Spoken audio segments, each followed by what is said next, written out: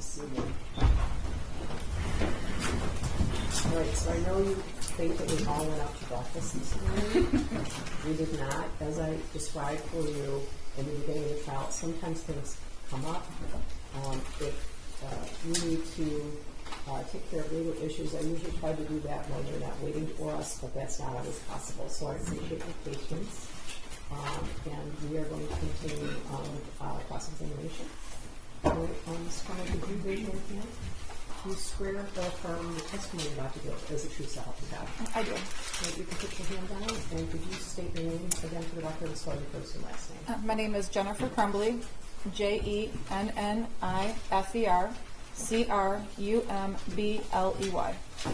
Go ahead, prosecutor. Thank you. Mrs. Crumbley, I'd like to talk to you about your vigilance as a parent. But before I do, I want to make sure that you understood the oath that you just took. I do. Okay, you understand that you took the stand under oath and you have to tell the truth? I do. You understand that was the rules yesterday as well? Correct. All right, we're going to come back to that.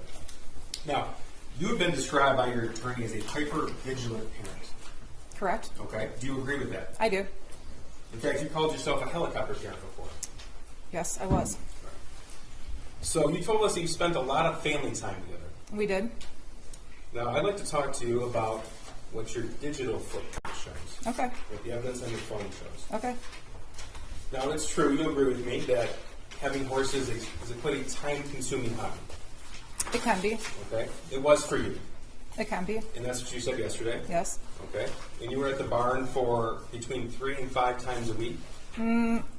More like 3 times a week. 3 times a week Yeah. for a couple hours a trip? Correct. Okay. It's also an expensive hobby.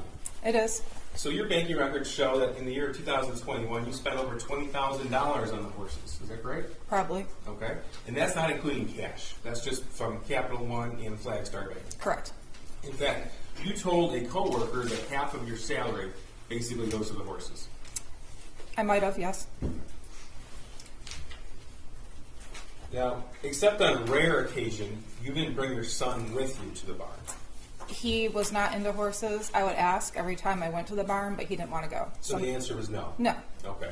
And at least as far as your horses being boarded with Kira Pennock from June of 2021 to November of 2021, your son never went with you. Is that correct? I think he went once when my in-laws were in town and we met them at the barn. Okay. But there was nothing stopping you from taking him? No, he just didn't want to go. Okay. It's a family atmosphere. It can be. Okay. Like the Halloween party that she had. That was for families. Yeah, most of the kids there are young. Okay. In the winters, you were on ski patrol as well. Correct. Okay. And that can be a bit of a time-consuming hobby. It can be. All right. And you would be on ski patrol between 1 and 2 times a week? It's a total of 10 hours a week. 10 hours a week. Okay. So how many days? I did doubles on Saturdays, so 1 day a week for me. Okay. So you told this jury yesterday, you depicted your affair with Mr. Malash as a one time a week meet up at a Costco parking lot. Is that your testimony? Correct. Okay. But it wasn't just that, was it? Nope. Okay. In fact, there are numerous photographs sent to Mr. Malash. Okay. Yes or no? I'm sure there was. Okay. Numerous messages exchanged with him. Correct. And it wasn't just during the week, Monday through Friday, was it? No. No. In fact, that's what you said yesterday. But in fact, it included trips. There were actual business trips that he met me on. Okay. And included other individuals. Yes. What's Adult Friend Finder? So where you can go on and meet people who meet certain tastes that you're looking for. This is 429. And you had the app, Adult Friend Finder, on your phone. I do not believe I had the app on my phone. Okay, it was found on your phone. Okay, well, I guess it was on my phone. Okay, and there were messages from you to other individuals. Correct. Your Honor, I would object that this is going outside of the scope of the affair with Brian, but... I don't think the court's ruling on opening the door was confined to just her extramarital affair with Brian Walsh. Well, I guess with regard to Mr. Malash, I determined that the defense opened the door. I don't know that I determined that the defense opened the door as to other individuals. She depicted herself as having one extramarital affair for about a 6-month period of time, where she met with him one time a week. That was her testimony yesterday. We have evidence to the contrary, and I think it's important. It's going to get exciting. All right, It is what it is. all right, well, go ahead, but I won't delve too far okay, yeah, into it, Judge. really, this jury has been here a long time, and I respect your time, Judge. I'll be brief.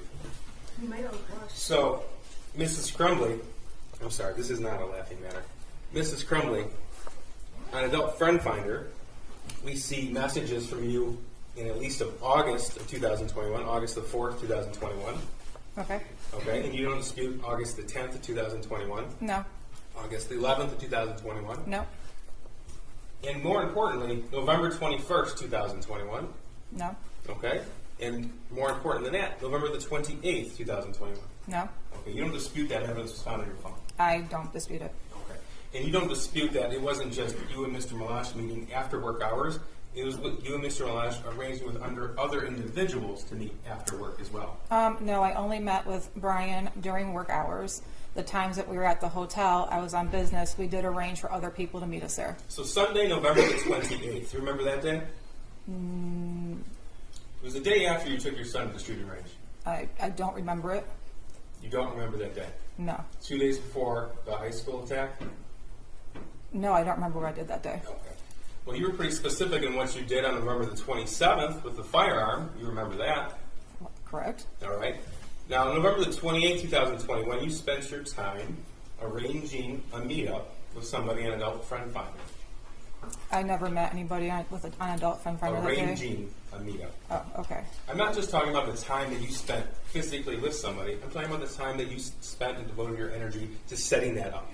Okay. And you'll agree with me, it's not just the time period at the Costco parking lot or the time period at the hotel or the time period on the trip, correct?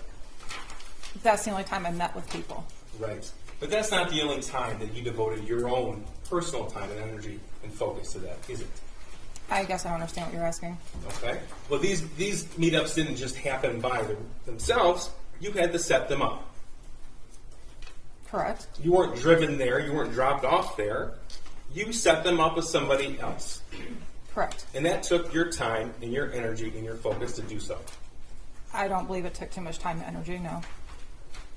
Now, you told this jury that when your son texted you that he was seeing demons and bowls flying off the shelves, that was in the spring of 2021. You recall that evidence, right? Correct. You don't dispute that was on your phone. No.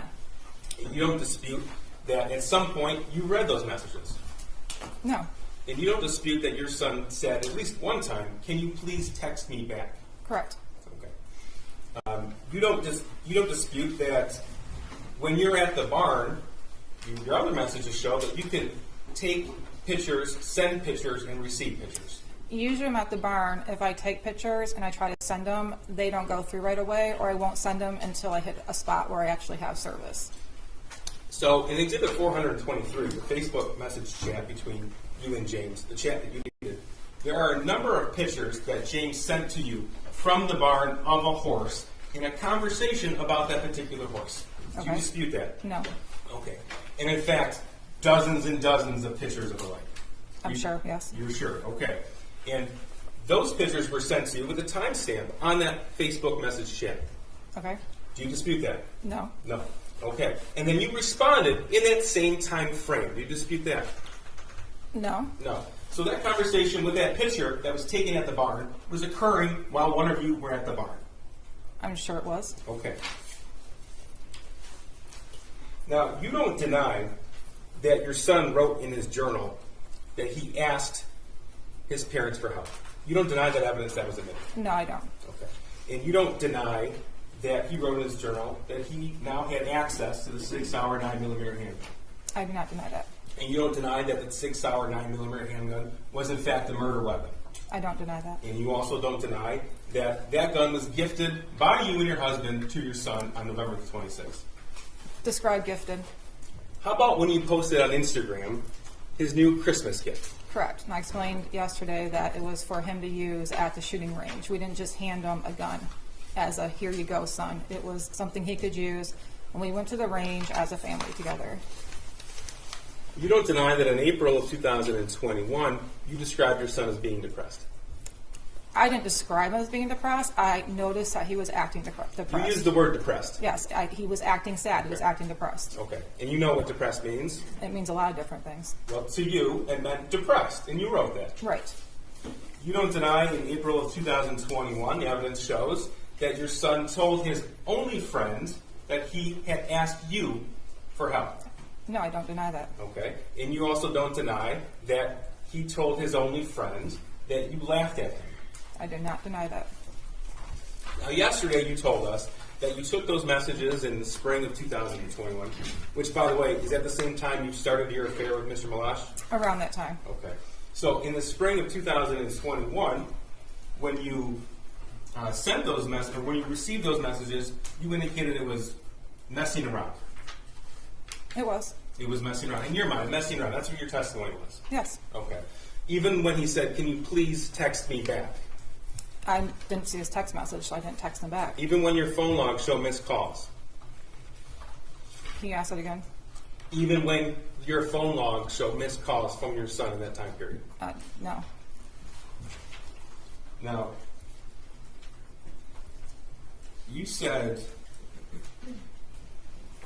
yesterday about these messing around texts. You agree with me that there's no indication in any text message, either between you and your son, or any Facebook message between you and your husband, in any of those exhibits, in fact, anywhere on your phone, that indicated that any of those messages were a joke. No, there weren't. There weren't. And we're talking about hundreds of messages between you and your son, and thousands of messages between you and your husband. Correct. And you don't deny that you never once took him to see a therapist or counselor. No, I did not. You did not. Now, you testified that, actually, Mr. Malash testified, that you would meet during work hours, and we've established that it wasn't just confined to work hours, but we're permitted to leave as you please. Correct. Okay. And your boss actually testified that no problem if you needed time off. Correct. If you had a family issue, no problem, you can go. Correct. If you were sick, no problem, stay home. Correct. Okay? In fact, you could work from home on an as-needed basis. Correct. In fact, on November the 30th, you didn't even ask your boss if you could leave. You just told him you were leaving. Correct. And you told him when you were coming back. Correct. And you told him when you were coming back after receiving a phone call from the school asking for an immediate meeting. Correct. Because that was at, what, 5 a.m.? Around that. Okay. Now, had you ever been called... Have the TV on, please, Mr. Williams. Had you ever been called... It takes some time for all three of them. Sure, Doug. I have a few more questions I can ask before we get to these. Okay, go ahead. Have you ever been called to the school on an immediate basis before? No. Have you ever been told that your son had suicidal ideation before? I was never told he had suicidal ideation before. Okay, that's your testimony. But you've never been called to the school once for a meeting, I need to see you now. No. Correct? Okay. So even before you had made it to the school, you had told your boss when you were coming back. Correct. So you had already put a limit on that meeting. Not necessarily. Well, you said, I'll be back in about an hour. Okay. Right? That's your words. About an hour. Okay, those were your words. Correct.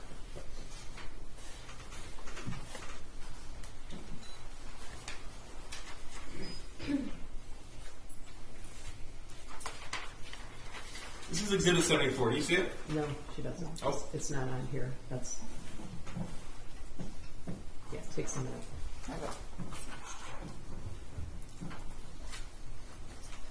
Is it? Yeah. Can you see it? Yeah. Okay.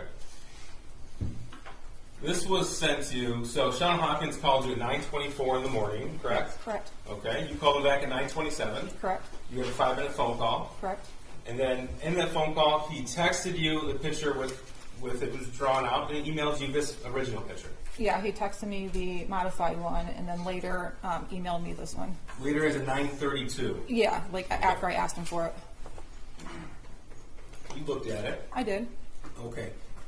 You told us yesterday you found it, I think your quote was a little concerning. What struck you about this? Originally, when I saw the modified one, I was kind of angry at my son because we just talked about his missing assignments in geometry and his E the night before. Then when I got this one and opened it, it was concerning. I honestly thought the guy on there was a poor drawing of Batman, the way the thing in the cat. I thought it was a cape. I didn't know. You thought that was a cape? I did. I didn't look at that closely. closely. What did you think of the gun? I thought it was a gun. Yeah. What about the fact that it is identical to the gun that you got him for Christmas a couple days before? I mean, honestly, it looks like a gun to me. I didn't even notice. Well, you took a picture of the gun. You posted it on Instagram. You know what it looks like. I do, but I didn't analyze it. You saw Sergeant or Special Agent Brandon's testimony. He described how it's identical. And you told us yesterday how your son was a good drawer. He's a very good drawer. Okay. What about the thoughts won't stop, help me? Did that ring out to you? Yes, that was what was concerning to me. Blood everywhere, and there's a bullet. And actually, you were the one who bought the bullets on November the 27th. Correct. You later came to learn that those bullets were used in the shooting. I did. Okay.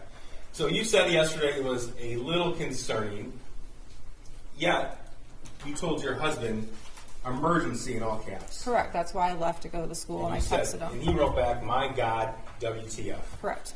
And then you told him he was distraught about last night. Correct. Distraught's an intentional word you chose. Correct. Not sad. It's not a little anxious about school or his future. It's not talking about a video game. Distraught has a meaning. Correct. And you chose that word to send to him. Correct. So you went to that meeting. And this was November the 30th of 2021. And at that point, you'll agree with me that you knew prior to that day, the November 26th purchase day, that your son was wanting to get a 9mm. That's what you said yesterday. Yes, I knew that they were talking about getting one because they had Okay. rented it in the past. And you knew that he had shot one in the past. Yeah. Okay, and you knew that a 9mm is significantly more powerful than a 22. I did not know that until I actually shot it. Okay, well, your dad took your son with James to the shooting range when they visited in July of 2021. Correct. And they talked about how powerful the 9mm was because they rented one. Okay. I don't know. Yes If I or was, no? I don't know if I was part of that conversation, but if it was, it didn't register to me. Just register. Okay, you knew at the November 30, 2021 date that your son's friend had been taken without notice to your son. Correct. You said, I'm sorry, incorrect or I said correct. Correct. And you knew that when your son's friend was taken, your son was extremely upset. He was upset, yes. He didn't go to school for a few days. I don't remember that. Okay. Well, the school records show that he was absent for a few days after that. Would you deny that? I wouldn't. Okay. And would you deny that he missed school because he was so upset? I don't know if he missed school because he was so upset or maybe he was sick. I don't know. Now, you told us yesterday and you acknowledged that that individual, that child, was like a second son to you. Correct. So he was the only one that your son hung out with? Outside of school, correct. Okay. Well, who did he hang out with inside of school? He named some names to me. I've never met them before, but he told me some group of kids that he sits and eats lunch with and he talks to in class. Did he ever visit their houses? No. Did they ever visit your house? No. The only other peer to visit your house was this student who left the state around Halloween 2021. At that time, correct. We're talking about that time in October, in September, in at least August, July, June, May, all Of 2021. 2021, correct. 2021, thank you. Now, he left on Halloween, and you knew that your son was planning to hang out with him on Halloween, Yes. okay? But his friend didn't show. I had texted his friend's mom the day before trying to confirm if he was still coming over, and that's when we found out that he was driven to Wisconsin and taken to that school. Okay, so you're telling us you found out the day before Halloween? Yeah. Okay. Well, that didn't stop you and James from going to a Halloween party at the barn. I don't believe it was on Halloween. Oh, that's what Kira testified It was to. it was the Friday before Halloween. If there was a picture with a date stamp on it, would you deny it? No. Okay. And it didn't stop you from after you left that party without your son, you went to another Halloween party. We did.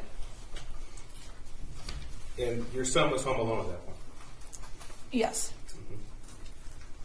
So you talked to us a little bit about your son's hobbies in 2021. But in November of 2021, so we'll start with November the 1st, 2021, you know that those hobbies were non-existent. And I'll go one by one. Okay. So you told us about bowling. Correct. Bowling the team wasn't in session at that point in time, was it? No, I think actually at that time he decided he didn't want to do bowling that year. Okay, so he stopped bowling the He sophomore did. year. He did. And it wouldn't have been bowling season anyway. I guess not, no. So one hobby you talked about yesterday, that was not in existence in November 2021. Correct, but we did still go to the bowling alley with him. Okay. And you said that he worked, but would you be surprised to learn that he only worked a few shifts post-COVID? No, not surprised at all. Okay. So he wasn't at work every day? No, he worked Tuesdays and Thursdays and sometimes Saturday mornings. Okay. But not very often. No, not very often. A handful of shifts post-COVID, which of course, March 2020 is when things shut down. He was working on a weekly basis. And you knew that he didn't have any friends. That's not the right way to put it. I knew he had friends, but no, he did not have many friends. You had never met another peer his age who he refers to as a friend. He actually had friends that used to come over prior to 2021 that he was still in contact We with. went through defense exhibits yesterday from 2019 to 2020. I'm talking about 2021, at least from the time period where he sent you a message that he saw demons in the house. Right. In 2021, the only friend that came to our house was the one that was Right. on the thing. So you knew to be true in November of 2021 that he had no peer support. I don't know what he had in school. He told me he had friends in school that he talks to. Okay. You never met him though? No. Okay. And he didn't have any clubs at school he was a part of? No, not that year. So you told us yesterday that your son wanted to design video games. Correct. Okay. He wasn't in a robotics club or a coding club at the high school. He did take a coding class prior to 2021, and he was in a robotics after-school activity in middle school. Talking about in 2021. I'm just telling you, he's been in that before. Yeah. Now, despite what you have called yourself as a vigilant parent and a helicopter mom, you never decided in at least November of 2021 to look at his phone. No. No. Okay. That's despite what happened in the spring of 2021, right? What happened in the spring of 2021 did not concern me. Okay. Now, the one thing that seemed consistent with your son, to you at least, is his desire to obtain a weapon. Is that right? I wouldn't say that, no. He had a consistent desire to obtain a weapon. Not to me, he did not. Okay. You didn't know about the 9mm? Oh, I knew about it. Okay. You didn't know about the 22s? I knew about them. And in fact, you posted on Instagram that he got himself a 22 Correct. in June of 2021. Correct. And from that time up until the November 26, 21 purchase, he was wanting to get a 9mm. I know him and my husband had discussed getting a 9mm. I'm not part of those conversations. But you knew about it. I knew, but not that he was so, however you described it. I said he consistently had a desire to obtain a weapon. I know they consistently talked about it, correct. Okay. They didn't just talk about this is a gun, he talked about how he wanted the gun. You don't deny that. Oh, no. In November 26, you said you weren't there for the gun purchase. No, it's not. Okay. But are you telling us you didn't know what was going to happen? I did not know they were going to the gun store that day, no. Okay. But you knew that you were going to eventually get him a 9mm. No, I did not know that. Okay, so you're telling us that was a surprise purchase to you? It was a surprise to me that they went to the gun store that day. Okay. It was not surprising to me that they purchased a gun that day. And it didn't upset you that they bought a gun? No, it did not. It upset you that they cut into your Christmas tree shopping time, but it didn't upset you that they bought a gun? Correct. Okay. And you told us that it was, in your words, James's responsibility to take care of that gun. Correct. Okay. Now, you don't deny that, at least according to the cell phone evidence, the photographic and video evidence, you're the last adult to have possession of that gun. Correct. Okay. You were with him at the range on November the 27th. Correct. You saw your son shoot the weapon. Correct. You saw him shoot the last practice round before the shooting on November 30th. At the range? Yeah. Yes, correct. You saw how he stood. Honestly, that didn't mean anything to me at that time until this whole case came about, and I've learned what a shooter's stance is. So, He knew how to use the gun. yes, he did. Okay. He's used one before. In fact, he showed you how to use the gun. Correct. Okay. And the stance he took, you saw from the Oxford High School video, was the same. You saw that, right? I don't know. I can't compare it. I don't know. But you entrusted this responsibility. Will you agree with me that owning a firearm involves a great deal of responsibility and trust? I do. Okay. And you entrusted this responsibility to your husband, James. I did. If you look at Exhibit 423, that's the Facebook chat thread between you and your husband. It's pretty clear you didn't trust James with much. Would you agree or disagree? Depends on what you're talking about. Okay. Well, you didn't trust him to get out of bed on time. Correct. You didn't trust him to cut the grass when it was time to cut the grass. He would cut the grass when it got to a length I didn't like. I didn't trust him. You didn't trust him to update you on his whereabouts. There's a reason behind that. You didn't trust him to not turn off or turn on the Ring camera in your home. Correct. You didn't trust him to keep track of your son. Oh, I trusted him to track of my son. In those messages that we'll see in Exhibit 423, asking him, where is your son, over and over and over again, does that signify trust or distrust to you? That was when my son was walking home from school. Not that I did not trust my husband with my son. Okay. And you didn't really trust your husband to hold down a job. It's not that I didn't trust him to hold down a job. He had a hard time holding down one after COVID. Okay. And in those messages, you are constantly asking him about work, how much money he's making, and what he's doing to obtain employment. Correct. Okay. But this is the person you entrusted with a deadly weapon. I did. Why did you buy the Patriot defense rounds? Where are that's the ammo? That was the ones my son told me to purchase. I didn't know anything about it. I'd asked him, and he told me to purchase them. So you told the jury yesterday, I think you repeated it again today, that the gift was for target shooting only. Correct. Okay. Yet you bought 100 rounds of ammunition. Correct. And you only shot 50 while you were there. Correct. And those 50, at least according to some statements you made throughout the investigation, you put somewhere. The box of them, yes, I did. I hid them. Now, on November the 27th, when you came home, you posted pictures of the gun and targets to your Instagram account. Correct. And then, according to the location data, your location data, you left. I think this only went, well, I don't know. I must have, yeah. Well, you don't deny that. I don't deny it. Okay. And your husband James was gone all day, according to his location data.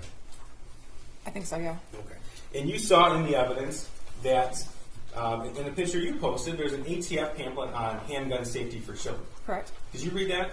I looked it over, correct.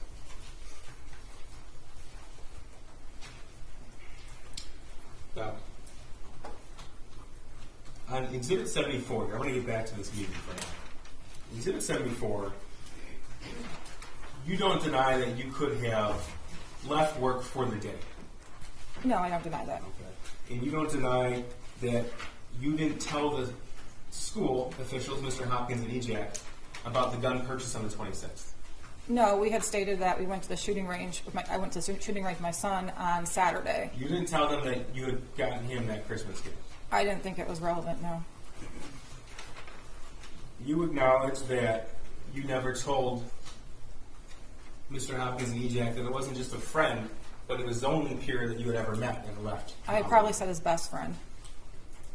You acknowledge that you didn't go home to look for that firearm after the meeting at the school. We wouldn't have a reason to. So that the answer is that you acknowledge that? No, I acknowledge that. Okay. And you acknowledge that you had already made plans for the night to go to the barn? Yes, I do. Okay. And you acknowledge that you had the time to stop at your house before you went back to work? I would have, but I didn't have a reason to. Now, you had told us that you had never taken your son to any sort of mental health professional. No. Okay. So you know how to obtain that help. Correct. In fact, you have prescriptions related to that. I do. So it's not that you didn't know who to call or how to call. You didn't. Correct. Correct. Okay. Yesterday you talked a little bit about how you express emotion. Correct. And in fact, the council asked you about your nerves when you testified. But you're capable of emotion. Yes, I am. Right? Okay. And in fact, you had some explosive emotional fights with your husband. What we did. And that was in the home that you shared. Correct. Okay.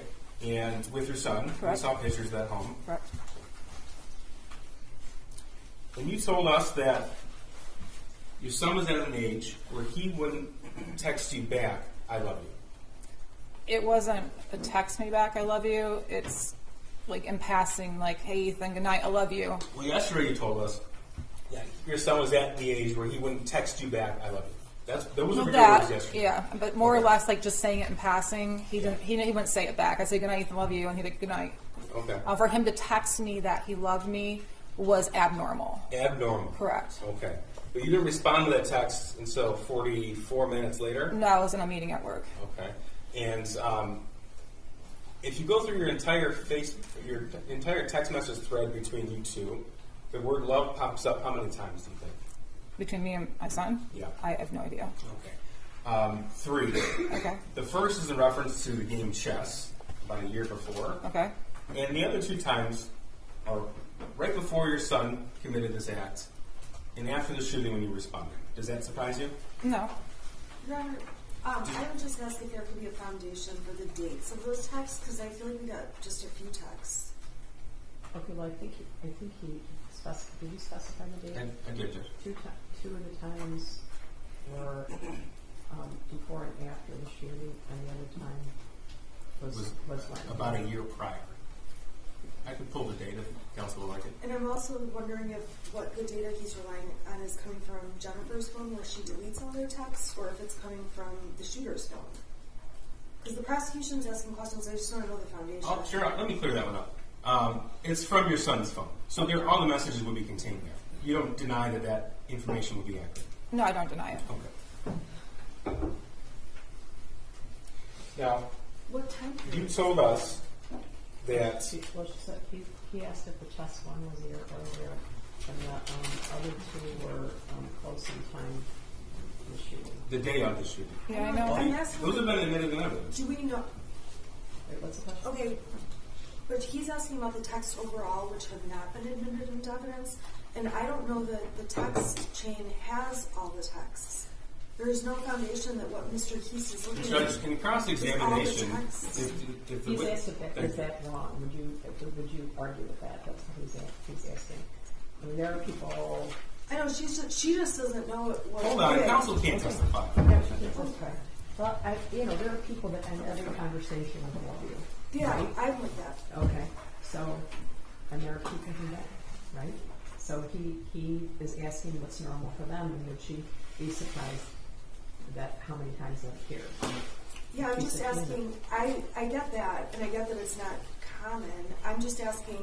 Judge, this is an argument. I'm just Counsel asking can argue what whatever she wants to. period of text this is from. Well, you have redirect. Okay, well, she doesn't know what he's even basing these questions on. Is my point. Okay, it is inappropriate for counsel to Okay, she suggest can that say, I don't she or does not know. She can say I don't know, or Okay. she can also say I don't understand the question. She Okay. can say that too. Mrs. Crumbley, if you don't understand the question, ask Mr. Peace to clarify it. Okay. All right? All right, thank you, Judge. Now, yesterday, Mrs. Crumbley, you talked about going to the planning mode. Yes. Okay. And that was in reference to counsel asking you about emotions and how you express emotions. Correct. All right. So, I want to talk to you about your planning mode and your priorities from the time that you were arrested. Okay. Now, your phone calls were recorded from the time that you were arrested until now. You know Correct. that? You Yeah, know that, right? I knew that. You know that, okay. And your priority on your first phone call, December the 4th of 2021, was on your animals and the cash recovered from the art studio. Do you deny that? I don't deny it. Do you deny that it wasn't until 10 days later and 14 calls later that you even mentioned your son? I was. Do you deny it or not? I don't, but I was under the impression that I couldn't mention him because I could get flagged at the jail. Well, you mentioned him in later conversations. I did. Okay. And in fact, in one, a year later, March 25th of 2023, you said he just needs to man up. Do you recall that? I do not. Okay. Do you not deny that you said it? It sounds like something I would say. In December of 2021, your concern was about a GoFundMe. Do you remember that? No, I do not. I'm going to play this for you. Ms. Williams, can you have the volume up, please? Is this submitted as an exhibit? This is impeachment, Judge. If you're not a secretary.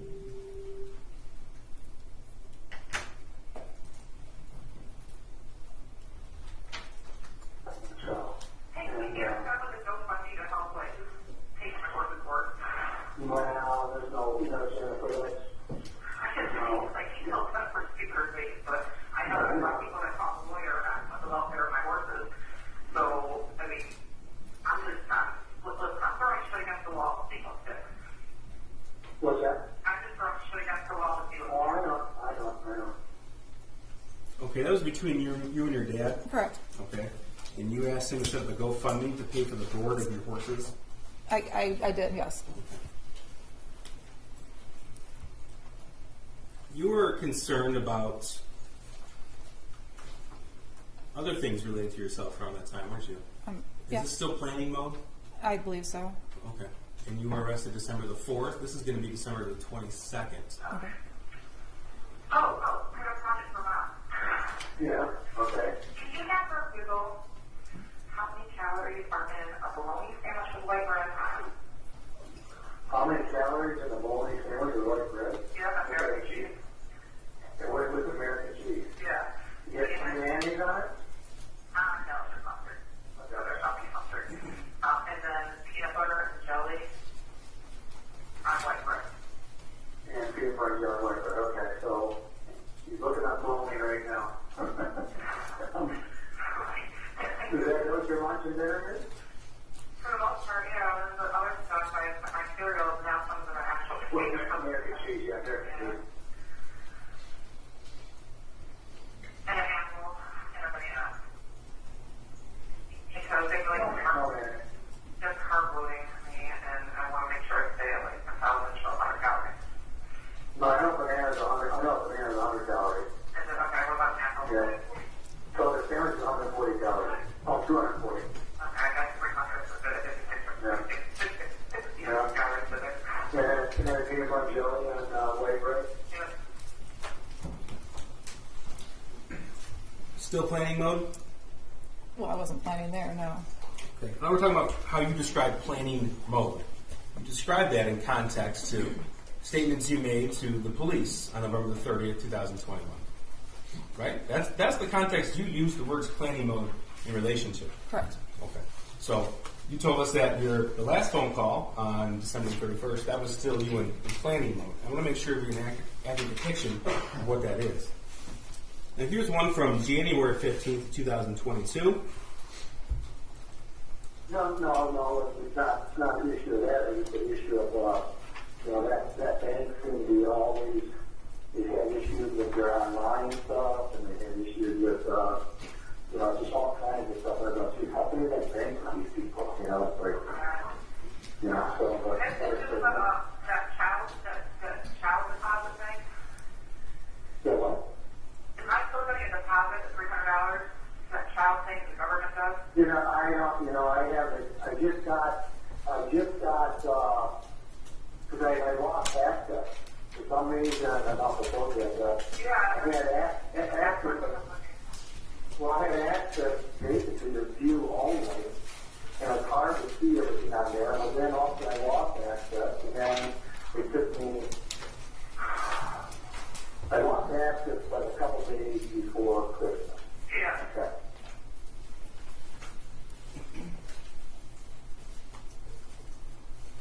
Okay. Is that still planning mode? We were talking about filing my taxes if you played the whole thing. You were asking about your child tax credit. Correct. You're still going to get that $300. My dad was doing my income taxes for me.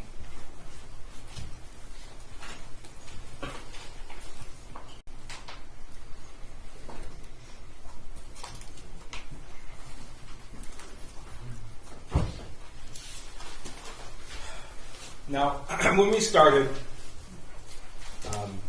we confirmed that you understood the oath that you just took. Correct. And the same oath you took yesterday. Correct. Okay. And you don't deny that you had $6,000 in cash in your purse the night you were arrested? No. You don't deny that your purse with the cash and 4 cell phones were in a plastic tote? Correct. You don't deny that that plastic tote was contained in a different plastic tote? Correct. You don't deny that your backpack with clothing items was found in a different plastic tote in a different area of that studio? Correct. Okay. And you don't deny that you knew you had been charged with involuntary manslaughter? Correct. In fact, as early as December the 1st, 2021 at 6:10 p.m., you were talking about how you were being charged with involuntary manslaughter. That was what I was being told by a family that was texting me. That's what the charges might be announced as. Correct. Okay, and one is to Mr. Malash. There's a text to your cousin about you are being charged with involuntary manslaughter. You don't deny receiving that? No, no. That's Wednesday, December the 1st. Correct.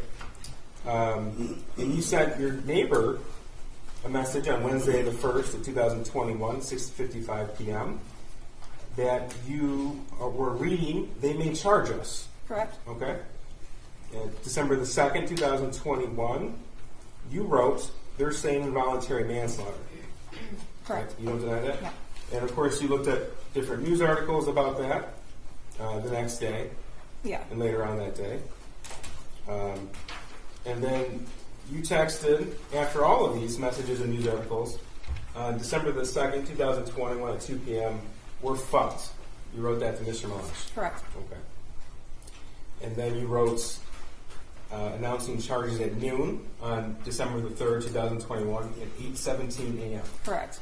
And you wrote that to Mr. Malash, you wrote that to Kira, you wrote that to your dad, right? Correct. Okay. So you don't deny any of that? No. Okay. Now you told us yesterday that you popped 4 Xanax? I did. Okay. And your husband popped 4 Xanax? Correct. You said you went to bed about 11 o'clock. It was around that time. Okay. And the evidence that we have admitted show that you set your alarm for 6:30 a.m. and 6:45 a.m. I don't know if it was me who set it, but it was set for that time. Okay. And from the evidence, it shows when it was set too. Correct. Okay. And it was set a little after 11 p.m. Okay, correct. Yes? Okay. So, yesterday you said, I want to say it was after 11 about going to bed. I want to say it was after 11, maybe around 11 o'clock when we finally went to bed. I prescribed Xanax for anxiety, and we each took 4 because we knew we were going to turn ourselves in the next day, and we hadn't slept in 4 days, and we just wanted to sleep. The question was, okay, so you each took 4? Your answer, we did. And the next question was, okay, so the next thing, the next piece of evidence we saw that was coming in that art studio, do you recall that? Your answer, I recall my husband screaming, there's people with guns against interface officers. Question, what were you doing prior to hearing your husband screaming? Answer, we were sleeping. Question, okay, were you aware that there was anything going on? Answer, I was not. Correct. That's your testimony. Correct. Okay. And you know when you say something that isn't true, it's called a lie. Correct. Okay.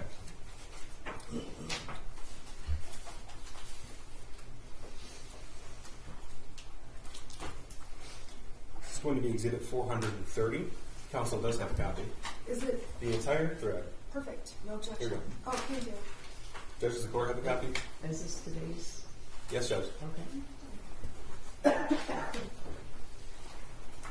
Any objection? No. Okay. Mrs. Crumbley, you knew the police were there. 430 is admitted. Thank you, Judge. Not until I woke up, no. Not until you woke up. Correct. Okay. Now, we heard testimony yesterday, or throughout the trial, that 911 was called at 10:43 p.m. You recall that? Yeah, I saw in the video, correct. Okay, and on the video, the first officers arrived before 11 p.m. Correct. Okay. And either you or your husband, we couldn't tell from the video, but you tell me, is it you or your husband out there smoking? That was my husband. Okay. So your husband walks in shortly after the 911 caller walks in the building to call 911. Correct. That was on the video. Correct. Okay. And officers arrived. And then we've heard testimony from Mr. Kirtley, who had a studio there. We heard testimony from Sergeant Hendrick, who was in the fugitive apprehension team, as well as Corporal Shaw with the Detroit Police SWAT team, about the amount of officers there. Correct. You recall that? I do. And you recall hearing the testimony that Corporal Shaw's team, their SWAT team, they actually used a 35-pound steel ram to bash in a door at the studio next to where you were at. You recall that testimony? I do. Okay. And your testimony was that you were asleep when the officers arrived. Yes, I was. Okay.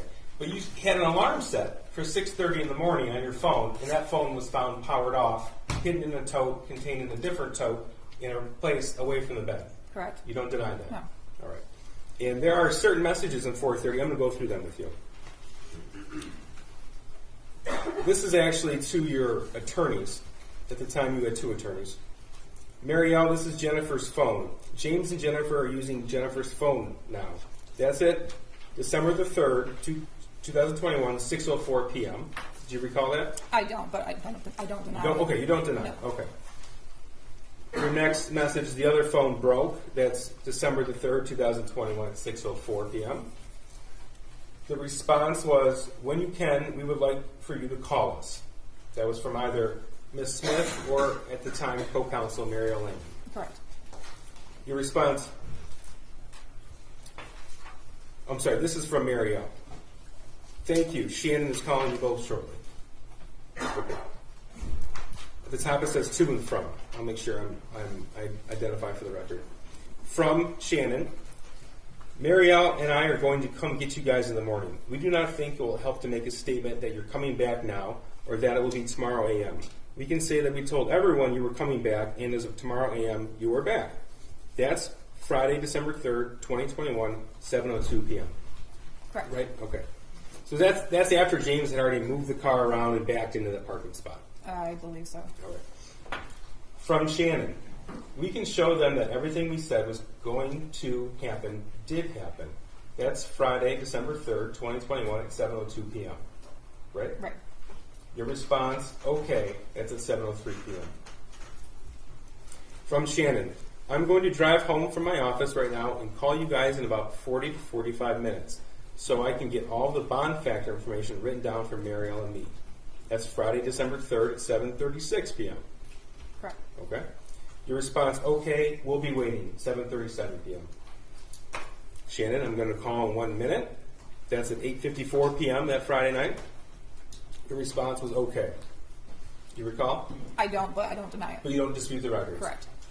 The next message you send was, think we might have found, don't know, just heads up, please check. December the 3rd, 2021, 11:14 p.m. That was written, but I do not believe it was written by me. Okay, you don't remember. Well, you told us you don't remember any of these text messages. You just Right. specifically I don't remember this read one? read through it, but You don't deny that this was on your phone, what we refer to as the burner or track phone. correct. We You don't deny we that. were both using that phone at the time because my husband's broke. Okay. And then you wrote in quick succession, don't know, 11:16 p.m. We might have been found, 11:16 p.m. Laying low, 11:16 p.m. You don't deny that these are the records? No, I don't. Okay. Response from Shannon, oh shit. Friday, December 3rd, 2021, 11:16 p.m. Now, we know from all of the objective evidence, the testimony, the video, everything that the officers testified to, they were on scene before 11 p.m. You don't deny that? No, I don't. You don't deny that there were hundreds of officers on scene? I don't know how many were on scene. Okay. How many did you see when you got pulled out of the art studio? Honestly, I don't know. It all happened so fast. I knew there was more. There was a few. There was more than a few, but not We saw the body hundreds. camera footage. Right. Okay.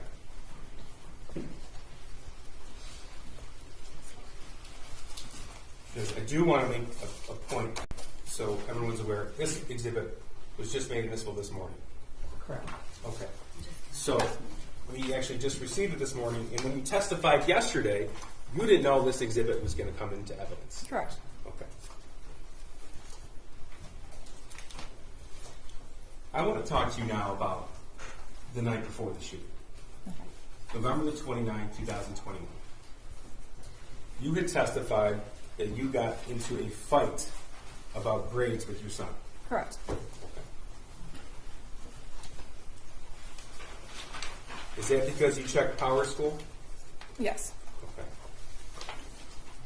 During that fight, did you lock your son out of the house? We did not. You don't deny that he was outside of the house? He did walk out of the house. He was upset. Okay.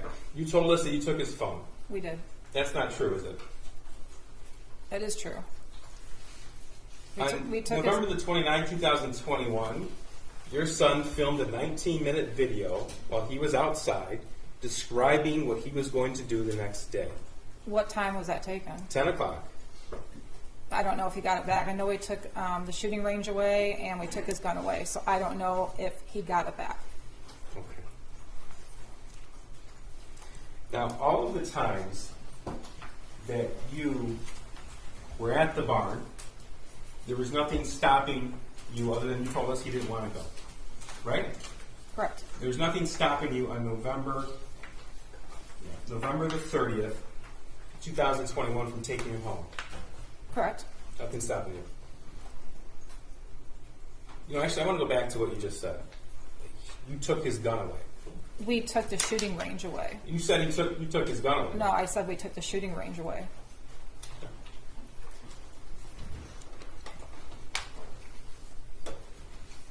Your son could have been with you those 3, 4, 5 times a week when you were at the bar. He could have, yes. Your son could have been with you on those times when you were with either Mr. Malash or somebody else. No.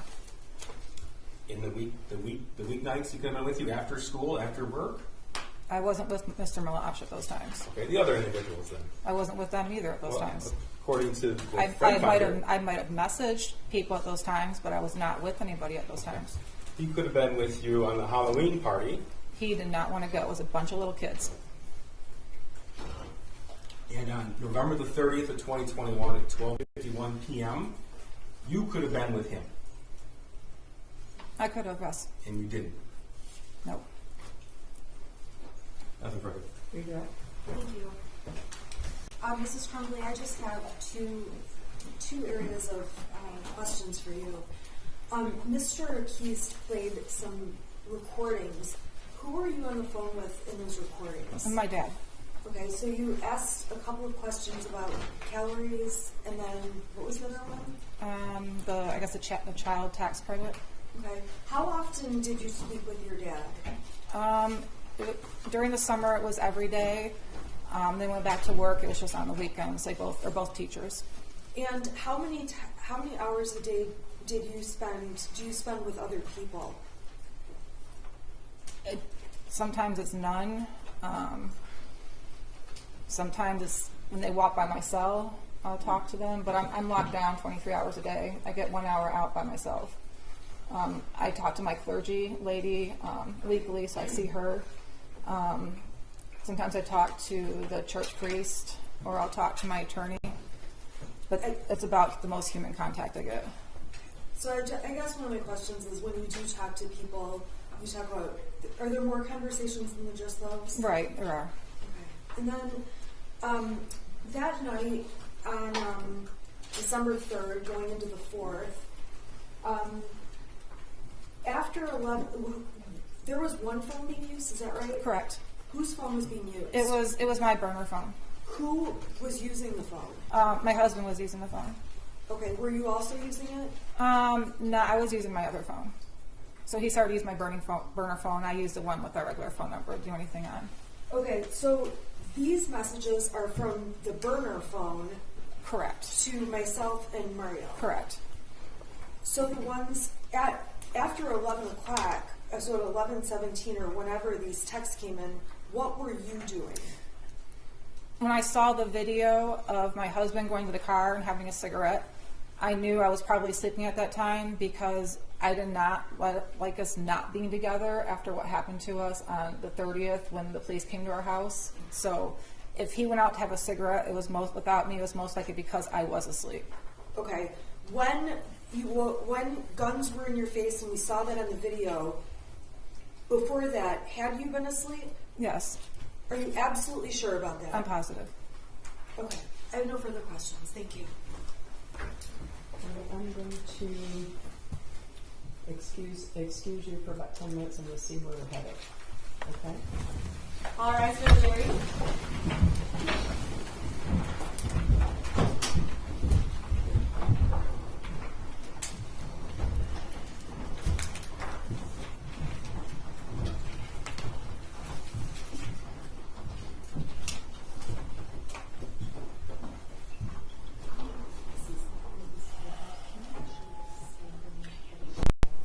You may be seated.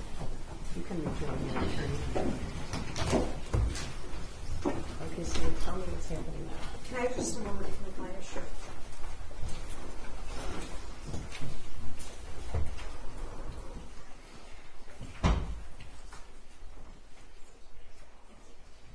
Your Honor, at this time the defense rests and we're ready for closings. Great. We are not at this point. We would need at least a 30-minute counsel session. We had 2 other witnesses today, but we can be ready in 30 minutes. It was Mrs. Crumbley's parents. Those were very short witnesses, so. Well, that's fine. But I wouldn't know how long they are. I just. Okay. She said there were 2 more other I witnesses. don't have an objection to them having 30 minutes. I'm just saying we're ready to go to closing, which is good news. I'm not surprised because she was planning on resting, but she didn't tell us that, which is fine. But her client just testified to some things that we really do want to incorporate into our closing. Okay, well, that raises a couple of questions. One, okay, so you rest. Are you calling anyone in your level? that's what I want to speak with the prosecutor One about. moment. In light of- Hold on. Sorry. Okay. I'm so sorry. This is 11. Okay, well, if you guys want to break to this. If Yes. we could, If Okay, we do. so they have a right to rebuttal, so I'm going to. Okay, things are changing a lot, sir. Okay, so I'm going to allow them to have that discussion. Okay. But as I indicated yesterday, I think that we've been back and forth on jury instructions, and I submitted to you, I don't know, about 5 days before the trial, what I believe would be the final instructions after consultation with you. And there might be some fill-ins, there might be some things, so I need to know what those are. I make the attorneys sign in law that they agree to them before closing, so. Your Honor, just so I can make sure I have the absolutely most updated copy, Ashley, would you email it to me? Okay, Yeah, we can email it to you a week and a half ago, but I we have so many files. We I have just it. want to make sure that I'm looking at the right one. We- And I think we do have it. I think we're actually good on those. So I should. I thought before we started we agreed upon the instructions. I recall that. Oh, we first did, day. but you know, sometimes. I just need to double check we pull out like defendant not testifying, Right. like the simple things. Yeah, some small things can change, okay? So, did you get it?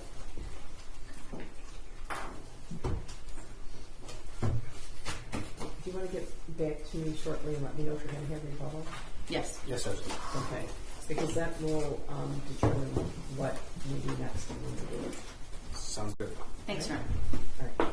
All Thank right.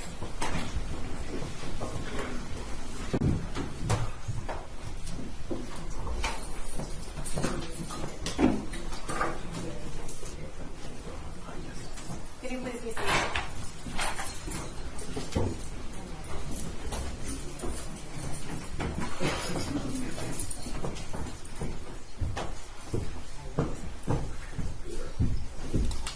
You guys have the jury instructions, right? Yes.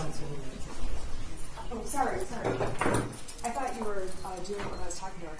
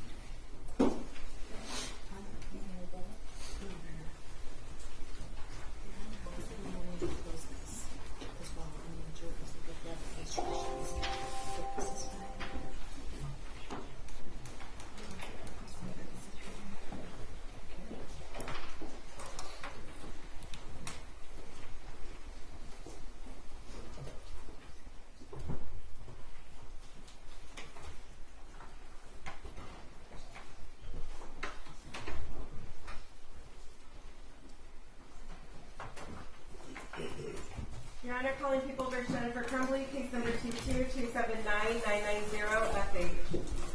Karen McDonald on behalf of the people. Thank you, Mark Keeston, back to people. Thank you. I'm Shannon Smith on behalf of Jennifer Crumbley. All right. We previously drafted jury instructions, and there was briefing and comment on the jury instructions. And I think it was about 2 weeks ago that I emailed a set of final jury instructions that I believe both sides agreed to. Yes. But I just want to briefly go over the instructions that we're giving, find out if there's any fill-ins, and then we'll have a final set of jury instructions. I'll provide this to the jury. Okay. So we're going to give 3.1, 3.2. We're taking out 3.3. Yes, sir. 3.5.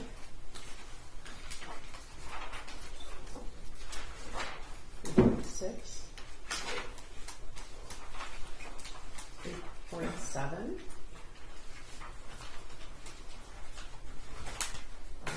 3.10. 4.1. 4.2. 4.4. 4.5. We don't need any fill-ins there, that's general. Yes, right? sir. Okay. 4.5, 4.7. We have not read the stipulations to the jury. I don't guys- know if we plan to. On the keeper record stuff, do we need to? The things that were the subject of stipulations have been admitted. They've already been admitted, so I don't believe it's necessary to. I didn't know if the court wanted them on the record or. It doesn't matter to me. Normally, it's advantageous for stipulations to be read into the record, for example, in civil cases with large amounts of exhibits. But if the exhibits that were the subject of the stipulation are admitted anyway, it's probably not necessary. Can you Yeah, take these a- are just keeper of records, chain of custody. I don't think we need to.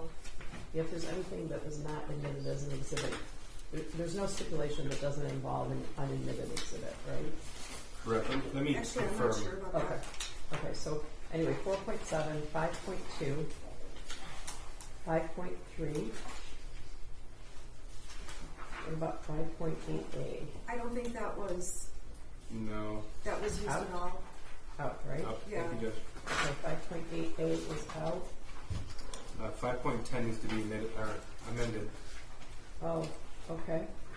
Detective Wagorowski was an expert, but I don't believe there were any other experts admitted, were there? No, the two medical examiners did not testify. Sean and Brian, Packris and Brian are out. Yes, sir. We stipulated to their autopsy Right. reports. So it's just Wagorowski, correct? Yes, Judge. All right. 5.11, 16.10. There's several of those as to count 1. 16.10 as to count 2. That's involuntary manslaughter. Instruction 16.10 as to count 3. 16.10 as to count 4. There's a unanimity instruction that is based on an adapted from 20.30. Non-standard civil jury instructions, and the parties agree to that instruction. Yes, sir. Correct? Yes, sir. Yes. Okay. 16.13, involuntary manslaughter, failure to perform legal duty. As to count 1, 16.13 as to count 2, 16.13 as to count 3, 16.13 as to count 4, 16.15 as to count 16.15. Just one instruction for 1615. Say it again? Just one instruction for Yeah. 1615. I was trying to see. I think there were some things added. There was a foreseeability excerpt Yes, that was sir. agreed upon. Yes, sir. Yes. Okay. Yeah. That's non-standard, but agreed to by both sides. 16.18 gross negligence. There's an instruction about not using the shooter's name. Maybe I should get rid of that one. 3.11 deliberations and verdict. Yes. 3.13, which is possible penalty. 3.14, communication with the court. 3.15, exhibits. 3.16, written or electronically recorded instructions in the jury room. 3.20, city defendant multiple counts, more than one wrongful act. 3.23 with regard to the verdict form, and then there's the verdict form that's standard, right? Yes, sir.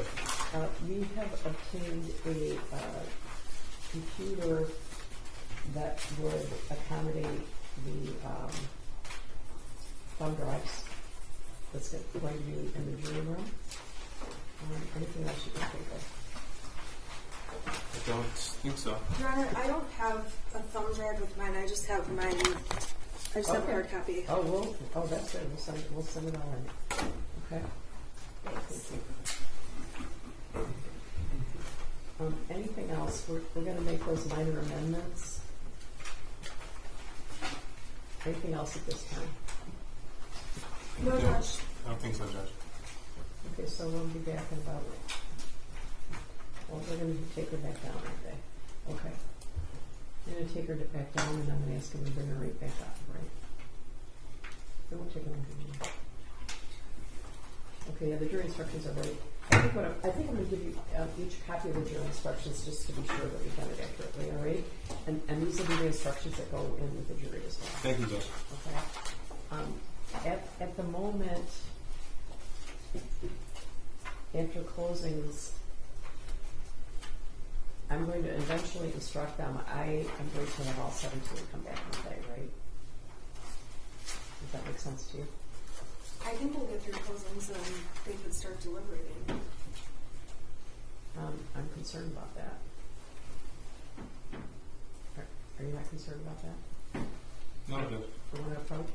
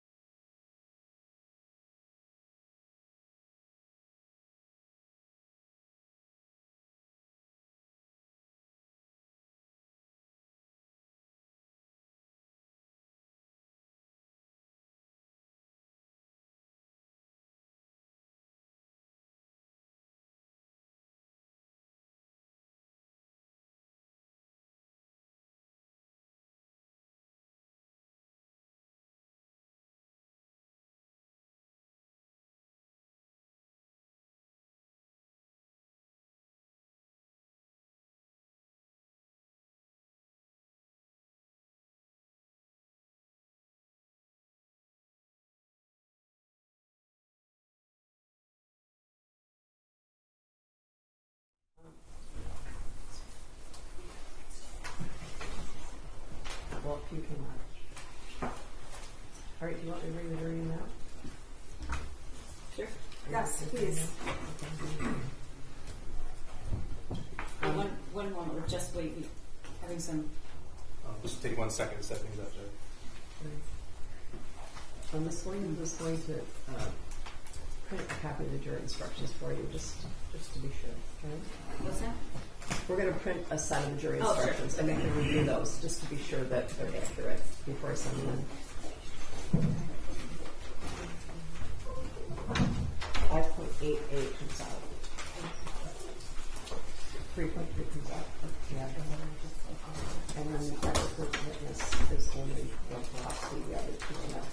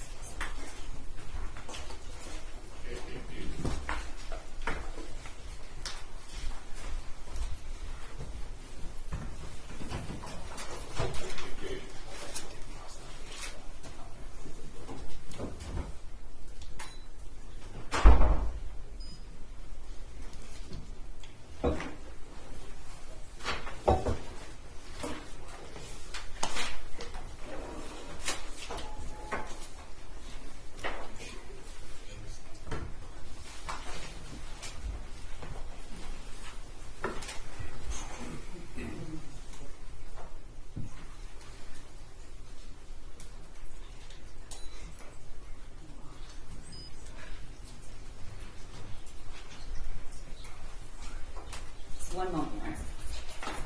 So she's doing it.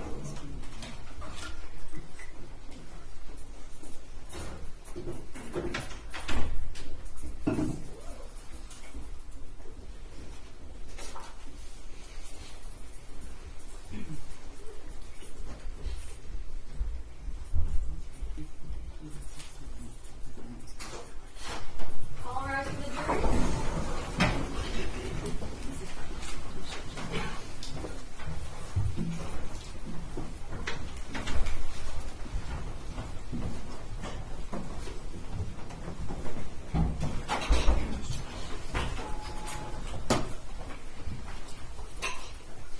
Ladies and gentlemen, you may be seated.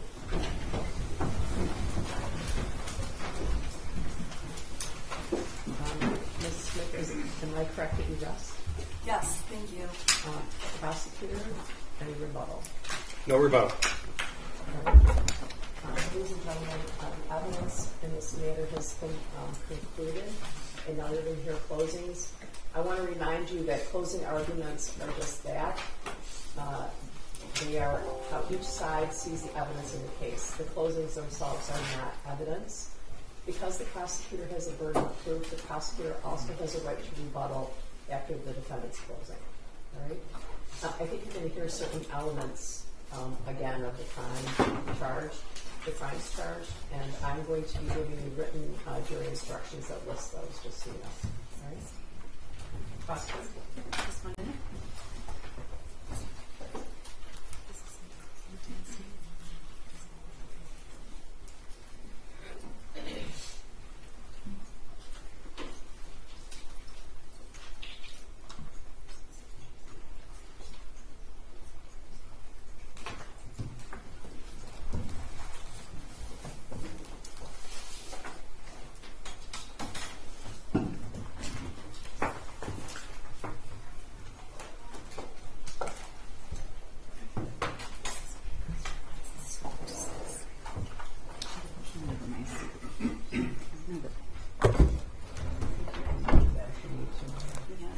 Always seems like a good idea, but that doesn't know.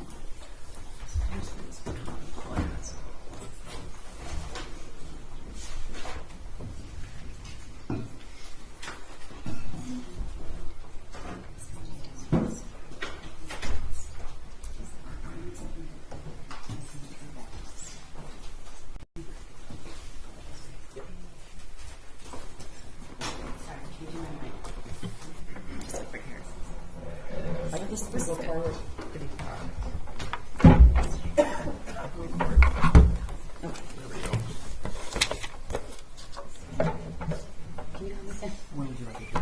Just that way. You want it still facing this way? I want it like almost in front of the witness box. Sorry about that. Okay, thank you. Good afternoon.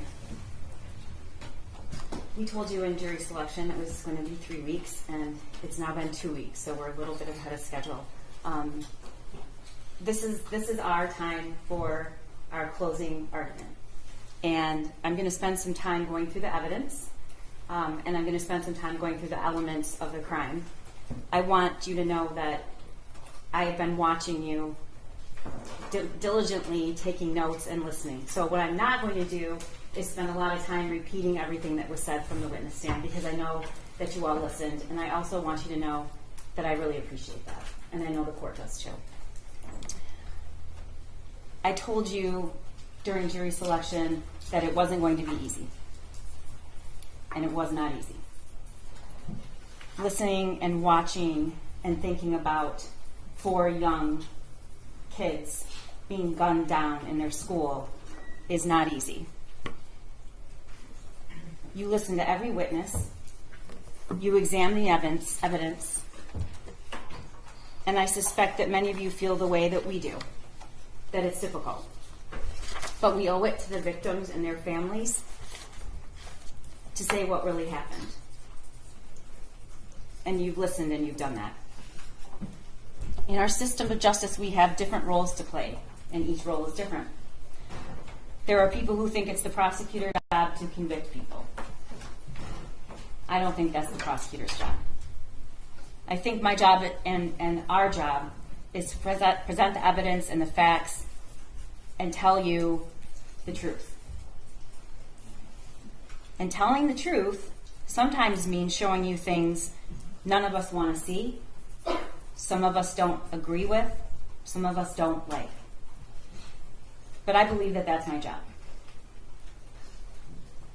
We don't pick or choose the very best things, because I believe that you should have the truth.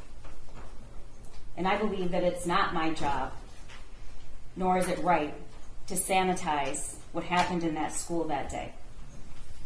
Because if we don't tell you exactly what happened, then you don't know all the facts, and you don't know what the truth is.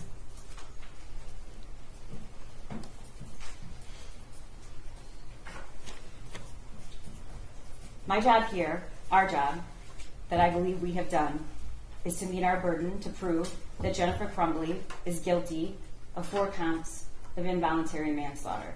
The burden is high. I told you that during jury selection, but we embrace it. And I believe that we have met that burden.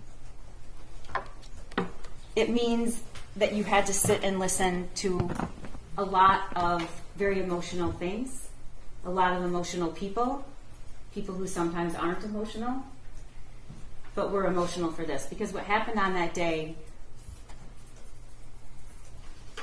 every single person in that building had never experienced anything like that in their entire lives. And I hope to God they never do again. So you did see a lot of people, including law enforcement, become overwhelmed with the emotion of it all. That's not a show. That's just how that was. That's how it felt that day and every day after. So I want you to know that there was no picking and choosing the very best evidence to give you. There was no filtering things out that didn't help our case. I showed you everything. And I called witnesses to the stand to say things I knew you probably wouldn't like. But my job is to give you all the facts. But my job is also to prove beyond a reasonable doubt that Jennifer Crumbley is guilty, and I believe we've done that. The defense also has an important job, to advocate and argue for their client, and they decide how they want to do that. And of course, the judge plays an important role. Her job is to call balls and strikes when 2 sides disagree, to make a ruling, and then to tell you what the law is. And she's going to do that as soon as we conclude here. And then there's your job. Your job is to decide what the truth is, what really happened, what are the facts, and then take those facts and find the truth and apply the law. The judge is going to give you instructions about the law, but I want you to go over what you now know, and I want you to think about it. And we're going to go over some of the evidence. But I also want to remind you that you're allowed to use your own observations and your own insight. And if there's something that you notice from the witness stand that I didn't say, you should rely on that. We can't possibly tell you every single little thing. And sometimes, ladies and gentlemen, the most important things are the things that don't get said. The most important things are the way the victim or the witness spoke, the way they answered a question. And I encourage you to rely on your own perceptions of that. I want to start out by talking to you about the elements of the crime. Involuntary manslaughter, she is charged with. This case is based on 2 theories. You're going to have all this in their jury room, but hopefully I'm going to explain it so well you will have no questions. These are dependent on 2 specific theories. One is the gross negligence in the performance of a lawful act, and that gross negligence caused death, and in doing so, the act that caused death, the defendant acted in a grossly negligent manner. The second is the gross negligence in failing to perform a legal duty. One, I have to prove that she had a legal duty to the victims. 2, she knew of the facts that gave rise to the duty. 3, she willfully neglected or refused to perform that duty, and her failure to perform it was grossly negligent to human life. And then 4, the death of the victims was directly caused by defendant's failure to perform this duty.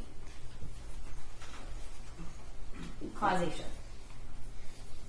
The judge is going to instruct you, maybe more than once, and I'm going to say it, that there may be more than one cause of death. And it's not enough that the defendant's acts made it possible for the death to occur.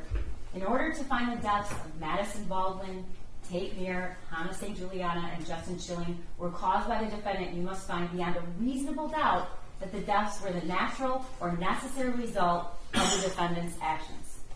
You heard the evidence that the defendant's son shot Madison Baldwin, Tate Muir, Hannah, and Justin. And as previously noted, there may be more than one cause of death. And defendant's acts or inactions need not be the sole cause of the harm. In order to find that the death of Madison, Tate, Hannah, and Justin was caused by the defendant, you must also find beyond a reasonable doubt that her son's act of shooting these 4 individuals was reasonably foreseeable. Now you look at that, all of that I have to prove. And it seems a lot. It seems like it's going to take a pretty strong case to prove that. It's going to take some pretty egregious facts. Some unique, egregious, incomprehensible facts. And that's what we have here. Gross negligence means more than just careless. It means willful disregard of results to others that might follow from an act or failure to act. In order to find that the defendant was grossly negligent, you have to find the following 3 things. 1, that she knew of the danger to another. She knew there was a situation that required her to take ordinary care to avoid injuring others. And 2nd, that she could have avoided injuring another by using ordinary care. 3rd, that she failed to use ordinary care to prevent injury, and to a reasonable person, it would have been apparent that the result was likely to be serious injury. I told you I have 2 theories. We're prosecuting and charging based on 2 theories. They're both based on a legal duty. What's a legal duty? In Michigan, a parent has a legal duty to exercise reasonable care to control their minor child, to prevent that child from intentionally harming others, or prevent that child from conducting themselves in a way that creates an unreasonable risk of bodily harm to others. We talked about there's 2 alternate theories. Both of those theories, if proven, are sufficient to establish the crime of involuntary manslaughter. It's not necessary that you all agree on which theory has been proven, and as long as you all agree that we've proved at least one of those theories beyond a reasonable doubt, you can find her guilty. I want to take you through the testimony. I'm not going to get into every single detail of each of these witnesses' testimony, because I know that you were listening and you were writing. You heard from Molly Darnell. Molly was a teacher in the school that day. She was in room 224. And she saw the firearm when it was raised, shoulder height, pointed directly at her. And what she noticed was there was no orange tip. You also heard her say that she locked eyes with Jennifer Crumbley's son as he was taking that stance. You heard her testify that she jumped to the right, thank God, just in time, because the shot in her shoulder that she sustained was only inches from her heart. The next witness you heard from was Christy Gibson Marshall, who's an assistant principal at Oxford High School. I don't think there's one of us that would disagree that Christy Gibson Marshall did the most dangerous thing she could do. And she did not follow the protocol. It's probably one of the most courageous things I've ever seen. She walked to the shooter. She saw a student on the floor. And then, when she finally came face to face with the person who had shot this student, she didn't move.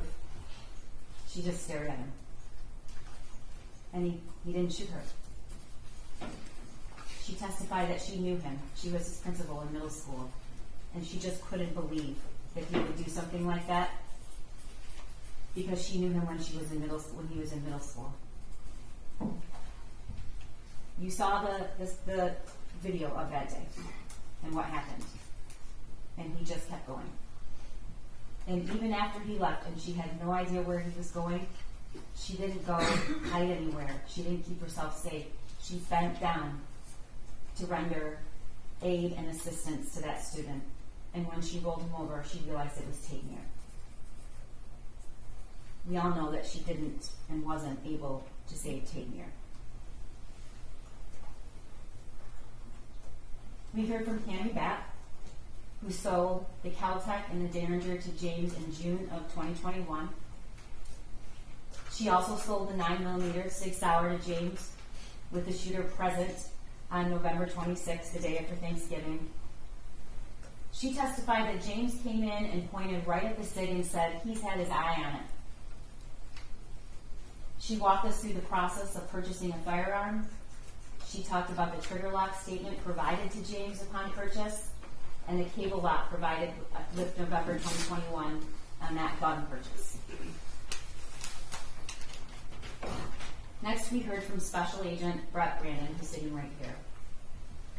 You heard that when he was informed about the Oxford shooting, he left so quickly that when his partner came back, his chair was still spinning. And he raced and drove up there as fast as he possibly could because it was very much his own community. You heard he went right in and he found Lieutenant Willis, and he said, do you know where the gun is, and do you know where it came from, and do you need help? And so he was responsible for finding out where that gun came from, which he did. He was also responsible, because he chose to be, and watched the surveillance of the video and helped to prepare search warrants. And you heard him testify that as soon as he saw that surveillance video, the one thing that stuck with him is this is not an inexperienced shooter. This is a shooter that knows that is proficient with a firearm. Knows what he's doing. Taking shots, a lot of people wouldn't. And what he did was start going to gun ranges and ask people to say, because what he was thinking was, who taught that kid to shoot? He must have been to a range. And he was right. And that's how the investigation led to where Jennifer Crumbley's son learned how to handle a firearm that eventually resulted in killing 4 students in Oxford High School. Can you go back to that? Special Agent Brandon also testified that and showed the purchase, and we showed you each one of those guns. He testified that there is a distinction between a Derringer, a Caltech, and then the 9mm. And what we really heard from him was that 9mm is a much more dangerous gun. It causes more damage to whatever it hits. The bullets are a larger caliber, and it's a very dangerous weapon. He showed you what comes with every gun purchase, which is the ATF pamphlet. He read to you about the warnings. There's a reason they put it in every single gun purchase. And its sole purpose is to protect kids from gun violence deaths. He talked to you about what a trigger lock is and the trigger lock statement. He showed you the Instagram post that's unforgettable. We don't have to really argue about whose gun that was. Jennifer Crumbley told us whose gun that was. She told us when she posted on social media it was his Christmas present, and she told you in this trial. That weapon is not just that weapon. It is the defendant's son's gun. It was gifted to him. And not only was it gifted to him, she bragged about it on social media before the shooting. Special Agent Brandon also introduced all of the surveillance and the videos of the shooting range. And you got to see with your very own eyes the training and the preparation that the shooter ultimately used to kill 4 of his classmates. We all saw that. We actually saw the last day he was practicing to kill 4 of his classmates. And there was only one person with him, ladies and gentlemen, and her name is Jennifer Crumbley. And I want you to remember that video. And I want you to remember the look on his face when that target comes back in and he looks at it and he's smiling. Special Agent Brandon also introduced the worksheet. You've seen the worksheet a lot. I bet you that worksheet's burned in your memory and I wouldn't even have to show it to you. But what Special Agent Brandon testified to and showed you is that wasn't just a picture of any gun. It was a picture of his gun, which was the murder weapon. And he showed you the details, and we're going to talk about that later. And next we heard from Ed Robrowski. We now just call him Ed because he works for the Secret Service. And he testified for an entire day, and he had a lot of information. But he also really couldn't help himself from becoming emotional. And I know that you're going to remember this, but what an extraordinary thing that's just not seen very often. He sat right there, and he took you through every single action of the shooter and every single death from his memory. And he told you that he could do that because it's burned in his brain. These are seasoned law enforcement. This isn't an act. They hate showing emotion. He probably will never forgive me. Lieutenant Willis tells me all the time how much he really hates me for that. I would object. It's my opening. It's my closing. What a witness tells her all the time. It's not evidence. Okay. I'll move on. Nobody likes doing that. Nobody likes doing that. But it tells you something about what it was like that day. And despite what anybody will tell you, it is about the shooting. There are 4 counts of involuntary manslaughter. It's very much about the shooting. Because the shooter learned how to shoot and was given the murder weapon by his parents. And this parent is sitting here today on trial. Okay. You'll be able to review the evidence. It was a lot. But he talked to you about what cell phone extractions are. And because of the cell phone extractions, we have a mountain of evidence that you saw. And yes, it's a lot of data. But do you know what else it is? It's telling you exactly where the defendant was, who she was talking to, what she did, what she didn't do. And you can't hide from that. She tried. There's a lot of deleted messages, which are not coincidental. I don't think any of you believe that, but I'm going to tell you why they're not coincidental. He also talked to us about and showed you the messages between Jennifer Crumbley and her son. The messages between her son and his only friend. He introduced the voicemail that Jennifer Crumbley received the night before the shooting about looking up bullets. True. Pam Fine didn't tell her to call back. That's true. And she didn't call back because she didn't ask for a call back. We all know what she did do with that information. What she did do with that information is she texted her son searching bullets And we all know the phrases that we'll never forget. Did you show him your gun? This is the day before the shooting. Did you show him your gun? And the shooter responds, no, my God. LOL, I'm not mad. You just have to learn not to get caught.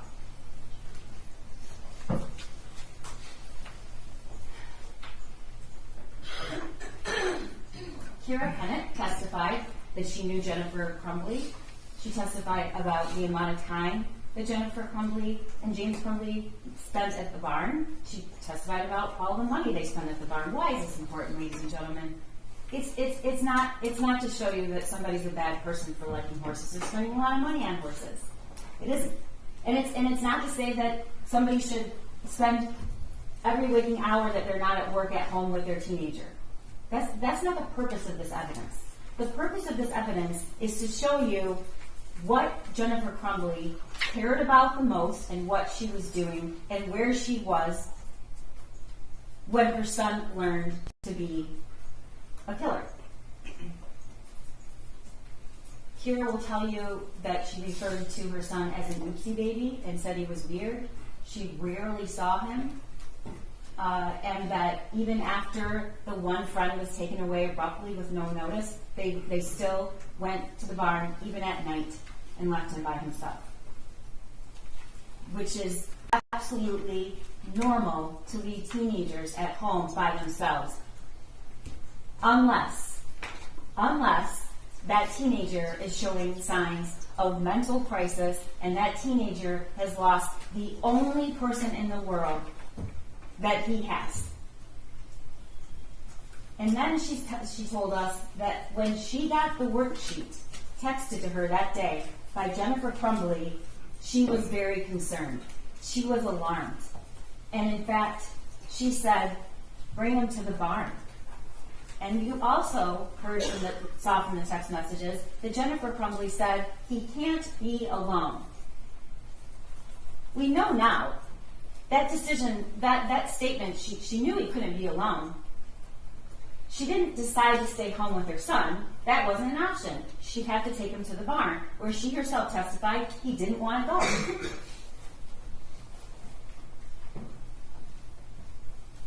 You heard from two people who were at that meeting that day, Sean Hopkins and Nick Ejak. I'm going to tell you right now that this is not an argument that the school did everything they should have done. I'm not going to say that to you. I'm not going to tell you that I like everything they testified to. I'm not going to tell you that I think it was okay they didn't look in the backpack. I don't think it was.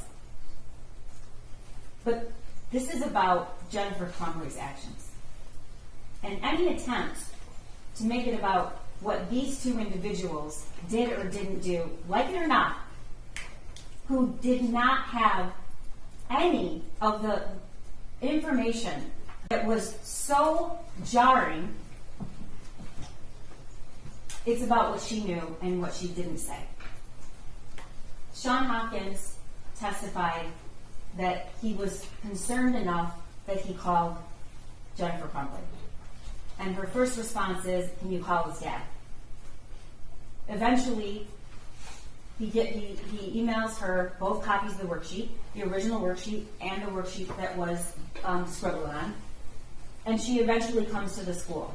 But before she comes to the school, she texts her husband, emergency, along with, I'm very concerned. And James texts back, WTF. They're concerned. For the first time she testified ever, they're called to the school in the middle of the day, and they have that worksheet. Sean Hopkins is going to tell you that calling parents in the middle of the day and asking them to get a kid help is a pretty drastic action. And that he did in fact do that, and he gave them the list of places to call. He testified that when they entered the room, Jennifer Crumbley didn't greet her son. Jennifer Crumbley didn't hug her son. Jennifer Crumbley didn't engage with her son at all in the entire 11 minutes she was there. And we know she wasn't going to be in that school very long. She'd already told her boss she'll be back by 12 or 12:30. Doesn't leave a lot of time for the meeting at the school. It's a 20-minute drive. Sean Hopkins will tell you that what he felt mostly in that room for the shooter was compassion. He didn't want him to be alone, and he felt really bad. And he also knew Mom and Dad decided, no, we can't take it. We have to go to work. They said that in front of their kid. He knows very well what they do. He knows his dad works for DoorDash. He knows his mom and her ability to work flexible hours. She worked at home. But they left. She did not hug him goodbye. She did not touch or even acknowledge him. And we know now from her testimony, we know why. She was mad. She was mad at him. She did not think that he should have done that, and she thought this was a discipline thing, and she was very angry. We heard from Nick Ejek. He's the Dean of Students. He also testified and corroborated what Sean Hopkins told you, which is that the meeting was called. They were concerned about a mental health issue. They told Mom and Dad he needs services. Here's a list of the services, and Jennifer Crumbley seemed irritated by it. In fact, when she walks into the room, she doesn't sit next to her son. She goes back here and stands. And that meeting ended with her saying, "Are we done here?" They're consistent about that. Nick Ejek testified he didn't think there was any risk. I don't like what he said, and I knew he was going to say it. But it's not my job to put witnesses up here and only say things that I want them to say that helps my case. It's my job to present evidence that's the truth, because you have to know the truth.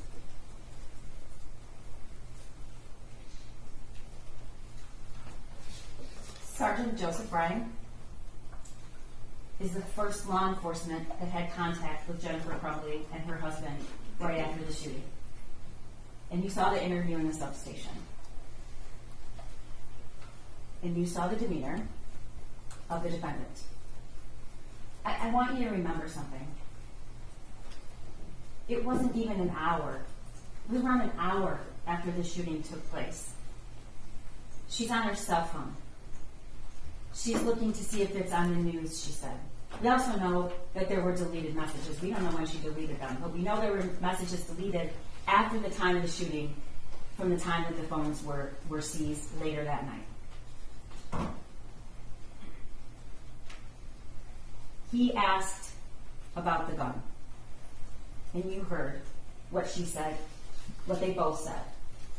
It was hidden. It was hidden. She read the text message. Oh, he said he loved me. And she reads the text message. And then she said, I texted him, I love you back. It was 49 minutes later that she texted, I love you back. And it was after she already knew that he was the shooter. She doesn't say what the text after that is. She leaves that out. The text after that is, Ethan, don't do it. She doesn't say, well, we were at the school, but he was also caught searching bullets that night, the night before. She doesn't say that, and I told him, don't worry about it, just don't get caught. She doesn't say that they had just purchased the weapon and it's not secured. What do they say? The very first time they are asked about, what Jennifer Crumbley's asked, where was this gun? The very first time, what does she say? It was hidden. She does not say there was any locking mechanism at all, and neither does James. It was hidden. You're at the police station. Your son's in the next room. You know the murder weapon was the weapon you just purchased for him, and when you're asked where it was, you say it was hidden.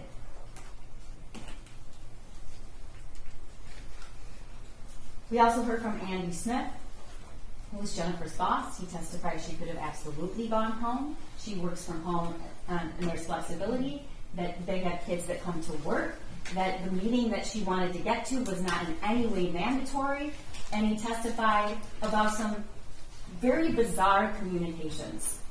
He testified that as soon as she left, he got a text saying, my son, the bullets are gone, the gun is gone, he must be the shooter. Oh my God. Those were deleted by Jennifer Crumbley. We don't know why. I think there's a lot of circumstantial evidence to suggest why, which is those are statements you don't want on your phone.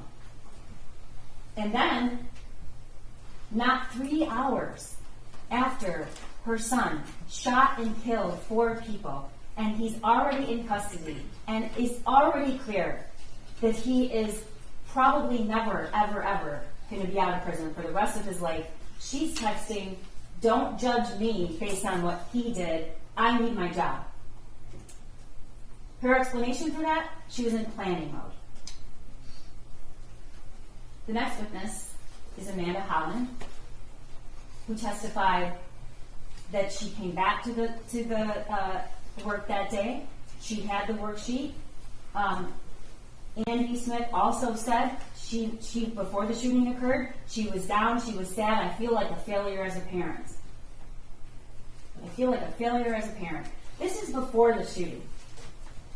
And she also tells Amanda about this, and she tells Amanda he can't be alone. So I'm just going to take him to the barn tonight. We can get to it a little bit later. I guess what's really hard to comprehend is how, before the shooting, just based on the meeting and what she knows and the drawing, she thinks she's a failure of a parent. But she sat right here and said, after all, she doesn't really think she's a failure as a parent. And that's after she knows everything that happened.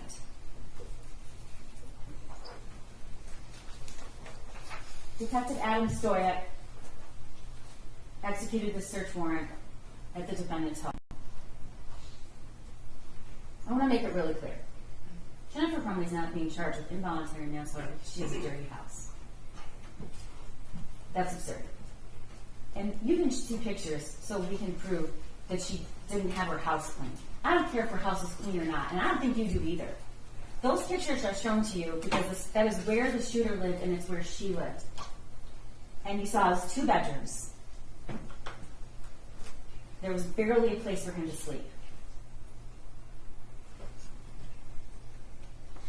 The testimony shows he had no person in his life after that friend left. He was not in a club. He was not in sports. He wasn't working. When I see those photos, what I think is, 2 rooms that were completely filthy, dusty, covered with clothes everywhere. But then, I think, what? That is where he spent 99% of his time. It's where he ate Thanksgiving dinner, just days before the shooting. The search warrant photos were also shown to you so you could understand where these guns were stored. We have a pretty good idea that the Kel-Tec and the Derringer were in what's called the gun safe. The lock was 000, but we know that they were kept there. What do we know about the safe? The Jennifer Crumbley's son's gun. We know that there was a box on the bed and the ammunition next to it. This is the box. This is the box. I'm sorry, this is the thing. Can you get that other? He's going to show you in a minute. This is the box of the Kel-Tec, which was found with this cable lock inside of it. Where she kept the other guns? No. I'm sorry, is that the box or the case? Is that the box or the safe? This is the box. That's the box. It was in the kitchen, in a cupboard, down in the But cupboard. the empty box was in the kitchen, right? I don't, what exhibit Your number Honor, is that? this is my closing argument, and I would just like to finish, please. Sure, can you tell us what exhibit number it is? Yes. It is 35. Go ahead. This was found in the kitchen. Inside is the cable lock. This was found on the end of the defendant's bed. Special Agent Brandon showed you what it's like to open this up and close it. You hear that clap? It's not an easy thing. So what this is laid out on the defendant's bed, and the bullets are right next, the box of the ammunition is right next to it, empty. The story, one of the stories that is told by Jennifer Crumbley is he must have come in there when they were sleeping, because she was in that bed all night long, and they left after her. Except that the ammunition was in the box. Taking it out and leaving the box while your parents are sleeping doesn't make a lot of sense. And it doesn't make a lot of sense that this was taken, the weapon was taken out of this case with no one hearing while they were sleeping. And you are allowed to use your own common sense. He also testified about the search warrant. He testified where this cable lock was found, and he testified where the case and the box was found. And he testified where the gun safe was found. It was not, unlike what Jennifer Crumbley alleged, stored separately from the ammunition. It was actually right next to the ammunition. In a gun safe, the other two guns with a combination 000. Sergeant Peschke arrives at the scene, doesn't know anything about the Crumbleys, doesn't know that they've already been to the substation, doesn't know that they were at the school that day. He's there and was ordered to be there to keep the house safe while they are waiting for the search warrant. And in doing so, he needs to keep the defendant out of the house. She goes in the back of the car, and you saw the video. She now tells Sergeant Peschke she actually never really looked closely at that worksheet. Now that she looks at it, it might be disturbing. We know that's not the truth. The question is, why is she lying? She says that the .45 caliber gun used at the school, and he asks if it was, and tells him no, it was a 9mm. The other is a 22, I think. She said that they had a fight the night before with her son over grades. And she says, so we told him, no gun range, no phone. Those are his trigger points. Ladies and gentlemen, that phone was never taken away from her son. We know that. We know that because he had it the night before, and he had it at the school. We know that because when Jennifer was asked about it, and asked, when did you take this phone away? We know that he made that video in that shed about the school shooting with his phone at 10 o'clock. The phone was never taken away. Why is she saying that? I don't know. Then she says, my biggest fear was that he turned the gun on himself. And when he asked her, do you ever keep guns in your car? Here's what she did. Shook her head. It's not what she says here today. Next, we heard from Bob Patelis, who processed the scene. And you saw those pictures, and they were hard to see. He told you that there were 32 fired cartridge casings. He collected all that evidence, took all the photographs, and recovered the murder weapon. Lieutenant Marsban was also at the school that day, and he testified that he picked up the phone and saw the screen and saw that the last text was, Ethan, don't do it, from Mom. He executes search warrants for all of the devices and the home and sends a team, including Officer Peschke, to secure the house before the search warrant is executed, which is what they do. He testified that when he went into the house, he finally got there and he needed their phones. And he testified that Jennifer Crumbley said, no, I don't want to give you my phone. I'm not giving you my phone. She finally relents because her husband says they're going to get it either way. And then she doesn't want to give the passcode up. She doesn't want to give the phone up.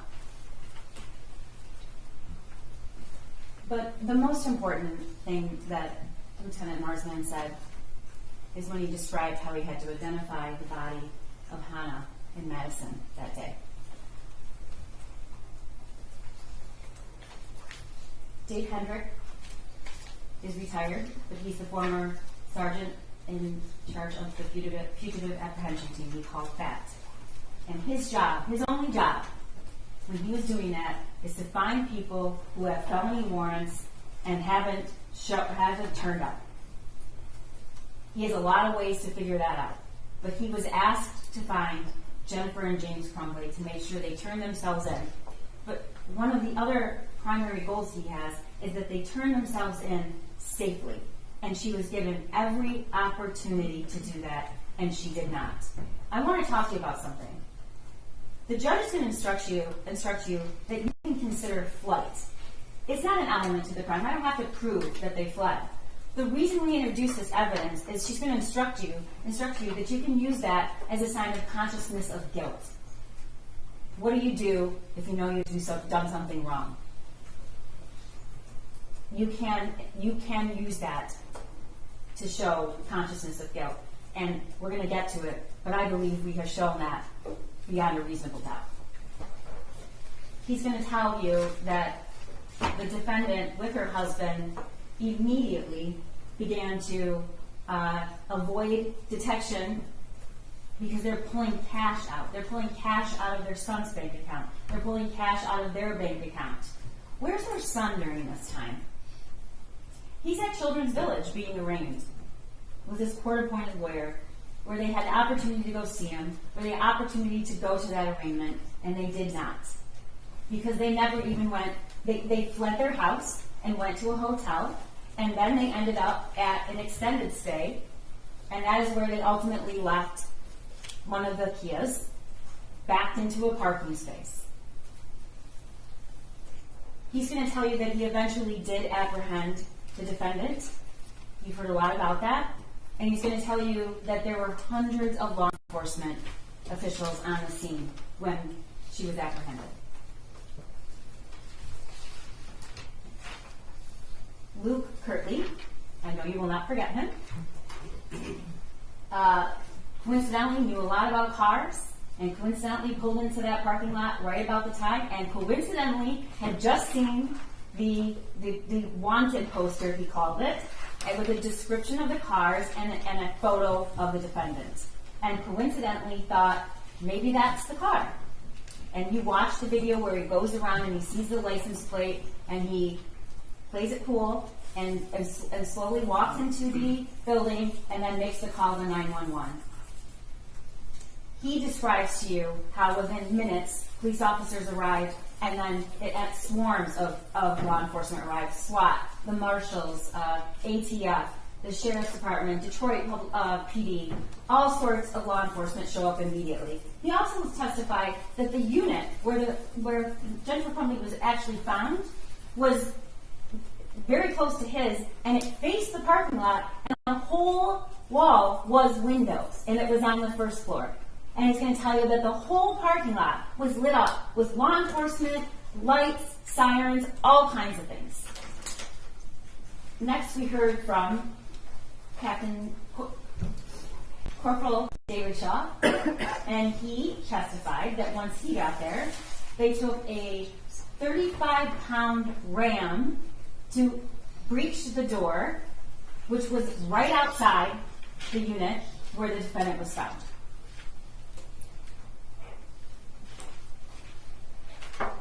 We heard from Brian Deloche. Also, didn't love a lot of things he has to say, but you deserve to know the truth. And the truth is, like it or not, this is who Jennifer Crumbley spent her time with, and she told him that morning, the gun's in my car, and I'm afraid my son's going to do something stupid. Before the shooting, the same day. You've also learned that although their Facebook thread in general was always deleted,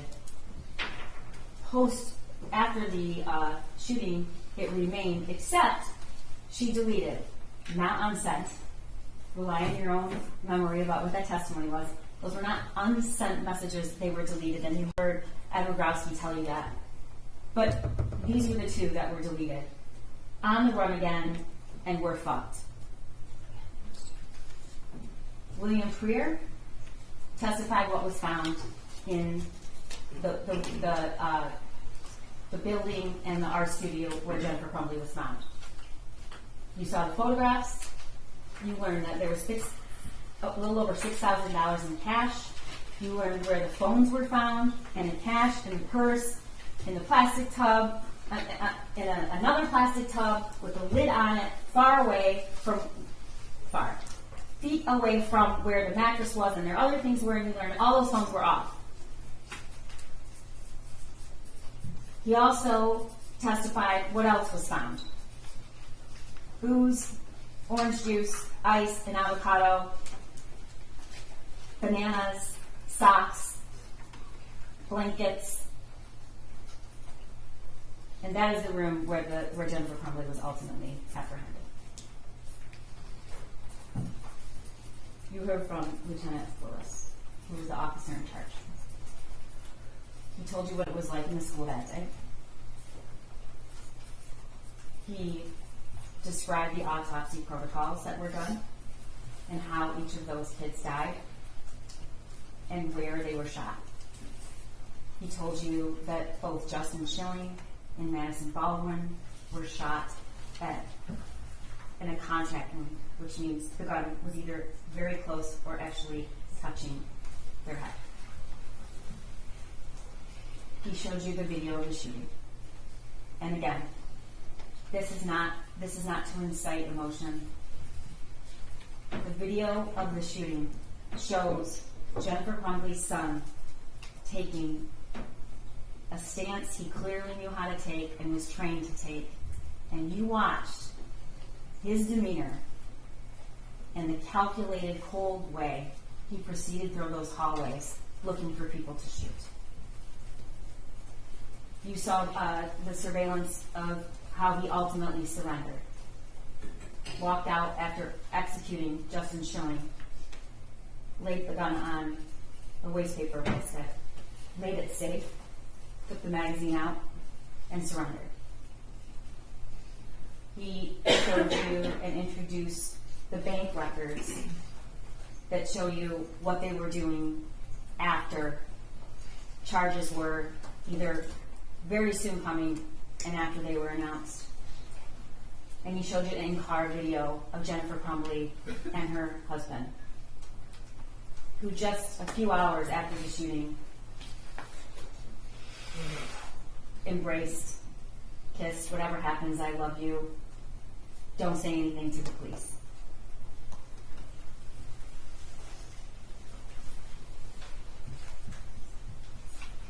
One of the elements we have to prove is what a person using ordinary care would have known about whether or not there was a situation that they needed to exercise ordinary care. So the defendant's knowledge about her son matters.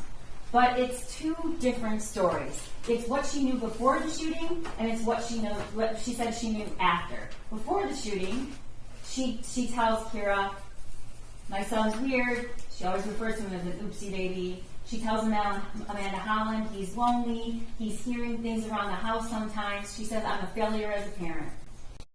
The message to her son's friend's mother, he's kind of depressed in April. She texts that. And then the messages from her son. The messages in March about he's seeing things. Things are flying off the table.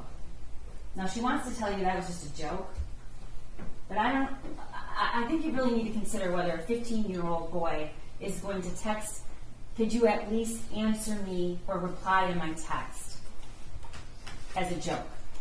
And we know there were no replies. There were missed calls. He called her. There were no replies. And she told us why. He was just messing around. But after the shooting, in the in-car, we hear her say, he's never been in trouble. He's never done anything. He's never done anything wrong. He's a good kid. Also in the in-car, I never even thought like he would have any mental issues. Like he never exerted any type of anger. He's never exerted anything. He's just like one of those mellow, laid-back kids. In the substation, he's never done anything. He's never done anything bad. After the shooting to Brian Loesch, he's never done anything wrong.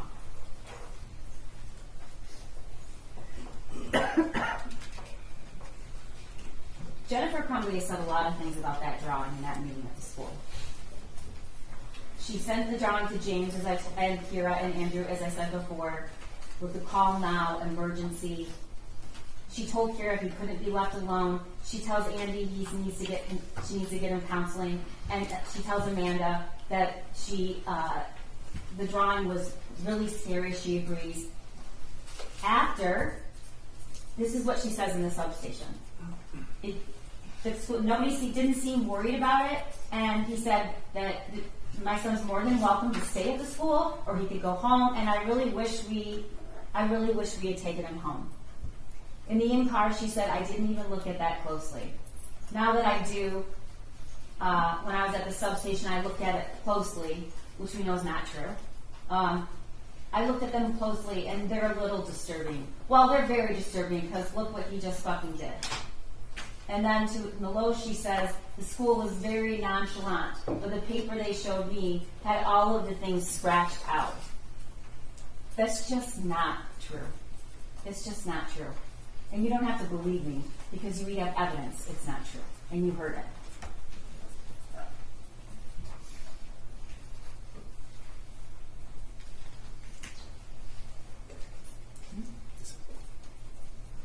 The statements about the gun are also numerous.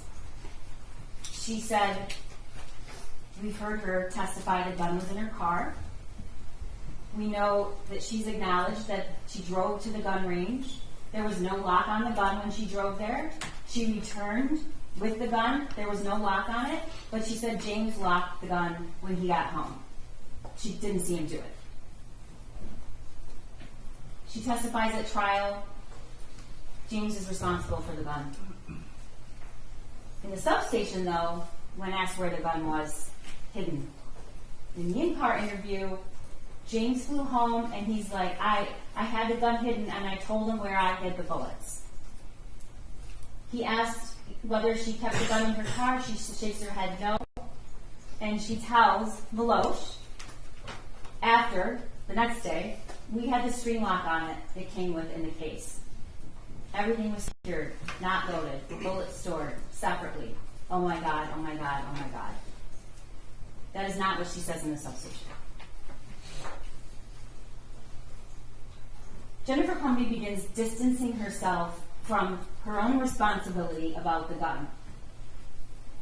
You heard her testify that they wanted to get the gun. It was my son and my husband. My son did a lot of research on the gun. I guess when I was shopping. She doesn't say she didn't know. She doesn't say that she didn't approve. She says it really interfered with going to get Christmas trees. That was what she was upset about.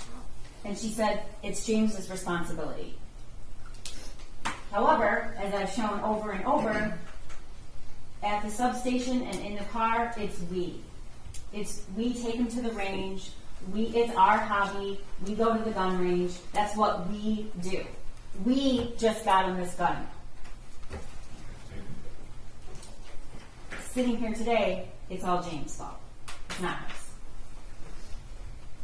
And then, of course, the statement that we don't really have to question whose weapon it was. Jennifer Crumbley posts, Ethan and James Crumbley both got handguns this week, testing them out at the range. That's in June. The evidence really shows that the shooter owned 2 guns. But for sure, she acknowledges Mom and Sunday testing out his new Christmas present.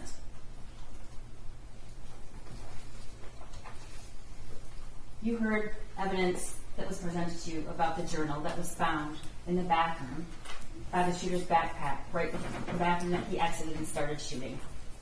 I have zero help for my mental problems, and it's causing me to shoot up the fucking school. Next slide.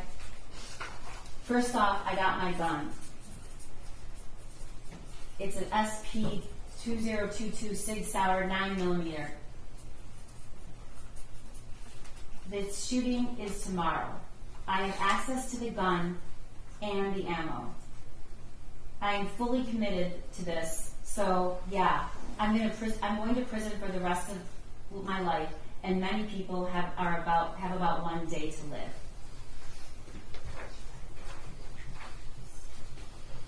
One of the things I want you to ask yourself when you go back in that room is why, after hearing that there's an active shooter situation and knowing that your son is involved, you are taking the time to delete text messages.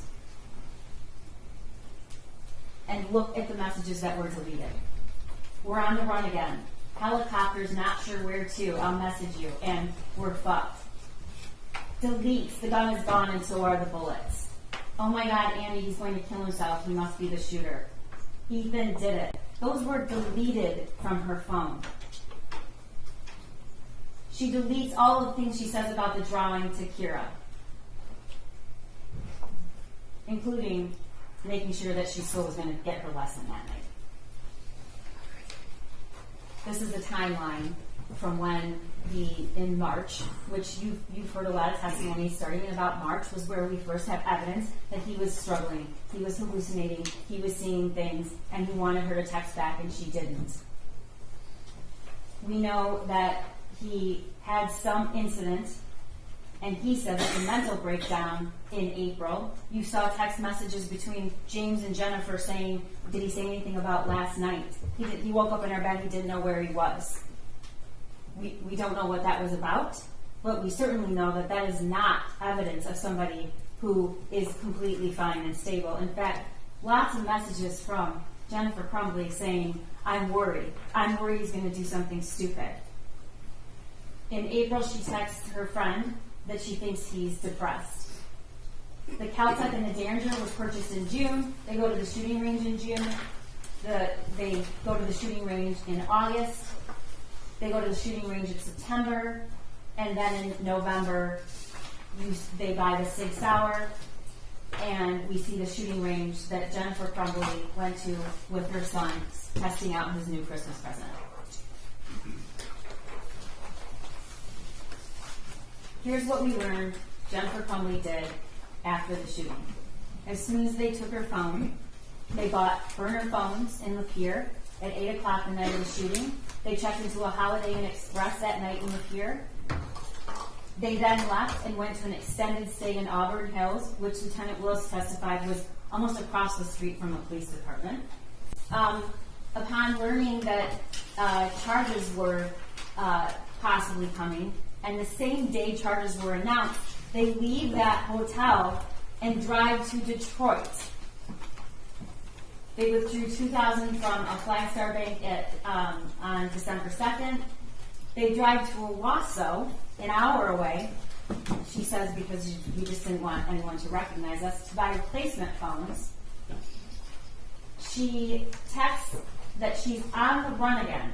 Helicopters are not sure where, I'll message you to. At 7:31 a.m. on December 2nd. She texts on December 2nd, we're fucked, at 2 o'clock. On December 3rd, at 4:59 a.m., she texts, I'd rather die than go to jail. Then she withdraws $4,000 from another Flagstar on December 3rd. She checks out of the extended stay on the 3rd and drives down and arrives at Bellevue at 10:58 on December 3rd. You heard what happened. You heard her testimony. The facts do not support the story that Jennifer Crumbley told you. They just don't. There is no possible way, and Luke told you that, and so did Corporal Shaw, that you could be in that building with that many law enforcement and not know that somebody was there. And we don't even have to use that for his testimony, ladies and gentlemen, because she texted herself, I think we're caught, we're laying low. She texts that, we find out, and this is evidence we got this morning. She texts that after she's already said she took 4 Xanax and went to sleep. Now you saw that video. You saw that video. All those people, for over 2 hours, they're sleeping, and even when they come into the room, they still don't even act like they get up. It's just not true.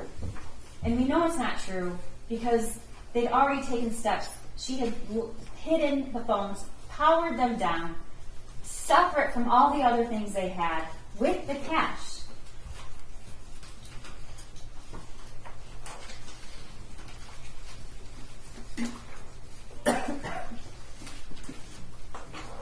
Jennifer Crumbley wants you to believe that if only the school had done something different, we wouldn't be here. If only the school. Well, let's talk about what she knew that no school employee knew. She knew about the text messages in March that he was about a demon, throwing bowls, clothes flying off the shelf. She knew about the March 18th incident of waking up in his parents' bedroom and like he had way too much to drink and asking why he was in their room. She knew he had previously asked for help and to go to the doctor, and she laughed at him. She knew there were multiple guns in the home. She knew her son had been gifted a gun just a few days before the shooting. She had posted it on Instagram.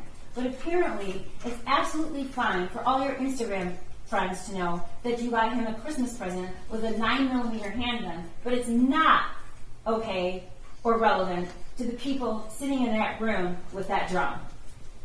She knew that that gun looked identical to the one in the drawing. She knew that the gun was accessible to him. She knew it wasn't stored properly. She knew that he was proficient with the gun. She knew he had access to ammunition. And she knew that her son was upset the night before. Now, that says he was locked out. She told Amanda Holland he got locked out. She doesn't acknowledge that. She does acknowledge that he did leave the house that night because he was upset. And we all know what he did. We all know what he did. He went to that shed and he recorded that video. I object. That video did not come into evidence. Okay, it isn't enough evidence. Okay. You're right. That's true. Let's go back to the elements. Ordinary care. What ordinary care, the smallest, tragically smallest thing could have done, she could have done to prevent this. She could have stopped at home on the way back from the meeting. She goes right by her home to see where the gun was. She could have stopped on the way back to work. She could have searched the backpack. She could have asked her son where the gun was. She could have locked the ammunition. She could have locked the gun. She could have taken him home. She could have taken him to work. He could have gone with Dad. He was door dashing. She could have told the school that they just gifted him a gun. She could have embraced her son. She could have said, can we talk to him for a minute alone? She could have looked at him and said, I care about you, I love you. She could have at least acknowledged he was in the room. She could have told the school about her son being in crisis previously and asking for help.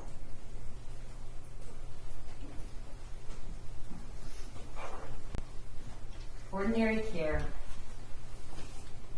would have included all of those things. And the tragic part about it is none of it was hard. None of it. The smallest thing, just the smallest thing, could have saved Hannah and Tate and Justin and Madison. The smallest of things. I have to prove that there's reasonable foreseeability. And that worksheet right there that Jennifer Crumbley saw just hours before the shooting is reasonable foreseeability. and we're going to show you in the next slide. That's the picture of the gun. It's not just any gun, ladies and gentlemen. It's the gun that they just gave him. Blood everywhere. That's what he wrote with ammunition. I didn't show you the picture with the blood because I don't think you need to see it again. But we know what happened in that school and in that hallway. Here's a picture with 2 bullet holes and blood coming out of the figure's head. And look at that. That is where those shots went. Those are from the shooter's gun. The thoughts won't stop. Help me. These are all of the things that were texted to Jennifer Crumbley. This was in March. But he's writing it on a piece of paper and he's showing it to her. That is foreseeability. He's telling in that drawing, this is the gun that was purchased for me. Help me. Blood everywhere.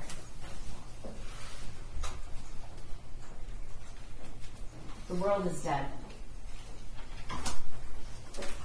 I know you won't ever forget the video, but if you look at the defendant's son and see that there was no emotion, none. He was only concerned in a very calm manner for finding as many people as he could to kill, and he did.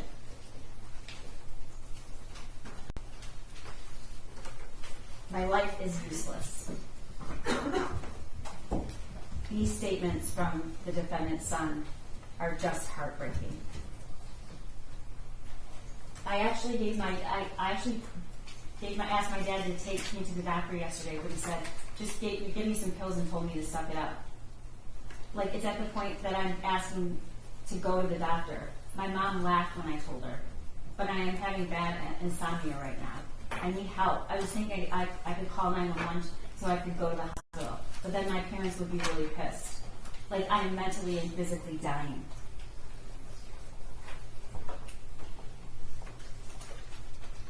Let's talk about the cable lock. Jennifer Crumbley says that the weapon was used, but it was locked in a cable lock that came with the case.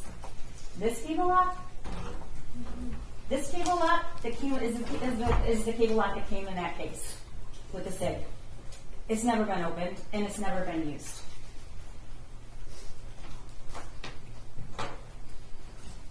This is the last picture that we have of that gun until we see it murder 4 kids on November 30th. And the person holding it is Jennifer Crumbley. She's the last person that we see with that gun. She's the person that said it was in her car, then she said it was in her house, it was her husband's responsibility, it wasn't hers. That's what she told you.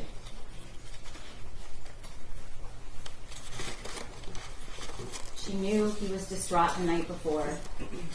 He texted her, I love you. She told you that's never happened before. She did think it was abnormal or odd. She knew he was looking up bullets in the school. She knew he was watching violent videos. She knew he was proficient with guns. She knew he was previously in crisis. She knew his only friend that he talked to was just gone. She knew all those things.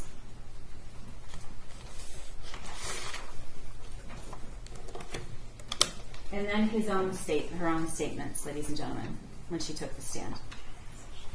She testified that when she's looking back, she still wouldn't do one thing different. Not one. Not any of those tragically small things. Even now, she told you she wouldn't do anything different. And then she also told you that we took his gun away. You heard her say it. And then she said she doesn't think of herself a victim, but she has lost everything.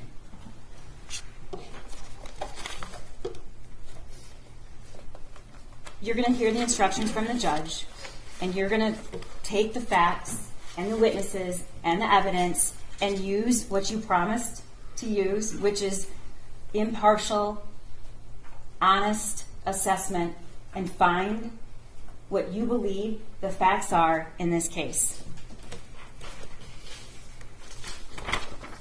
The flight, evidence of the flight and what they did after is not an element I have to prove. But what does it show? It shows the minute this shooting became public and ended up in the paper and the media, Jennifer Crumbley started telling a story, and then she ran. And she didn't run just because she was selfish, ladies and gentlemen. She ran, and she started deleting text messages, and she started telling a different story because she knew she had done something wrong. That's the only reason you start deleting text messages. It's the only reason that you start saying something that isn't true. It just isn't true. Jennifer Crumbley drove to Detroit with a bunch of cash and 6 cell phones powered off. You can consider that as consciousness of guilt. Everything she did from the time she found out that there was an active shooter and had a 10-minute call with her husband. They both say they went right. He called 911 right away. He did not. He talked to his wife for 10 minutes, over 10 minutes on the phone before he called 911. But the facts changed because it was an immediate attempt to misrepresent what actually happened. Why is a mother whose son just killed 4 people thinking about deleting her text messages? Why is she saying things that are not true about her son? Why does she care about her job? Why does she care about her horse lesson? Why does she care about any of these things? Because she knew she did something wrong. And she's deleting all of those things because she wants you to believe that she's somebody she's not. And you know what she's not? She is not somebody that used ordinary care to prevent what was foreseeable, reasonably foreseeable, that could have happened. Injury or death. And it did. It did. Those words on that paper helped me. She walked out of that school within 11 minutes, didn't so much even address her son. She did not give him the help that he wanted. And you can argue about the months before and the weeks before, but if you just even look at what happened that day, she walked out of that school and she knew something bad might happen. What does she do when she gets back to work? She all of a sudden texts her son, "Are you okay? You know you can talk to us." These are the actions of somebody who was worried. She was worried and she was concerned and she was panicked until after. And then it's a different story. Why? Because she knew she had done something wrong. She walked out of that school when just the smallest of things could have saved, could have helped Hannah and Tate and Madison and Justin. Just the smallest of things. And not only did she not do it, she doesn't even regret it. We have proven beyond a reasonable doubt that she is guilty of 4 counts of involuntary manslaughter. It's a rare case. It takes some really egregious facts. It takes the unthinkable. And she has done the unthinkable. And because of that, 4 kids have died. So I'm asking you to go back when you hear the law, review the evidence, and find her guilty, because we have proven her guilty. Thank you. Thank you. Your Honor, I am ready to go, and I will, but I'm going to need to use the bathroom halfway through if I start now. Can I have like a 3-minute bathroom break literally? Do you guys want a break? Okay. So we're going to take about a 5-minute break, and then we'll take recess. Council closing. Okay. All right, Secretary.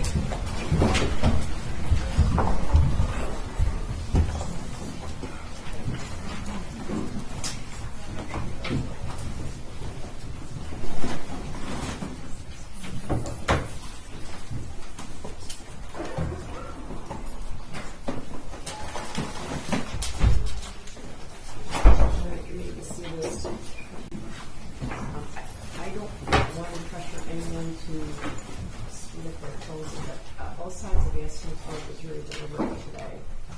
I'm going to talk to the deputies. I'm not positive that's possible. I'm not positive it's possible. Okay, I'm running to the bathroom. Thank you.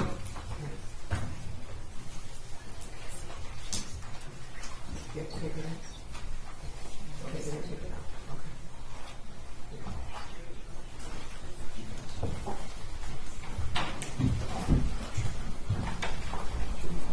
You can remain seated.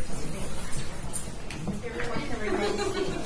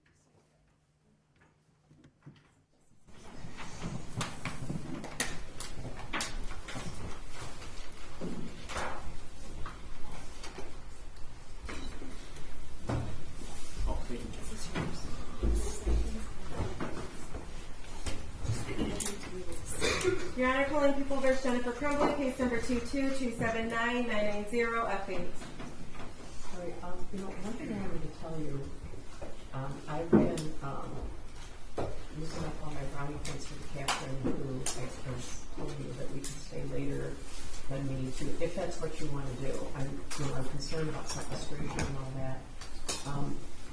When we pick 5 alternates, I'm going to put 5 alternates in another jury room, and they're going to remain sequestered in the same way that the 12 are. So 5 are going to sit in another jury room. If we come back Monday, I'm still bringing the 5 sequestered jurors back here. All right? I think that's smart. Yeah. Oh, well. Okay. I know it's awful for them, but if one of them goes down. Okay. Yeah. No, I'm concerned about that. So that's what we're going to do. Right? We just want to let you know, because when we go out to the jury room before I pick the 5, I'm going to have them bring their personal things out here, because then they'll be separated. Right? Okay. All right. So I'm going to bring that. Thank you, guys.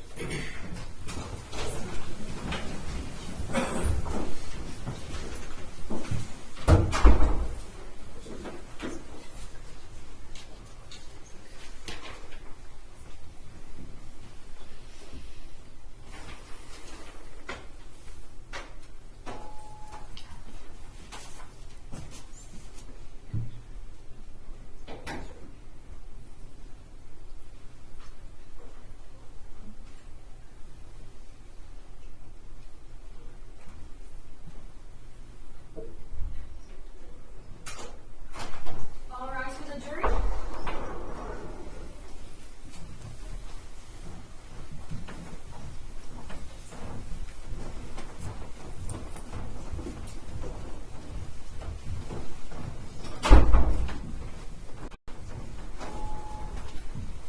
right, you may be seated.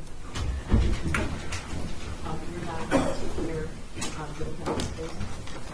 Ms. Smith. Yes, thank you. As the prosecutor finished, she said, "This is shocking, unthinkable." I believe there were other words used throughout trial. Unbelievable. Obviously, unbelievable, unthinkable, unfathomable.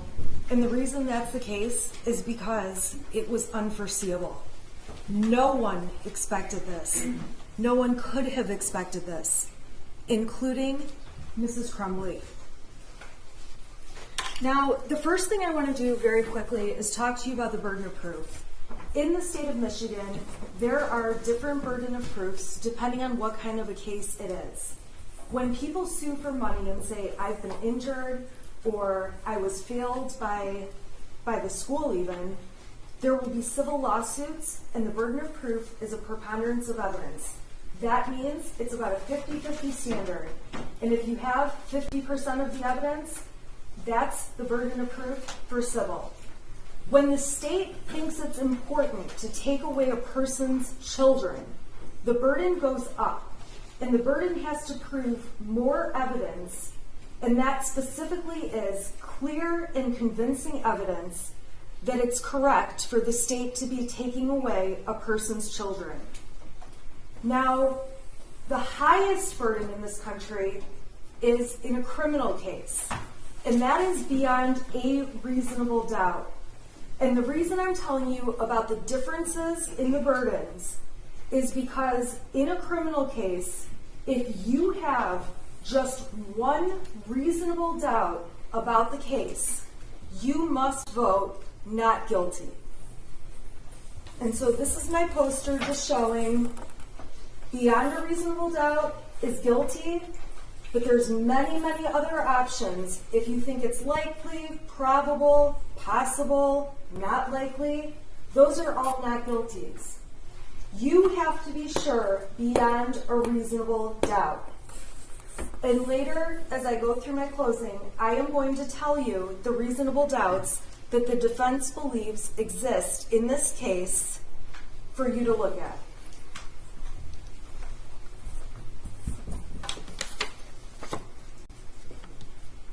The other thing I have to ask you to keep in mind is that in the jury instructions, and I think you've been told this throughout trial, the defense does not have to prove or do anything.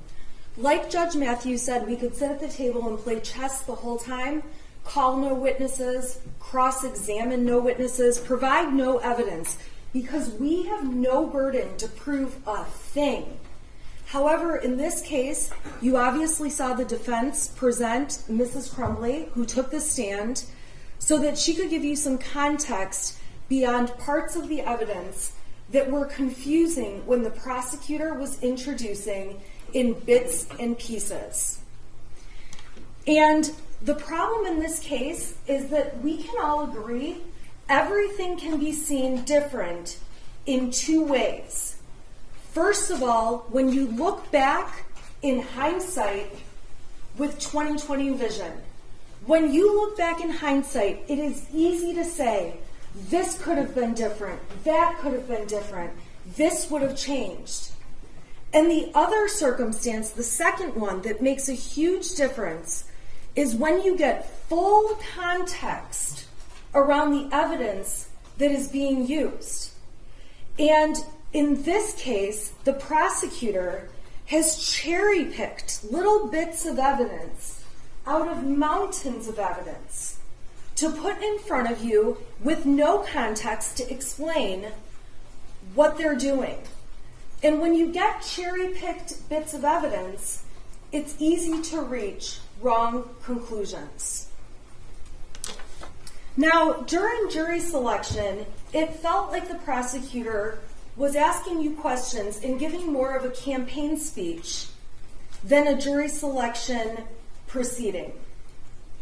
And I would suggest to you that at the end of the day, the only judge, although Ms. McDonald mentioned she's been a judge and was a judge several times during her jury selection, the only judge in this courtroom that matters is Judge Matthews. And the only other people whose judgment matters are the 12 of you who will collectively decide this case.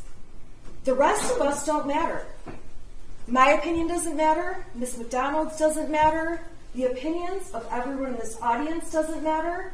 The media and all of the people who think they know everything behind keyboards at home commenting about what they think the evidence in this case has shown.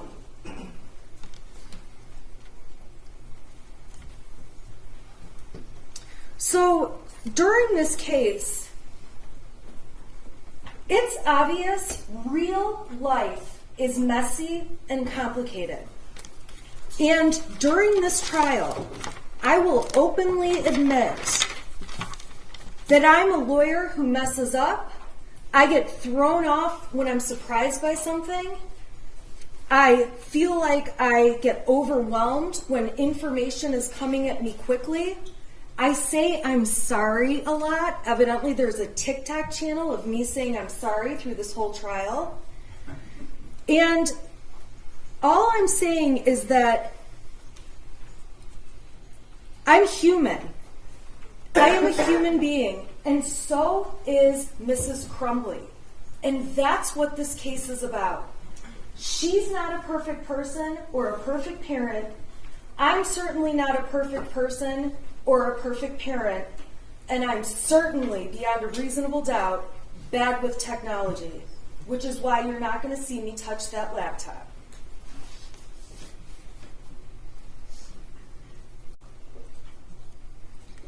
So during this trial, I have stood before you and shown you all my flaws, and I embrace them, and they are a part of what makes me human. And so has Jennifer Crumbley. She got on the stand and talked about every nook and cranny of her life, things no one else in the world knew, in her family, among her friends. And she wanted you to see the whole truth, the entire truth, and nothing but the truth on everything, where she had to show you that she has made immoral decisions to have an affair, that she has made decisions you might not make to to have another person involved in the affair. Now, we didn't get too far into the details, but it was enough for you to know that Mrs. Crumbley got up there and literally stripped off her armor, let the prosecution cross-examine her, and show you what happened in her messy life. And I say that with all kindness because I'm a mess too. I saw a meme about a week ago that said, I'm trying to be a mom, trying to get exercised, stay hydrated, get enough sleep, text everyone back, and not lose my shit. And I've got to be honest, as a mom, a working mom, on most days, I'm lucky if I'm fit for human contact. I'm lucky if I've taken a true shower and didn't just grab a handful of wipes and scrub off the best I can on my way running out the door, putting on my makeup as I drive to court in my car. Because my life is not perfect and no one's is.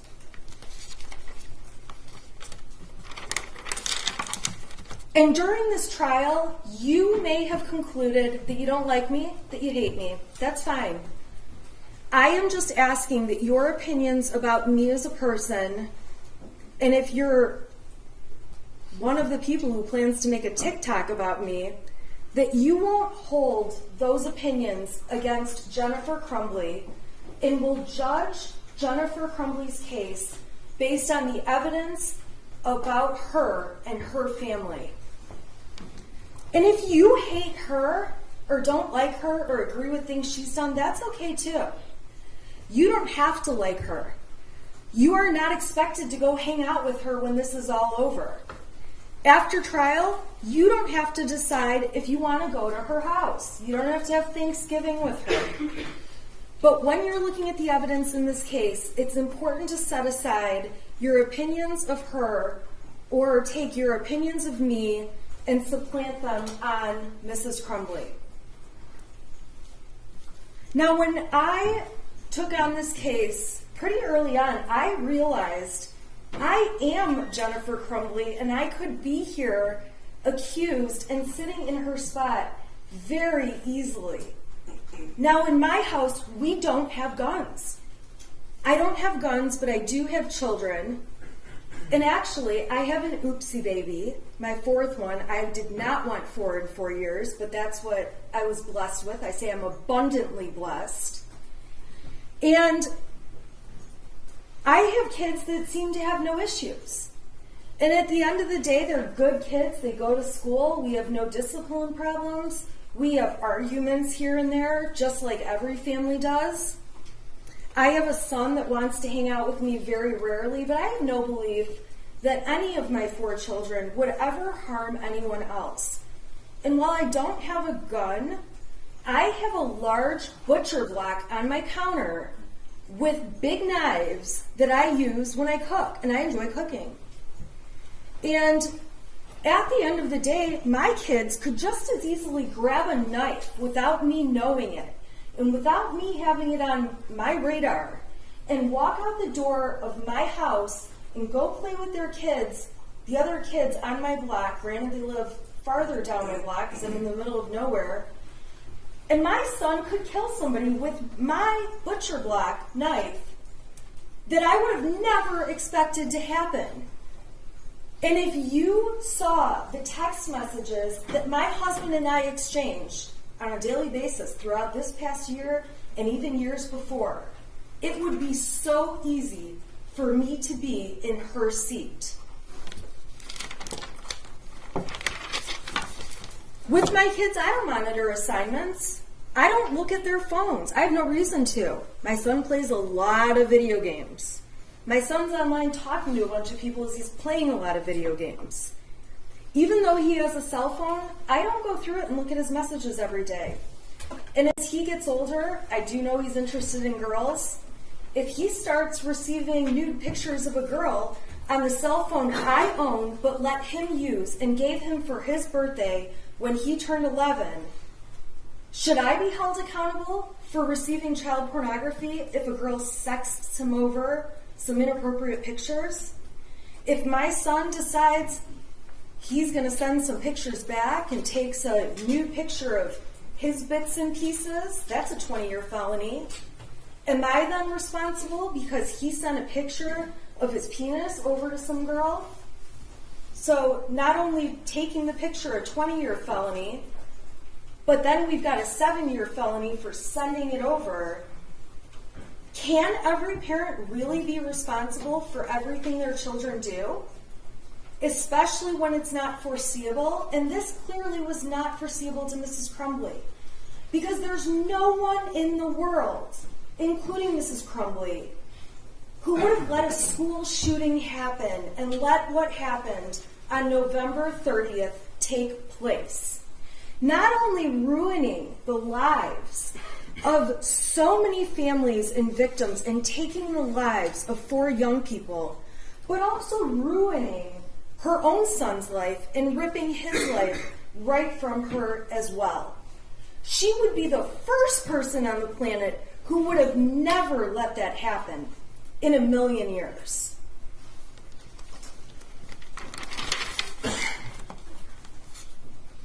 So this case is a very dangerous one for parents out there. It just is. And it is one of the first of its kind. Luckily, however, this is a case where the prosecution cannot meet its burden of proof. And thankfully, it's a case where truly Mrs. Crumbley does have a defense. And this isn't just one of those stretched cases where a parent is liable for what their child has done. Now, the judge is going to tell you that you have to, if you find reasonable doubt in this case, you must find the defendant not guilty. And the law says you must have a reasonable doubt, not 3 reasonable doubts, not 5 reasonable doubts, not 10. If you have a single reasonable doubt, you must vote not guilty for Mrs. Crumbley. And when it comes to reasonable doubt, each of you can have a separate reason to have doubt in this case. You don't have to agree on what the doubt is. And for that reason, what I am going to do is show you all of the doubts that the defense believes exist in this matter. Some of them may speak to one juror, some of them may speak to another, but at the end of the day, if you have just one, your vote in this case must be not guilty. So the first place the defense finds reasonable doubt is in the fact that the prosecution is so desperate to prosecute this case that they admitted a mountain of evidence that, quite frankly, was unnecessary. Now, they say to you they needed to show you, they needed to prove the manner of death. We stipulated that 4 people died. We stipulated that it was the most horrific set of facts you could ever imagine. We stipulated that what happened to Molly Darnell and Christy Gibson Marshall was horrible. But this prosecution, putting that evidence on, was designed to inflame you and make you emotional, strike your sympathy, and get you to hate Mrs. Crumbley, which, by the way, has been very effective for most of the media, most of the public, and for anyone who has seen information put out by this prosecutor in this case. A second reasonable doubt comes from the fact that we know, and the evidence in this case showed, context is key.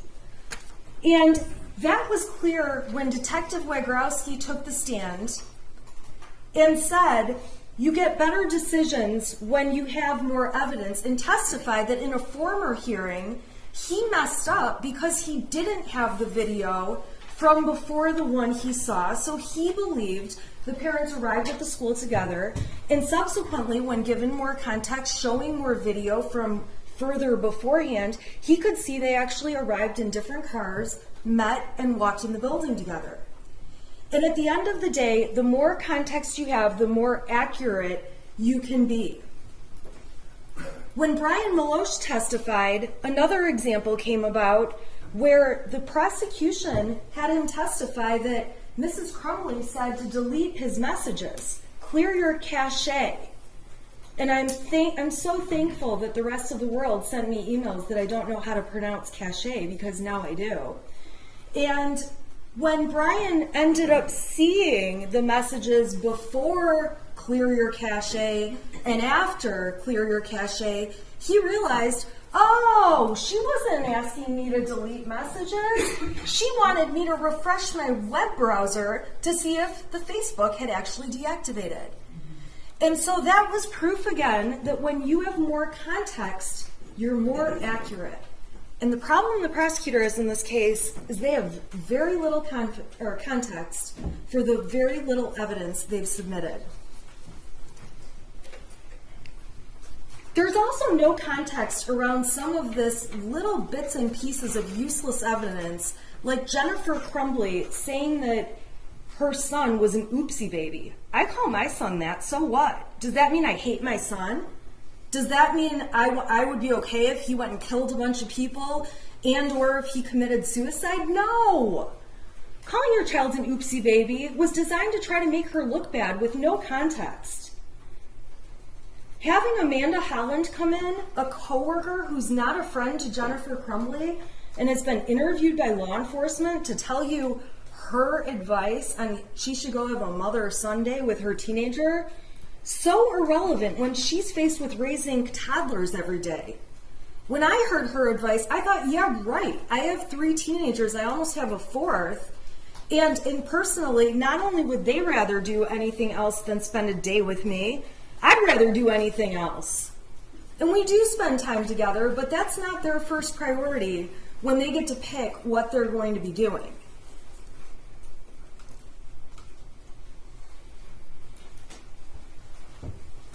It does not mean she loved her son any less if she ever told a witness, my son is weird.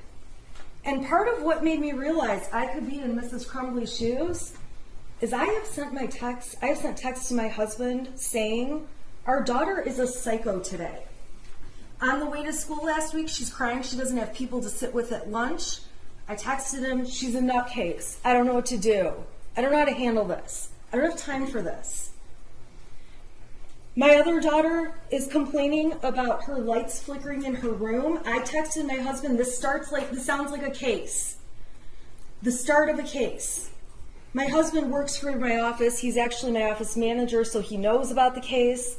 He went in her room and figured out in 5 minutes it's because when she flips her blow dryer on, one of our plugs makes the lights flicker. So this ghost that you would read about in my text messages, which by the way I did not respond to despite the fact that it's on our 6-person group chat, would be taken out of context and make me look like I don't really care that my daughter is crazy. I also got text one day, we have no food in our house, I am absolutely starving, you are the worst mother ever. And you know what I did? I ignored it. She was mad we didn't have the right kind of chicken ramen when we have 85, I like the number 85, when we have 4 other flavors of ramen, and there's about 100 other things she can eat, and I knew she's not going to starve to death, but taken out of context, it makes me look like a neglectful mother. But if you know all the circumstances, and you know the relationship I have with my daughter, I knew it was an overdramatic, stupid point. So when you see messages from Mrs. Crumbley's son saying, will you at least call back? Those are so out of context. And when I'm driving home from court every day, I'm getting messages, will you at least call back? And I don't, because I know what they want is for me to run through the McDonald's drive-thru and bring everyone a Coke. I do stop and get myself a Coke, but I am not getting a round of drinks every day for everyone, and I've realized it's easier to not answer the phone. So you can find reasonable doubt from the context that the defense did actually provide. And when Mrs. Crumbley got on the stand and explained to you her understanding of ghosts and dishes flying and laundry flying, that is evidence, and that is something that can create reasonable doubt to hear what was really going on. Even if you believe the prosecution's dates about what was going on, it's not strong evidence, it's very misleading, and I'm going to go through what it does show. There are 3 sets of dates involving Mrs. Crumbley, all from March of 2021. The first time is March 8th and 9th. They introduced exhibits, including text messages on the 8th, where Mrs. Crumbley starts off asking, is he home yet? Is he home yet? I don't want him to do anything stupid. I'm sure you all remember those. Then they introduced evidence on March 9th that she went to the barn that day with her husband on the 9th. Then they introduced evidence, and I will give them credit, they put together quite a case, although it's really not important, that there was a picture of the horse taken at the barn that day, that the data supports there was a picture of the horse taken at the barn that day, and that there was GPS tracking information supporting that she was at the barn that day. Okay, fine. So on March 8th and 9th, there's concern that the shooter, Mrs. Crumbley's son, is making weird comments, and on the 9th, she goes to the barn and she takes some horse pictures. That's all that shows. Pretty minimal. Next, they went to March 16th through 19th, which was broken up into a million exhibits that, quite frankly, were out of order, threw me off my game, helped create these beautiful TikToks, and I'm going to tell you what they show. Now, these ended up all being admitted as exhibits, but I'm going to go in order of what they show. There was a text thread in Exhibit 85, which if you want to look at it, you can, where Jennifer Crumbley said, I'm going to get drunk and ride my horse. This was on March 17th, St. Patrick's Day. A lot of people have a cocktail on St. Patrick's Day. That does not make her a mother that would be negligent or grossly negligent to her child. There's text messages from the day before where Mrs. Crumbley's son is saying some things about, now the house is haunted. Some weird shit just happened, now I'm scared. I got some videos, a picture of a demon. It's throwing bowls. I'm not joking, it fucked up the kitchen. I'm going outside for a while.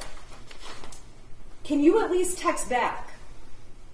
On that day, Mrs. Crumbley didn't text back, but their own exhibit, okay, which is Exhibit 83, so the numbers do bounce around, so we go from 85 to 86 to 83, show that within an hour of the shooter making these ghost comments, she did call him.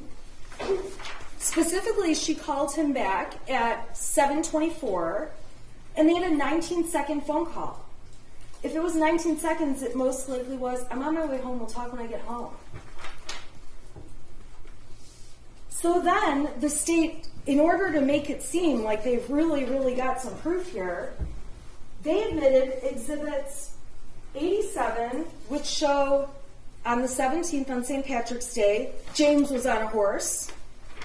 They showed People's Exhibit 88, confirming the metadata that James was on a horse. They showed a picture, 89, of Jennifer on a horse that day. Metadata to prove she's on the horse that day. Another picture, number 91, of James on the horse, a different picture.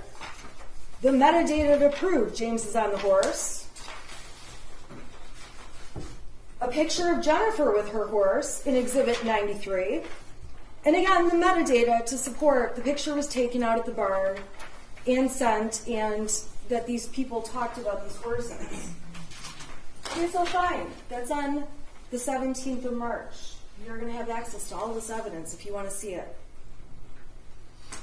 Then they introduced exhibit number 86, which is where Their son says the house is haunted. This is on the 17th. This is the day where he says, can you text back? This is the day where I already showed you the exhibit. She called him. She didn't text back, but she called him. And then they show a couple texts from a few days later on the 19th, where it's obvious from the messages the Crumbleys had had an argument with their son the night before. He was upset to have his phone and things taken away.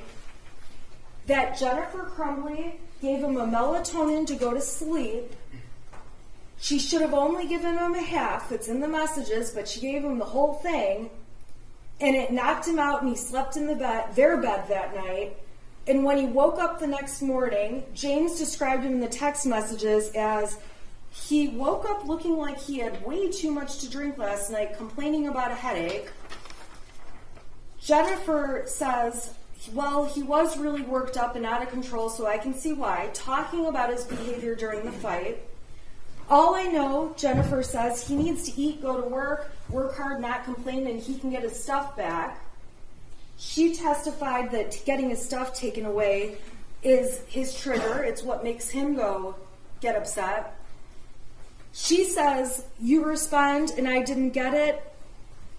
James says, Jesus, yes. He said, let me ask you a question. Why am I in your room? That's when they talk about the melatonin. She says, oh my God. James says, I really thought you were giving him a Xanax last night. Jennifer says, does he seem better? No, melatonin.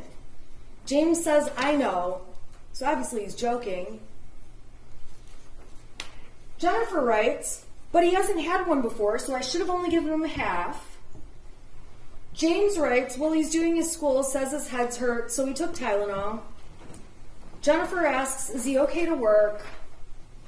James says, yeah. Does he remember what he did? James finally says, dude, I'm working. I'm on a demo right now. I haven't talked to him. He's doing school. And that's really the extent of the conversation. So fine. So one day, they get in an argument. And I'll tell you what, those kind of arguments in a heartbeat could have me sitting in her chair. The final date that the state claims Mrs. Crumbley had knowledge about back from March of 2021 are exhibits 96 through 100. And 96 starts off with their son saying, I'm picking up the room. I cleaned until the clothes started flying off the wall. This stuff only happens when I'm home alone. I pick the clothes back up, though. And that's the important part of those texts on the 20th. We know on that date, because the people proved it, no pun intended, but they beat a dead horse, that at 97, it's a picture of Jennifer at the barn. We've got the metadata showing Jennifer was at the barn. We've got another picture on 99 showing Jennifer was at the barn. And exhibit 100, Jennifer was at the barn. Big deal. Jennifer's at the barn. Their son is saying goofy stuff. Jennifer gave you the context. They had an Ouija board for a couple months. After Christmas of 2020, he and his friend are playing with the Ouija board. They ultimately lost interest. They stopped doing it. Jennifer admitted to you one day to mess with them. She turned the power off in the house, turned the circuit off to mess with them. She mentioned a time where James pretended he was getting electrocuted. She didn't know what to do. She's screaming, trying to kick him, see if he's electrocuted. Ethan is laughing, taking a video of the whole thing. This family played together. They had fun. They did what families do. The prosecution just had zero context because they had tunnel vision that she was doing something wrong and was grossly negligent, and they were hell-bent on convincing you that was the case.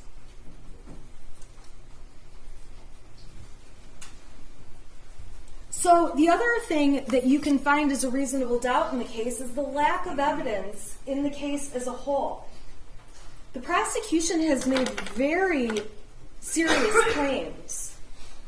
And when you really look at it, they have very little evidence.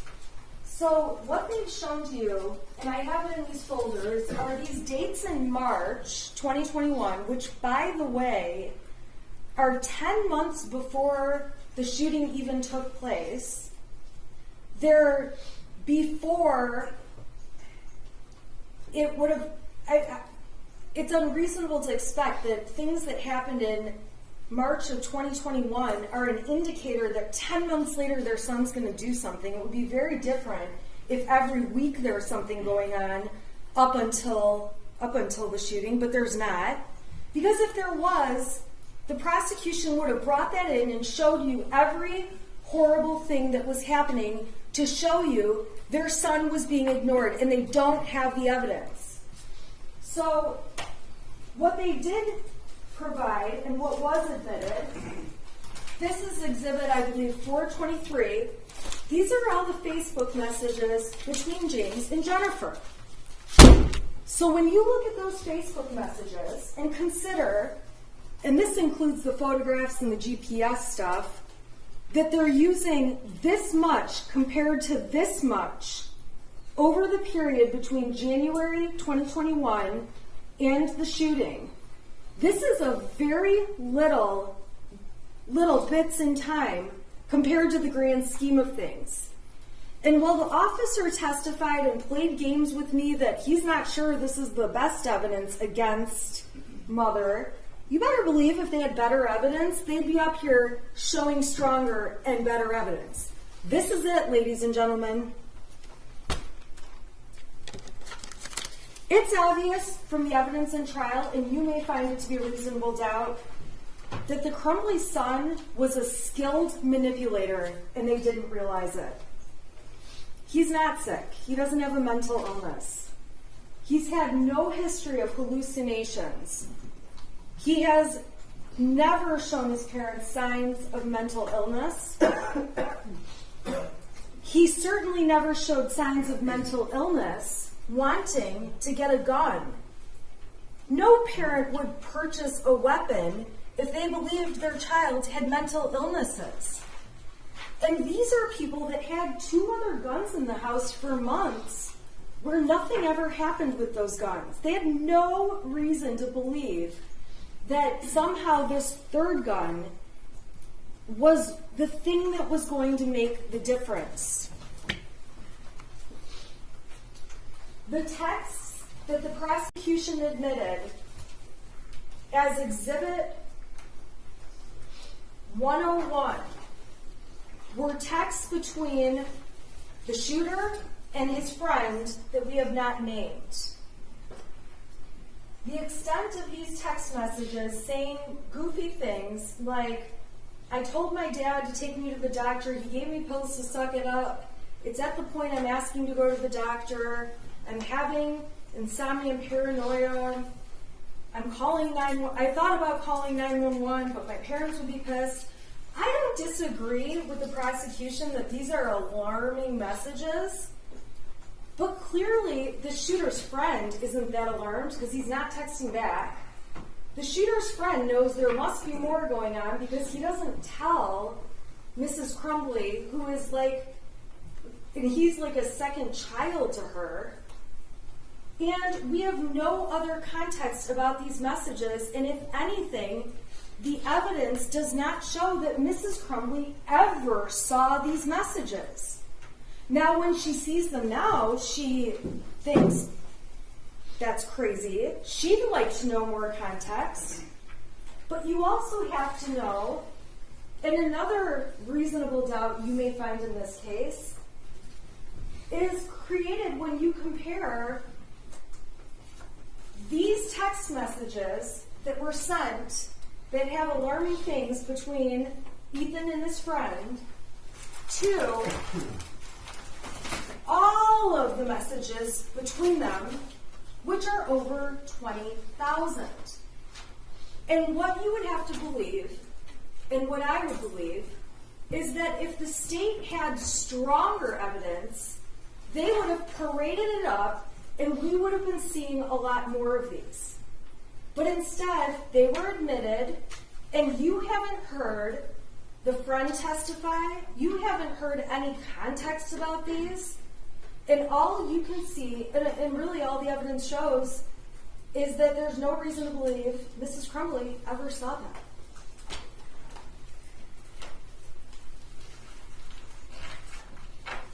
I don't want to have another Leaning Tower of Pisa situation. Move this down. I want to. I've taken your advice.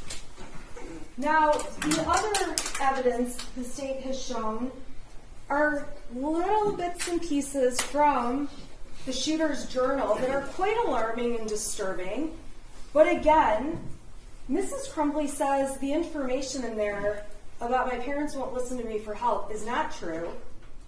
And there is no evidence to show she ever saw that 22-page handwritten document. She never saw the little bits of evidence that the prosecution admitted. To evaluate this case, you have to look at it from the perspective of what she knew. So the journal information and the small amount of text compared to all the text with his friend are things she didn't know about. There's also 2 times where the state says that they have proof that Mrs. Crumbley's son was showing signs of depression or being sad or lonely. All right, those come from April 29th, 2001. This is when Jennifer Crumbley emails the friend, his mother, and all she says is that her son has been acting kind of depressed. She doesn't know what's going on. She's trying to find out what's going on, but he won't really tell her much. She's trying to find out if there's an issue between the 2 boys she should be aware of. She's trying to get down to the bottom of it. If anything, she's doing what a good mom does to try to figure it out. But the worst of what she says is that he's stressed by school. I don't want to get this wrong. He's been acting kind of depressed. And she's happy to hear it's not an issue between them. Then they go on to make plans for their son. This was admitted as Exhibit 104. If you put my text up there and showed every time I told my mom that one of my kids was acting depressed or weird, I guess my favorite word is moody these days, it would look like my kids were complete lunatics. I'm actually shocked Jennifer Crumbley doesn't have more texts about her son acting like a typical teenager. And Jennifer Crumbley testified that although she said that, she didn't think it was anything she needed to run to a doctor about or anything she needed to do anything more with. And this moment passed, because if it didn't, the prosecution would have brought in all the texts that went beyond this, and there would be more evidence. They also brought in texts with the same parent of the friend from Exhibit 105, the friend's mother, when Jennifer Crumbley reaches out to her saying she had no clue what they were going through with their son, and she felt really bad about it, and asked how they're all doing, and that they're thinking about them, that family, a lot. And ultimately, the worst that Jennifer Crumbley says about her son is, I know my son misses him, and if you need anything at all, don't hesitate to ask. That's it. It doesn't go on with wild depressions or hallucinations or mental health issues. That's it. That's it. I'm actually shocked there's not more instances of depression or moodiness or my kid is acting weird. The fact that there's this little evidence is shocking to me. However, it's a lack of evidence on the state's part.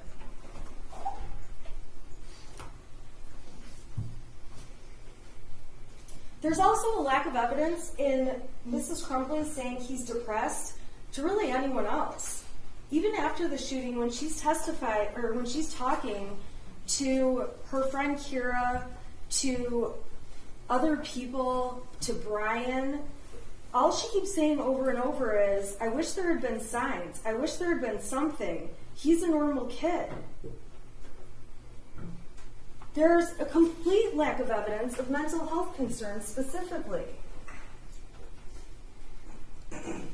if you want to really spend some time digging into this, you can read all the messages between James and Jennifer Crumbley, all of them, and you will find that there are not texts that go on and on that their son was exhibiting anything close to a mental health concern. And again, my text would read worse because I say things like, I think my daughter's psychotic.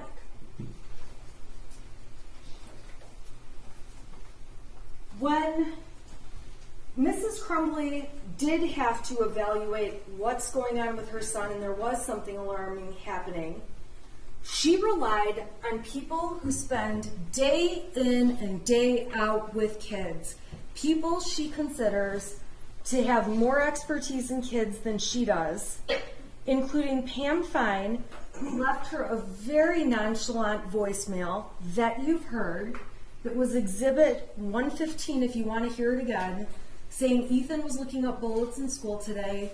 It's not illegal, it's not wrong, he's not in any trouble. It's just like how teachers can't look up hops for beer. You don't need to call me back. She was relying on the representations by the school counselor, Sean Hopkins, who took the stand and has had a lot of training, hundreds of hours of training, and made it very clear this was just an issue where he needed some kind of therapy and didn't think it was necessary to suggest to the Crumbleys, go to Common Ground today, or serious enough that he called 911. And she relied on the assistant dean, who also has an abundance of experience Mrs. Crumbley doesn't have. And quite frankly, my kids didn't come with a handbook, and my guess is her son didn't either. And the assistant dean said the same thing in the meeting with Mr. Hopkins, that Ethan Crumbley that the son could remain in school that day, that he would probably be better off, according to Mr. Hopkins, around peers versus being alone, and that as long as they got him an appointment within 48 hours for some kind of counseling or therapist, that was sufficient. So it's absolutely not credible when a witness from the school, like Mr. Hopkins or Mr. Ejak, gets up on the stand and says, even if a kid is very sick, we cannot force them to go home. That is not true. And as parents, with common sense, you should know that's not true. Because when my kids are puking, my kid's school will not let them be there. And when they have a temperature, not only can they not be there, but my children's school is always nice enough to remind me they can't be there for the next 24 hours, which means they can't be there the next day either. So reasonable doubt can be found in the fact that trained professionals told Mrs. Crumbley her son was not a risk, and Mrs. Crumbley relied upon it. This school also failed to even really look at the situation and tell her about things from the year before. They made it very clear that he was not in any kind of discipline issue, which is shocking to me and was shocking to Mrs. Crumbley, considering he's off topic looking at bullets in school. He's looking at a video in school of some kind of violent pictures, and then he draws a gun on his math paper instead of doing the math paper. So when school officials say, okay, this is really not a big deal, all we want is a counselor within 48 hours, Mrs. Crumbley took that as a very strong sign that things were fine. And reasonable doubt can come from the fact that those three people at the school, Fine, Ejak, and Hopkins, are mandatory reporters by CPS who would have reported if they thought Mrs. Crumbley or Mr. Crumbley were neglecting their son. Mrs. Crumbley even commented to others about the nonchalance that was at that meeting, that it was only 12 minutes long, which surprised her, that she was disappointed they didn't take it more seriously, that she was surprised there was no disciplinary action, and she left the school actually feeling better that maybe she had overreacted when she flew over to the school. Now, the people who are trained in these areas, they didn't just say, we're not trained in these areas. They gave specific examples. They said that kids who are really a threat, they would show nervous behavior. They would show anxiety about somebody else handling their belongings. In this case, the shooter was cool as a cucumber as Mr. Ejak went down, got his backpack with the gun in it, and brought it to him. And Mr. Hopkins and Ejak said they hoped they could get him into counseling today, but ultimately said he can stay at school and we'll give you 48 hours to get it situated. All right, so the prosecution keeps harping on the fact that Mrs. Crumbley knew they had bought a gun and that the people at the school didn't. This is Oxford Community Schools. These professionals testified about how common guns are at the school, so common, and this kind of blew me away, although I live out there, that students are known to go to the gun ranges often, that girls on homecoming wearing their short little party dresses they wear to the dance take photos before the dance holding their guns, that kids go hunting on Late Start Wednesday before they go to school, and the school has to give reminders to parents for people to leave their guns at home. So this school that obviously has a strong gun culture going on, that sees a student looking at bullets, looking at a video game type thing with violence, and seeing a gun drawn on a paper, that these school officials, knowing that community, that they didn't ask if he had a gun when they carried the backpack down and did make a comment about how heavy it was, although the comment evidently was made to a different teacher, and I misunderstood and thought it had been made to the shooter. So yeah, Mr. and Mrs. Crumbley, they didn't mention the gun, but they did mention that they had been at the shooting range with their son. And this is a community that is so into guns. I can't even believe that these girls, I always look at those pictures on Facebook and think, oh my God, how short are those dresses? And these are girls showing their dresses with their guns in their hand. They know this is a gun community. Reasonable doubt can be found from the fact that the biggest concern at the time was suicide and not homicide. The worst case scenario that was presented would lead a reasonable person to believe there was a possibility of suicide, not homicide.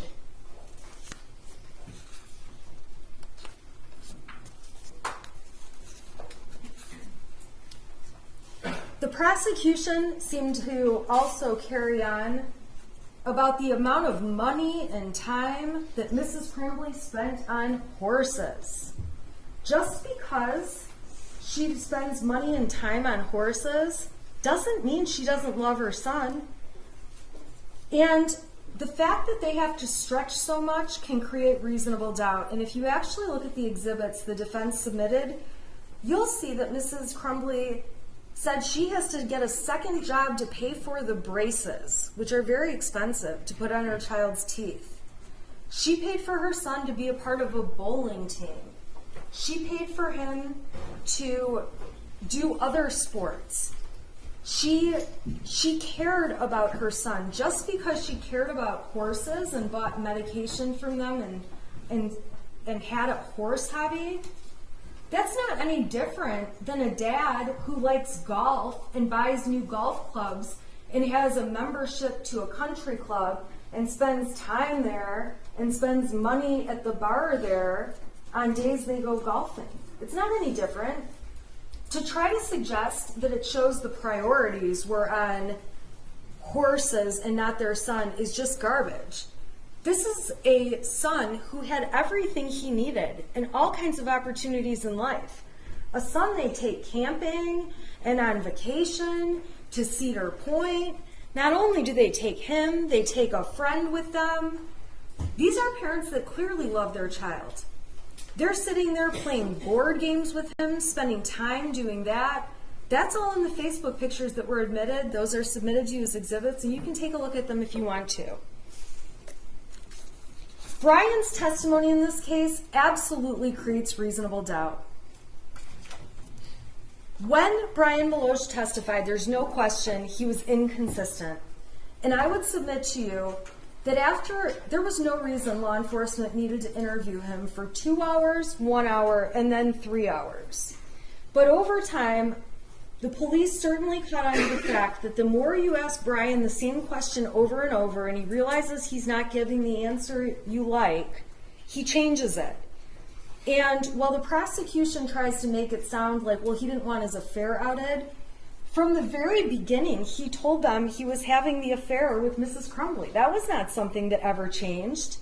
It wasn't until the third interview when they started talking about his pension, talking about his job, that he felt pressure. He agreed with the word pressure, and he agreed with the word veiled threats, although he did take it back later, that the police wanted him to say something bad about Mrs. Crumbley. And I would submit to you that they probably did that to all of the witnesses in the case.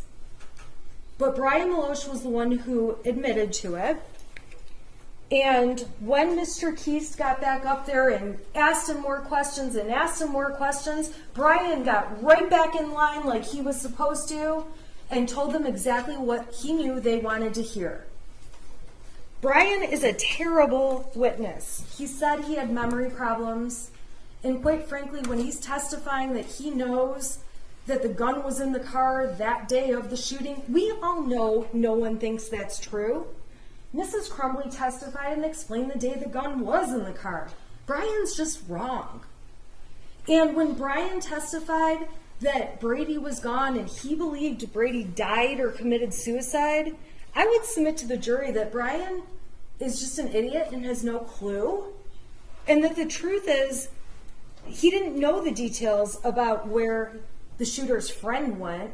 He just knew he went away. Wherever he got that suicide idea from, who knows? The prosecution didn't show any texts or anything to support that. But it's clear that Brian Meloche has been put on a mission, which is, you're coming into court, you've got some things hanging over your head, and we want you to take a position against Mrs. Crumbley.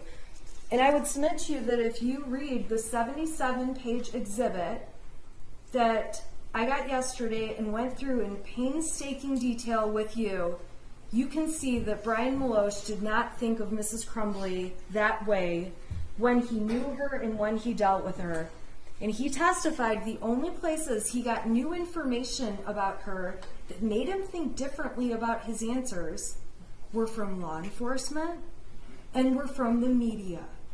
The media that we have talked about in this case repeatedly as being inaccurate. Brian admitted that when the prosecution asked him, and we've already talked about this, to delete his messages, when I went through the part about clear the cache, Jennifer telling him clear the cache, showed him the stuff before and after, he realized it was just to refresh the page to see if Facebook had deactivated. So giving him little bits of information is particularly dangerous because he's not the sharpest. And that's what the prosecution did. They used him to their advantage to try to make it sound like they have this case and all these horrible statements against Mrs. Crumbley. And by the way, when they presented evidence that Mrs. Crumbley is deleting texts and keep making it sound like she selects different texts here and there, it actually sounds like Mrs. Crumbley deletes all her texts, as she testified, that when people start flooding her with text, she deletes entire threads at a time. Who knows what she's deleting? We saw her on her phone flipping through them super fast. And the texts ultimately that she deleted, the prosecution did point out 2 of them in their closing. They pointed out the texts about "we're fucked" and "we're on the run again," but they didn't mention that she deleted 2 texts that are actually very exculpatory and helpful to her. Why would she delete some of the most helpful and exculpatory things she said? Those 2 texts are on page 42 and 44 if you want to see them in the 77-page exhibit. And those 2 texts confirm, she calls it the string lock was on the gun. She means the cable lock, but she doesn't know enough about guns to say cable lock. The string lock was on the gun. And the other deleted text that the prosecution didn't mention was when she said that the weapon had been locked, the ammunition had been stored separately, and that everything was not loaded. There's no reason she would delete 2 messages that are that helpful to her. She's just a person who deletes all of her messages, as she testified to. You can find reasonable doubt that Mrs. Crumbley's state of mind is very obvious in statements she made after the shooting. Right away, she's talking about how she had no signs to believe anything would happen. At the substation interview, it's on recording, we watched it. She tells the interviewer, "I had no signs, there were no signs." Then, when they have her in the car, the squad car, and she's in the back, she says to them again, "I had no signs." In her text message with Kira, which was admitted, she says there were no signs. Kira says there probably were, you just missed them. With Brian Maloche, Mrs. Crumbley says again, there were no signs. I would submit to you, this is not some master plan where Mrs. Crumbley decides she's going to suddenly say there's no signs. First of all, there's no evidence of signs Mrs. Crumbley knew about. And second, all of her immediate fast statements in a time of stress, right after she's had guns held to her face, walking out the front door of her house, she's saying there were no signs. You might find, and I know the prosecution takes issue with this one, but Mrs. Crumbley was actually, in fact, a hypervigilant mother. She's the kind of mother who is going to the friend's mom to chase down why he's having a moody and kind of depressed day. She's on Power Schools on the app multiple times a day checking for missing assignments. She's emailing teachers about grades. Christy Gibson Marshall, the assistant principal, who did do one of the bravest things I've ever seen, she testified she saw the shooter's face and couldn't believe it was him. And the reason she couldn't believe it was him is because it was so unforeseeable. Mrs. Crumbley's hypervigilance also comes when you look at how she takes him for medical appointments. They're at the urgent care because some little mole on his back changed colors when she's applying sunscreen. I think of myself as a hypervigilant mother, and I've never noticed any moles on my kid's back, and I must need to go home and look.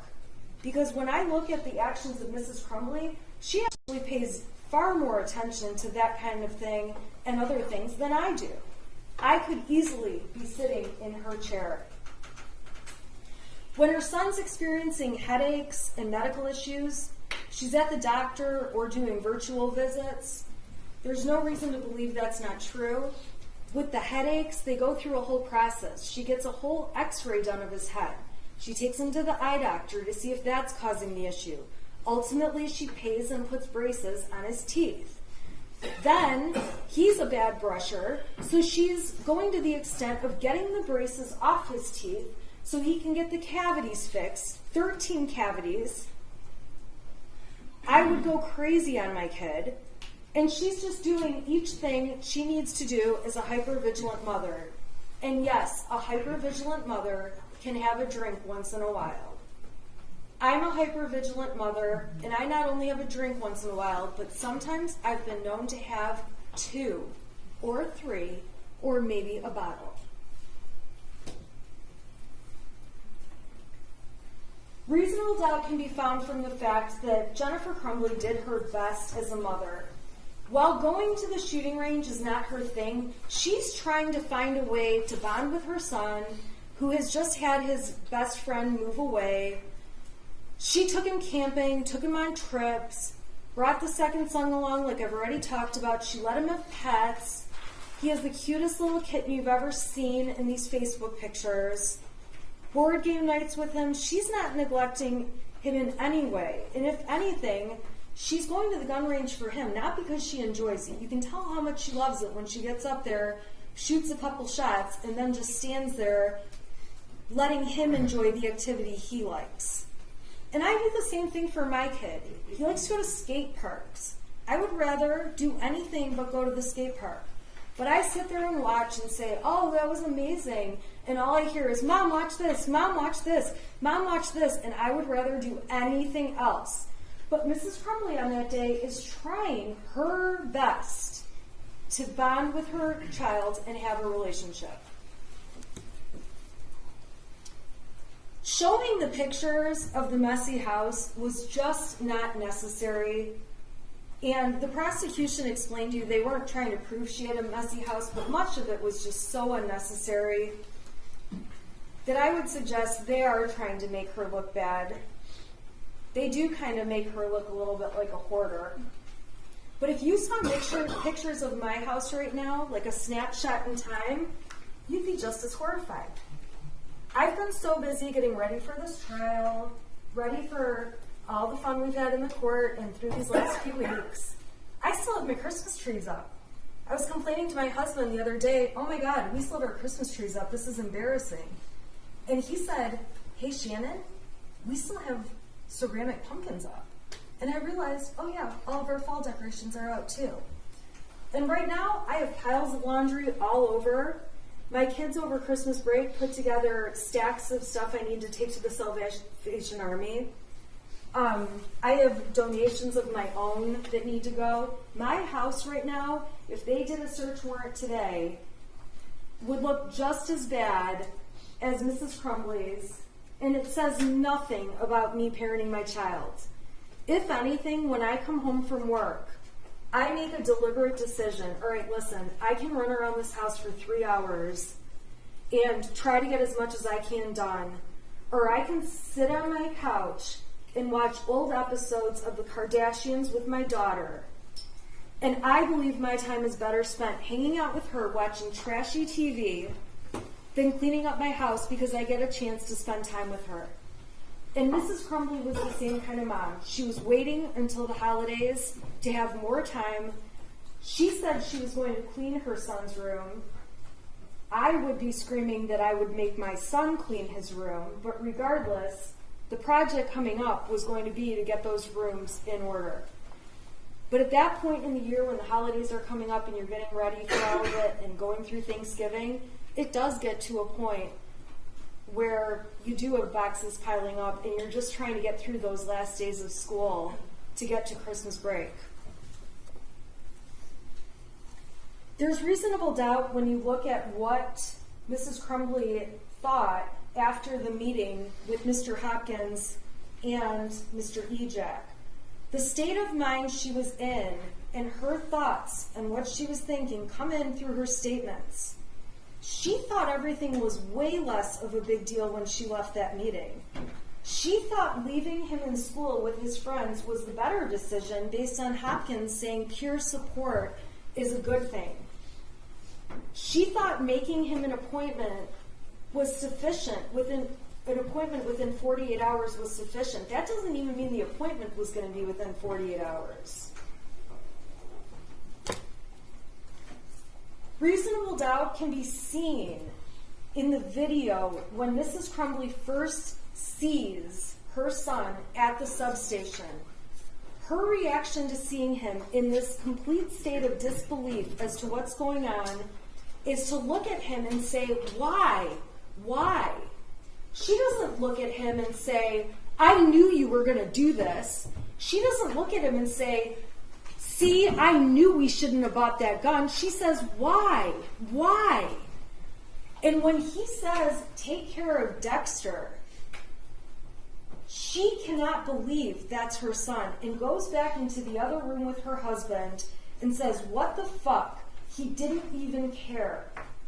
And while the prosecution asked questions about, well, she's not sobbing, and we hear sobbing, and that's clearly James. James is sobbing. When you look at the video, if you decide you need to see it, Mrs. Crumbley is dabbing her eyes and wiping her eyes. And fine, she's not the crier some other people are.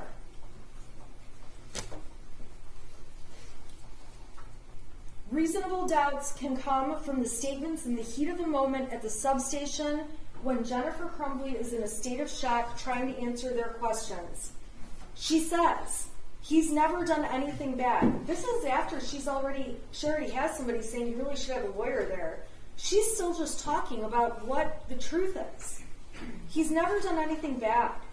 One of the parents says he's a perfect kid. Jennifer Crumbley tells them the most of an issue he ever has is anxiety over tests. Jennifer Crumbley tells them everything was fine this morning. In the statements Jennifer Crumbley made when she was in the car and doesn't even know yet if there has been fatalities, she says he's never done anything. She acknowledges he ruined lives today. She says, it's the first time I've ever seen him do anything. She says, he's a good kid. He's never angry. He's mellow. He's not what he looks like. He's not a monster. And she's not a monster either. She explains to them in detail when they ask, he's never had mental issues. In those moments, she can't even think straight about life around her. She's worrying about a horse and her job and all kinds of random stuff. And ladies and gentlemen, when emergencies happen, life doesn't just stop. So the fact that she's able to function and think, I still need a job, I need some money, I need a phone that works, that doesn't mean she thought her son would terrorize and kill people and shoot people at a school. Her reaction when she finds out there are fatalities was genuine and honest, and she broke down crying, although she does continue to keep answering their questions. She explains why she feels like fatalities are different. She explained that on the stand. If he had shot people and injured them, it was something they could at least deal with. But a fatality is a fatality and can never be changed. The prosecution's attempt to misconstrue Jennifer's entire demeanor is a reasonable doubt in this case to show they don't have a strong case. They keep saying she's not sad. Jennifer explained she went into what can I do mode. She did show sadness if you read the texts between her and Mr. Milosh. She showed sadness in the way that she shows sadness. And for these officers to get up on the stand and say she didn't behave like the mother of a school shooter should behave is nonsense. None of them have ever dealt with the mother of a teenager who has just killed people and shot many others. There isn't a right way in any handbook to say how you should or should not behave. Trying to make her look selfish and callous goes right with that same thing. How she reacts is how she reacts. You see it on the screen. It's really hard to pass judgment, although these police officers did, on how a person should react when for the first time in their lives they walk out of their house and are surrounded with guns in their face. Or how a person would react to be woken up in the middle of the night on a mattress with police around them and above them with guns in her face. So not only has anyone not been in the shoes of a school shooter and dealing with the kind of emotions that would come with that, they also don't know, and there isn't a standard reaction for how you behave when you're surrounded with guns in your face? Jennifer's own statement provides reasonable doubt that she didn't think he would hurt other people. She typed to him, "Ethan, don't do it." She didn't say, "Don't shoot people." She didn't say, "Don't hurt anyone." She thought the only thing on her radar that could be possible at that point, knowing there's an open shooter and he has a weapon, was that he would kill himself. Reasonable doubt can be found in Jennifer's testimony. Jennifer's testimony is evidence, and at the end of the day, whether you believe, like, hate, however you feel about her testimony, the defense didn't have to prove anything. You still have to evaluate the prosecution's case for what it was. However, Jennifer Crumbley did take the stand, and that was not easy for her, to give you additional context about what was going on in the shreds of evidence the prosecution cherry-picked and put before you. The only person who's actually been consistent in this case, and you can find reasonable doubt from this, is Jennifer. She's consistent in what she says to police, what she says to her husband about things, and what she says to other witnesses who testified. You can find reasonable doubt in the fact that the police officers are very, very biased in this case. There is no doubt this is one of the most awful situations any one of them have ever been involved in. But it's also very clear they have a narrative that Jennifer Crumbley is responsible, and when they came in here and took that witness stand, they were going to mess with me on questions that were so stupid. Like this ATF agent telling me he doesn't know if teenagers could lie.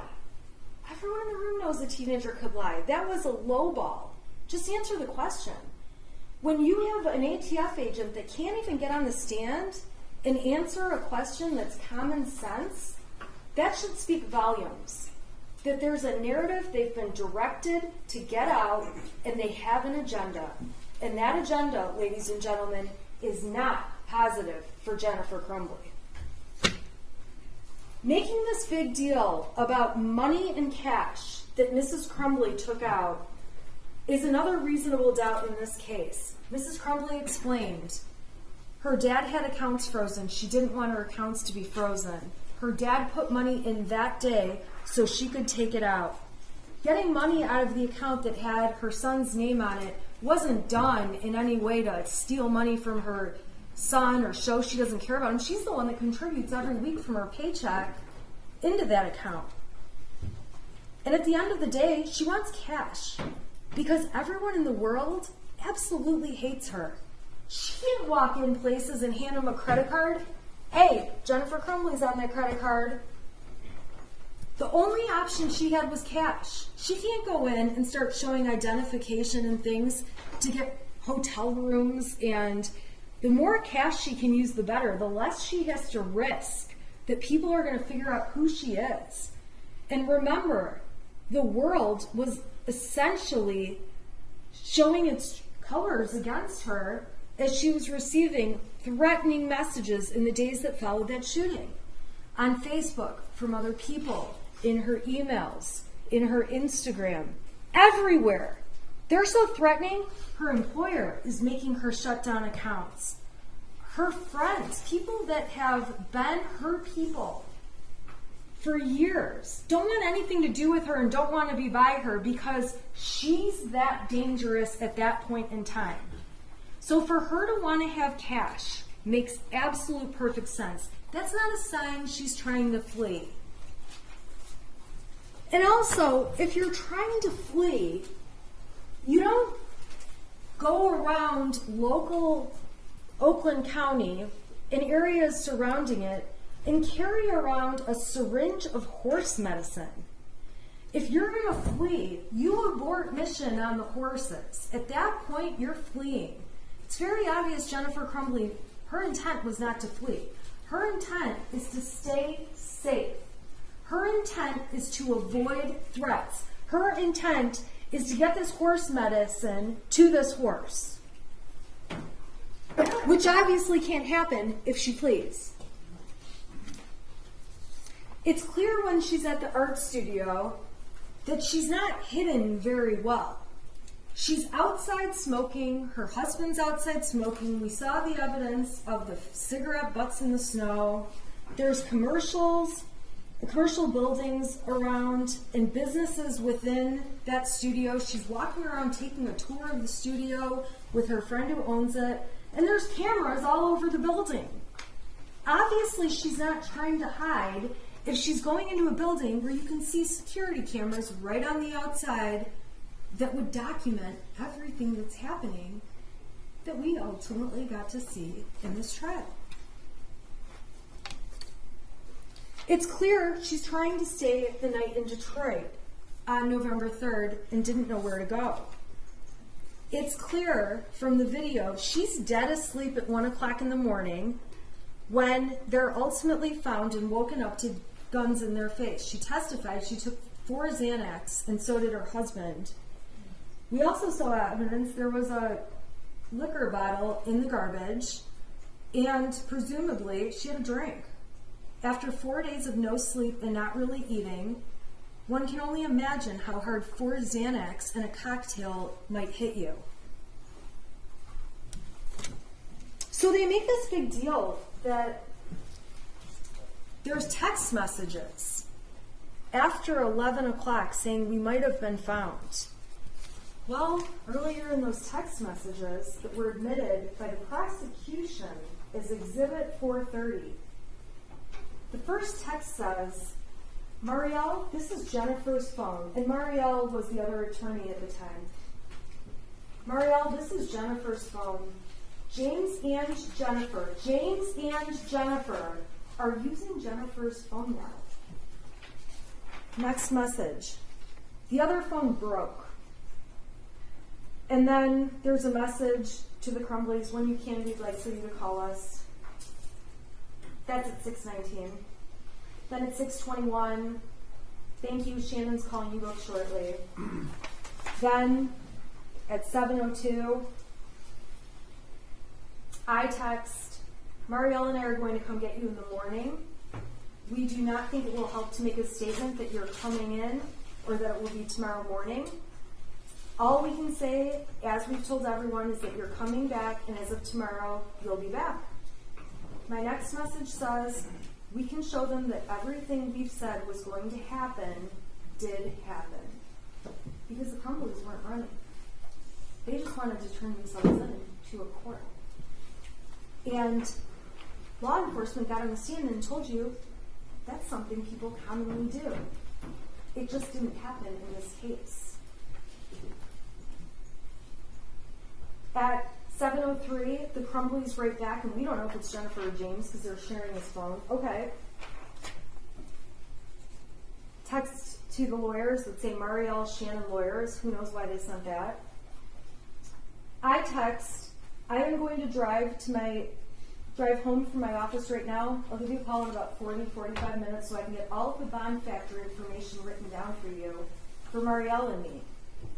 I'm asking for bond information so we can go to the court in the morning. Your Honor, I'm going to object. There's a prior ruling. She cannot be a witness. That was already dealt with. Sorry, I thought I was arguing off the evidence they admitted. Well, you can argue off the evidence. Okay. So they say at 7:37, okay, we'll be waiting. I'm going to call in 1 minute, okay. Then at 11:14 on the phone that both of them have been using, a text is sent to the lawyers, think we might have been found, don't know, just a heads up, please check. It's not for a couple hours that they're actually found, but Mrs. Crumbley testified she didn't send that text and she was already asleep. Now, after those text messages, there's 2 more pages that are included in that exhibit. So if you do end up taking a closer look at 4:30, which is totally fine, just be aware that there's another thread that starts that's a repeat, and I don't know why that is. I just want to let you know that, and I'm not sure why that exhibit is like that. That was a new one we got, obviously, all today.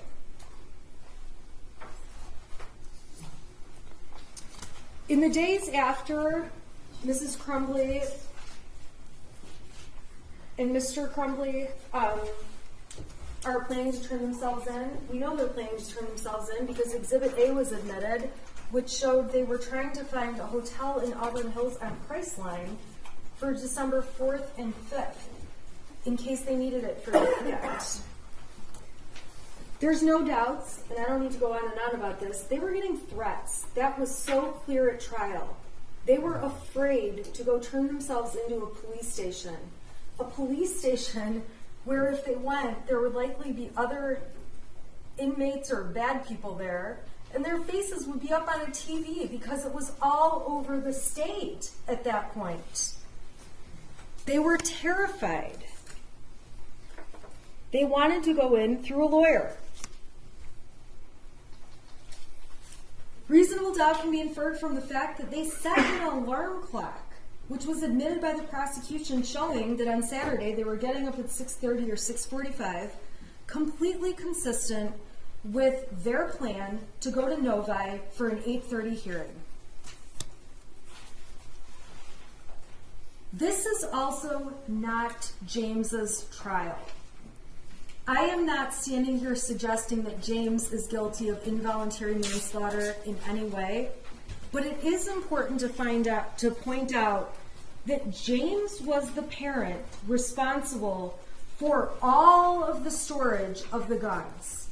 Jennifer Crumbley barely knew a thing about them. She didn't object to them being in the house. She didn't object to buying the gun that James and Ethan were interested in. She didn't object to calling it Ethan's Christmas gift. She was not responsible at all for the storage of the weapon. It is misleading to suggest by the prosecution that that Sig Sauer case was open on the bed and that it sat open like that all day with the ammunition box next to it. It's very clear that when James and Jennifer Crumbley were on the phone during that 7-minute phone call, Mr. Crumbley was looking for the gun, found the gun was missing, asked Jennifer Crumbley, where's the ammunition, pulled it out, and set it on the bed. It's not like that gun box, that case, was just sitting out there open at all times. When law enforcement did get there, find it on the bed, even they moved it around to the kitchen counter and other places. While this is not James's case, it is fair that Jennifer Crumbley would expect that he would have more flexibility in going to handle an issue at the school. That is not unreasonable and does not make her a bad mom. He's out in the Oxford, Lake Orion, Rochester area door dashing. She's the one with the professional career supporting the family and paying all their bills and trying to keep her job, which they may need to add the family on for insurance in this open enrollment period. She shouldn't be diminished as a mother because she was going to let father go to the school and handle whatever issue there was. Now, ultimately, they went together. But he's a DoorDash driver. She's trying to pay the bills. She's the breadwinner. At that time, he's in between jobs. She shouldn't be dinged for that. It's misleading for the prosecution to suggest there's been evidence in this case. She keeps guns in the car. She didn't say she keeps guns in the car. When she was interviewed, and if you really want to watch the interview, you can, Jennifer told law enforcement there was one time that gun was in the back of her car. That one time was when James put it in the back of the car, and she drove the car to the range. Her son and her had a experience at the range, and she drove the car back home, left the car locked with the gun in it, so that when her husband got home, he could put it away. It is not true that she was driving around keeping guns in the car. That is not what she said to police. As far as Mrs. Crumbley knew, there was a cable lock on the gun at all times. She called it a string lock. She testified that the key was kept in a separate place in one of the many beer steins they had. She testified that she did know where the ammunition was. She hid it in her blue jeans. And she testified that things were locked and hidden separately, and that Mr. Crumbley was responsible for hiding the weapon. If you are upset with how the weapon was hidden, that's not your issue to decide. That's a future jury that will look at the case of James Crumbley. You're here to look at the case of Jennifer Crumbley and consider what she knew. She is not the person responsible for storing this weapon. I'm not trying to suggest she didn't know it was in the house, but she is not the person putting the cable lock on and off or doing anything with the gun. We saw her gun abilities when she went to the range and had to have her son show her everything about it. It's a gross overstatement to keep saying that the gun was his gift. It's very clear it was something bought for him to use at the shooting range, something that may one day ultimately be truly just his. But it's just like any of us giving our kids a laptop to use, a cell phone to use, a car to use, a jet ski. I have a friend that has kids, they have snowmobiles. Nothing different. It doesn't really mean the kids just have free access to all of that stuff. It comes with conditions, rules, and parameters. Unfortunately, this is a case where the prosecution made a charging decision way too fast. It was motivated by obvious reasons for political gain and media attention.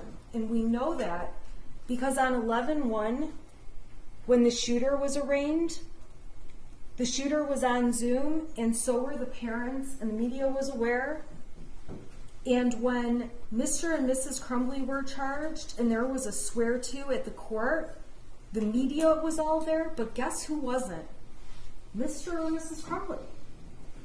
Mrs. Crumbley testified she didn't even know there was going to be an arraignment, but the media knew. And then the prosecution came out with a big press conference, announcing it. I would submit that the plan was never to let the Crumbleys turn themselves in, but to turn them into a big charade of looking like they're trying to flee when they absolutely weren't. The prosecution and law enforcement have approached this case with tunnel vision from day one. Brian Maloche called it a witch hunt. I would submit to you it was. And once they charged these parents and the ATF, Sheriff's Department, Border Patrol, Secret Service, all U.S. Marshals, not Secret Service, when all these agencies have gathered around and hundreds of people are looking for the Crumbleys, it's really hard to say, we made a charging decision a little too fast. And in this case, you heard evidence that much of the evidence in the case didn't roll in until after the parents were charged, arrested, and in jail.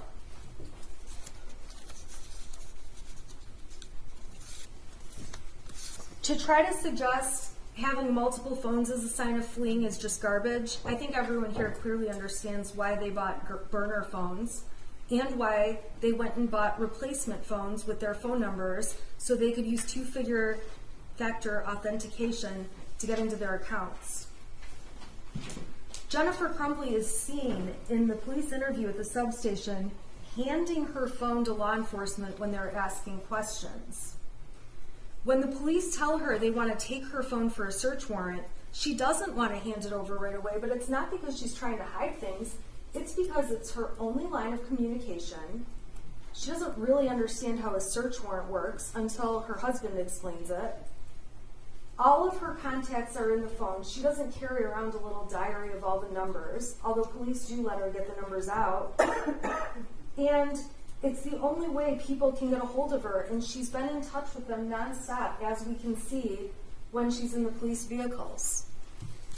And again, although she's on her phone, and there is a substantial amount of time where she's looking things up, communicating with people, trying to get things done, that doesn't mean she believed her son was a school shooter and had no emotions over what was happening. The prosecution has painted her out to be a person who lacks remorse, and I would submit to you that she would change everything if she could. And when she looks back and says there's not a thing that she feels she could have changed that would have changed something, you have to keep in mind that the suggestions by the prosecution are just ridiculous. giving him a hug that day in the counseling office was going to stop a mass shooting, that's just ridiculous. There is nothing to prove that anything could have stopped a mass shooting when you're dealing with someone who is so manipulative and is a criminal and was a shooter in cold blood and pled guilty and took responsibility as an adult for his crimes.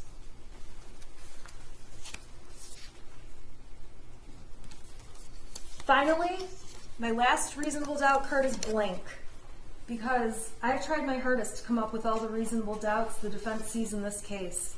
And like I said, each of you need only one to vote Mrs. Crumbley not guilty. But a lot of times jurors think of a reasonable doubt I miss because there's so much evidence. And we've already established, and I've admitted I'm not a perfect person and not a perfect lawyer, so I put a blank card before you so that if you have a doubt I've missed, you know you're not limited to what I've suggested or the defense has suggested. You're welcome to come up with your own doubts on your own.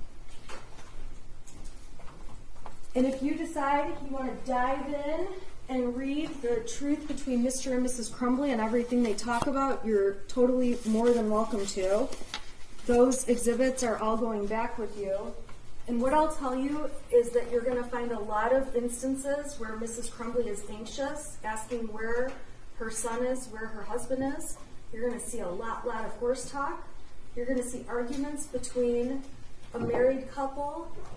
When I read them, they read just like my husband and myself, yelling and swearing at each other at times, and then the next message says, hey, what do you want for dinner? And then we just move on, and that's just how life is.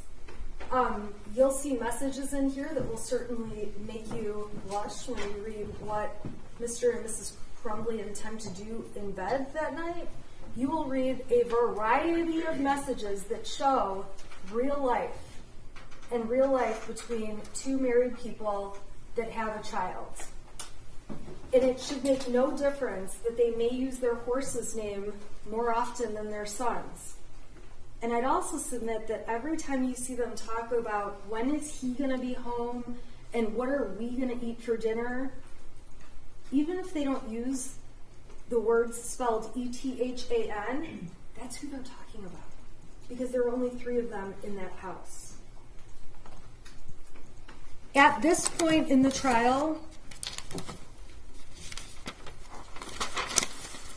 I am asking that you find Jennifer Crumbley not guilty, not just for Jennifer Crumbley, but for every mother who's out there doing the best they can, who could easily be in her shoes, for every parent doing the best they can, who could easily be in their shoes, for every parent that has snippets of text messages that could be read and make them look like horrible monsters, for every parent that has fights with their kid on text message that also could make them look like terrible parents, for every parent that's ever had a hobby and has not spent 24/7 with their child. That should not be held against parents. For any parent that's ever had an affair or spent time communicating on an affair, that says nothing about how much you care about your child or your expectation of whether or not they would commit a school shooting. Most people who have affairs would still not expect their child would do this. I do wish more than anything this case could bring justice to the victims of the shooting, the victims of the terrorism that took place that day, and the victims of their families. I wish more than anything it really could be a result that would be a Band-Aid to make everyone feel better, but it can't be. First of all, it brings back nothing for the people who have lost. It certainly doesn't bring back any lives. And if anything, this is not justice. This is not how justice works. This case does nothing for the people who have already lost everything. Many of the people sitting in this courtroom. And it does nothing to bring back the tragedy and the tragedy that unfolded on November 30th.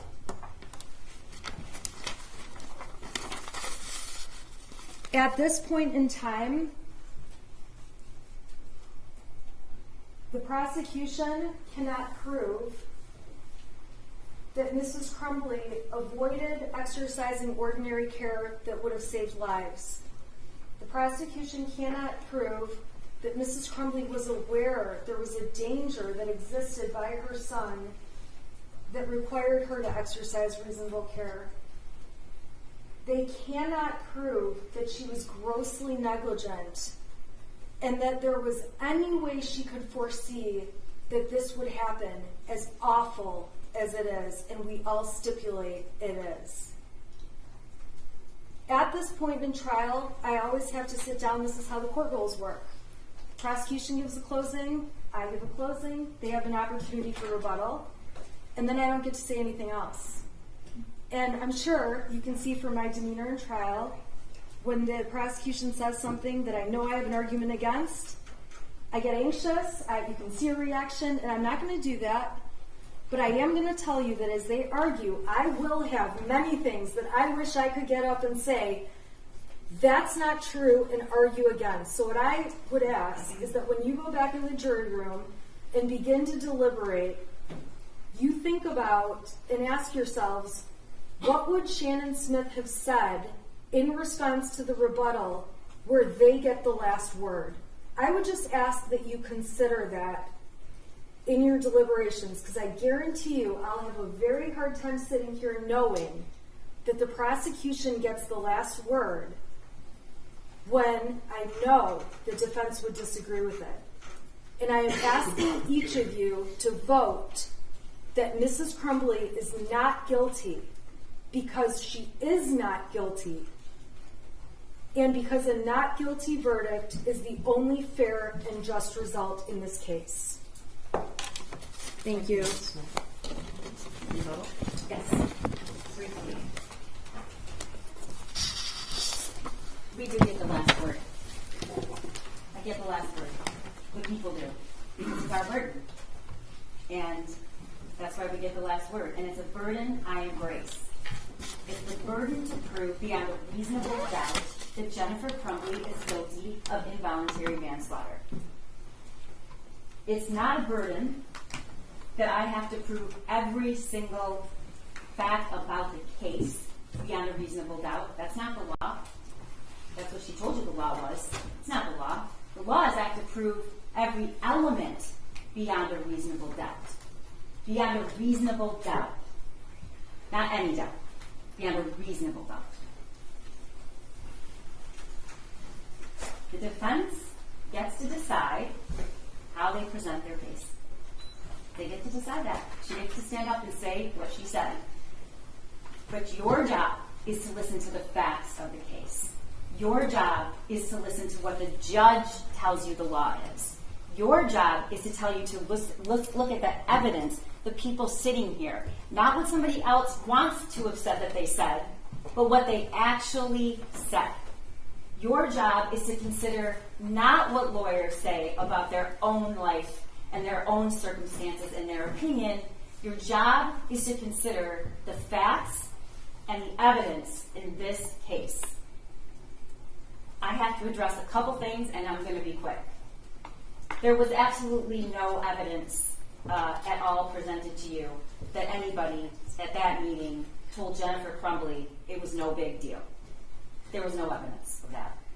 There was no evidence at all that Jennifer Crumbley was very surprised by how long the meeting lasted. Jennifer Crumbley didn't say that. That's not in the evidence. I don't have to prove, the people do not have to prove that Jennifer Crumbley knew that there was going to be a homicide or a school shooting. As Lieutenant Willis pointed out correctly, if she knew exactly what was going to happen, she'd be charged with murder, ladies and gentlemen. She is not. She is charged with involuntary manslaughter. And the elements, you'll get them. I read them to you.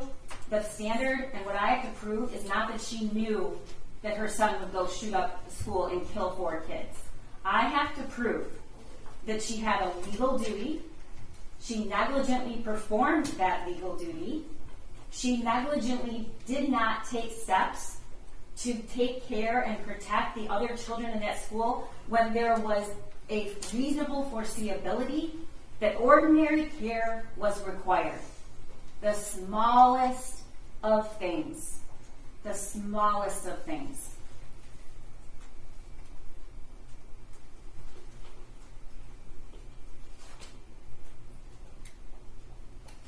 I apologize to the law enforcement in this room and any listening that I have to stand here and to defend their integrity. But I do.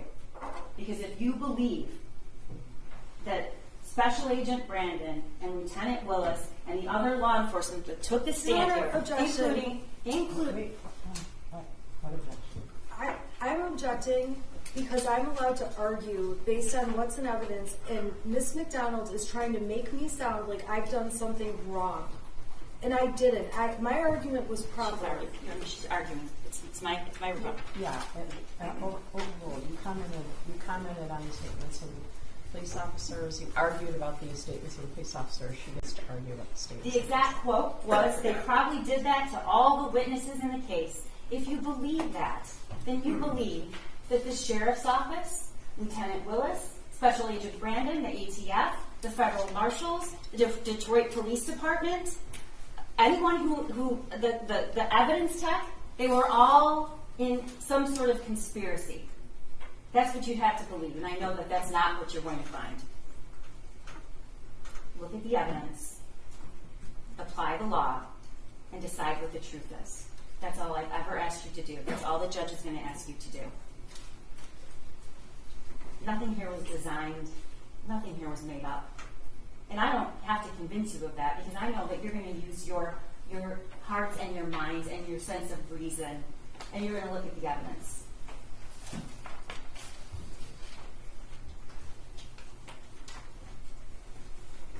The first statement Jennifer Crumbley makes about this gun, her son's gun, was at the substation after the shooting, and this is what she said.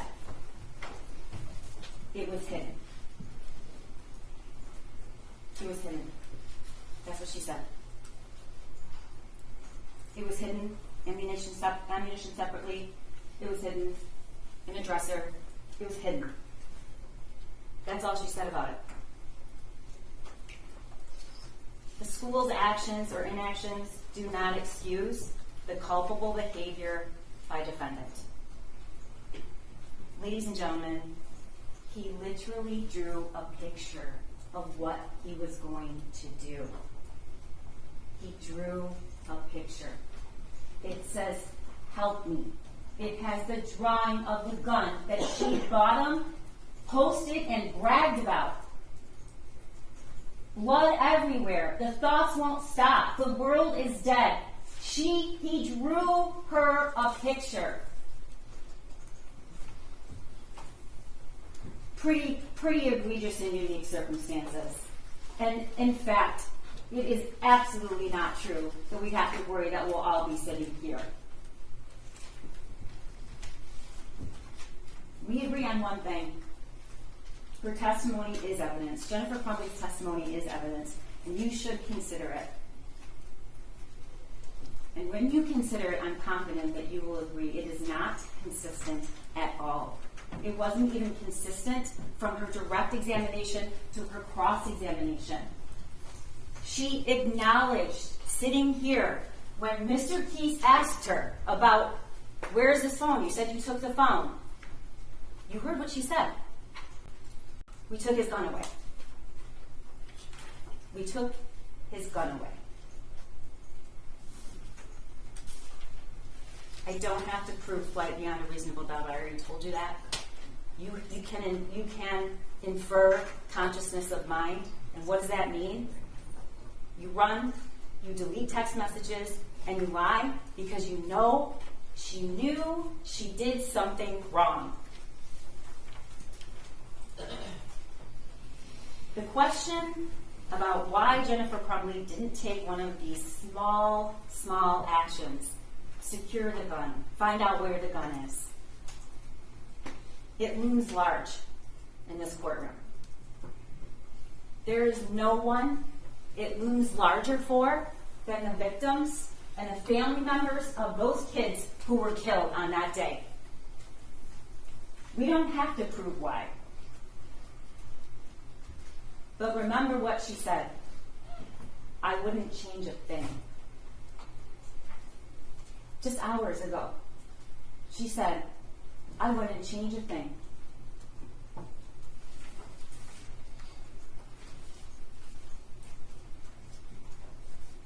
This prosecution is about nothing else except the facts of this case and what Jennifer Crumbley did and what she didn't do.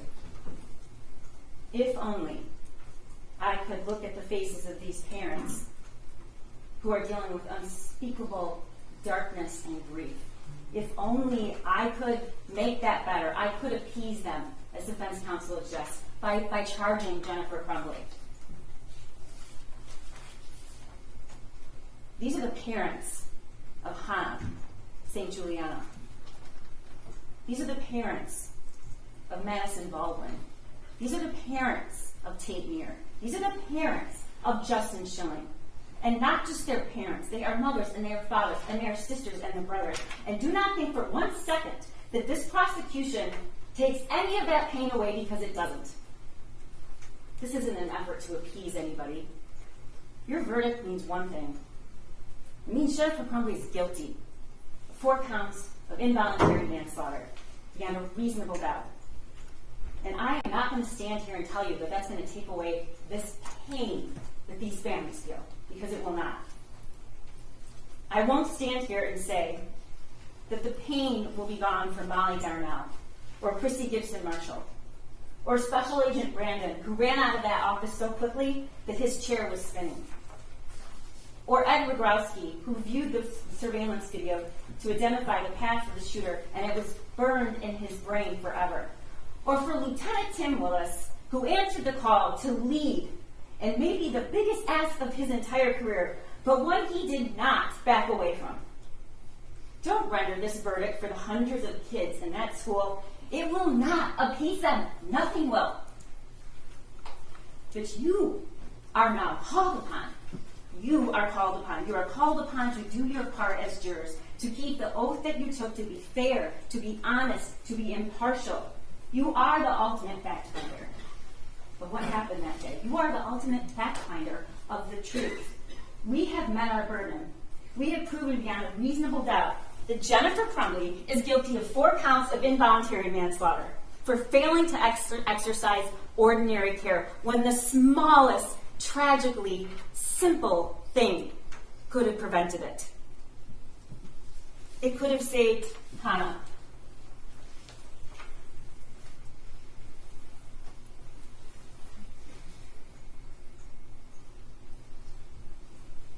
It could have saved Madison. It could have saved Tate. And it could have saved Justin. And she sat here and she said she wouldn't do one thing different. And lastly, I'm going to address the question I know that's on the minds of a lot of people in this courtroom and a lot of people listening. I'm going to say what I know they're all asking and they want to say. When she took the stand and she testified about her own loss, and she was asked the question, "You lost everything?" She said yes. She hasn't lost everything, ladies and gentlemen. Her son is still alive. Find her guilty of 4 counts of involuntary manslaughter. Thank you. Thank you. I have to have you come back Monday. But you know that, right? You knew that before I said it. You guys have been so terrific. You've been on time. I have not heard, I still have 5 alternates, right? Because no one, as far as I know, has violated any rule, has read a newspaper, has posted anything on Facebook, has talked to anyone who talked to someone else who repeated it to the court. We appreciate that. You know how hard it is. I'm going to ask you to come back Monday. But I want to instruct you that during the trial, do not read, listen to, or watch any news reports about the case. Under the law, the evidence you consider to decide the case must meet certain standards. For example, witnesses must swear to tell the truth. The lawyers must be able to cross-examine them. Because news reports do not have to meet these standards, they could give you incorrect or misleading information that might unfairly favor one side. So to be fair to both sides, you must follow this instruction. Do not go on social media. Do not post on Facebook. Do not read Facebook. Do not do research. Do not discuss the case with anyone. I'm going to ask you to come back on Monday. You'll all come into the courtroom. Can you come back at 9 o'clock on Monday? I'm going to give you instructions. After I give you the instructions, 5 of you will be drawn by lot, but you will still be sequestered in a separate jury room. So you'll still be required to be here. All right. Do you have any questions about the schedule? Did you all order lunch on Monday? All right. No questions about the schedule. We have come this far. Please follow my instructions. It's very important to both sides. We appreciate you.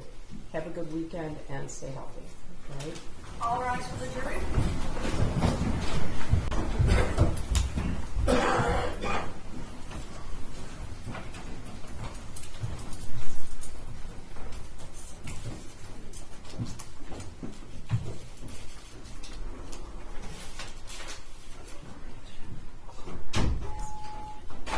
I'm going to let the jury go, okay? You can be seated. I'm going to let the jury go, so we'll wait. I think I said this before. I'm going to have all the jurors come back on Monday morning. The captain graciously volunteered to have deputies here late into the evening, but it's late enough that would be very difficult. So at 9 o'clock on Monday morning, I'm going to instruct the jury. I'm going to have the 12 jurors deliberate, but I'm also going to sequester the 5 alternates. All right, any questions about that? No, thank you, Judge. No, Judge. Thank you. So can you wait till the jury's gone? Wait till I hear something. Okay. All right, yeah. I'm going to check, so thank you. Have a good weekend. Thanks for having me.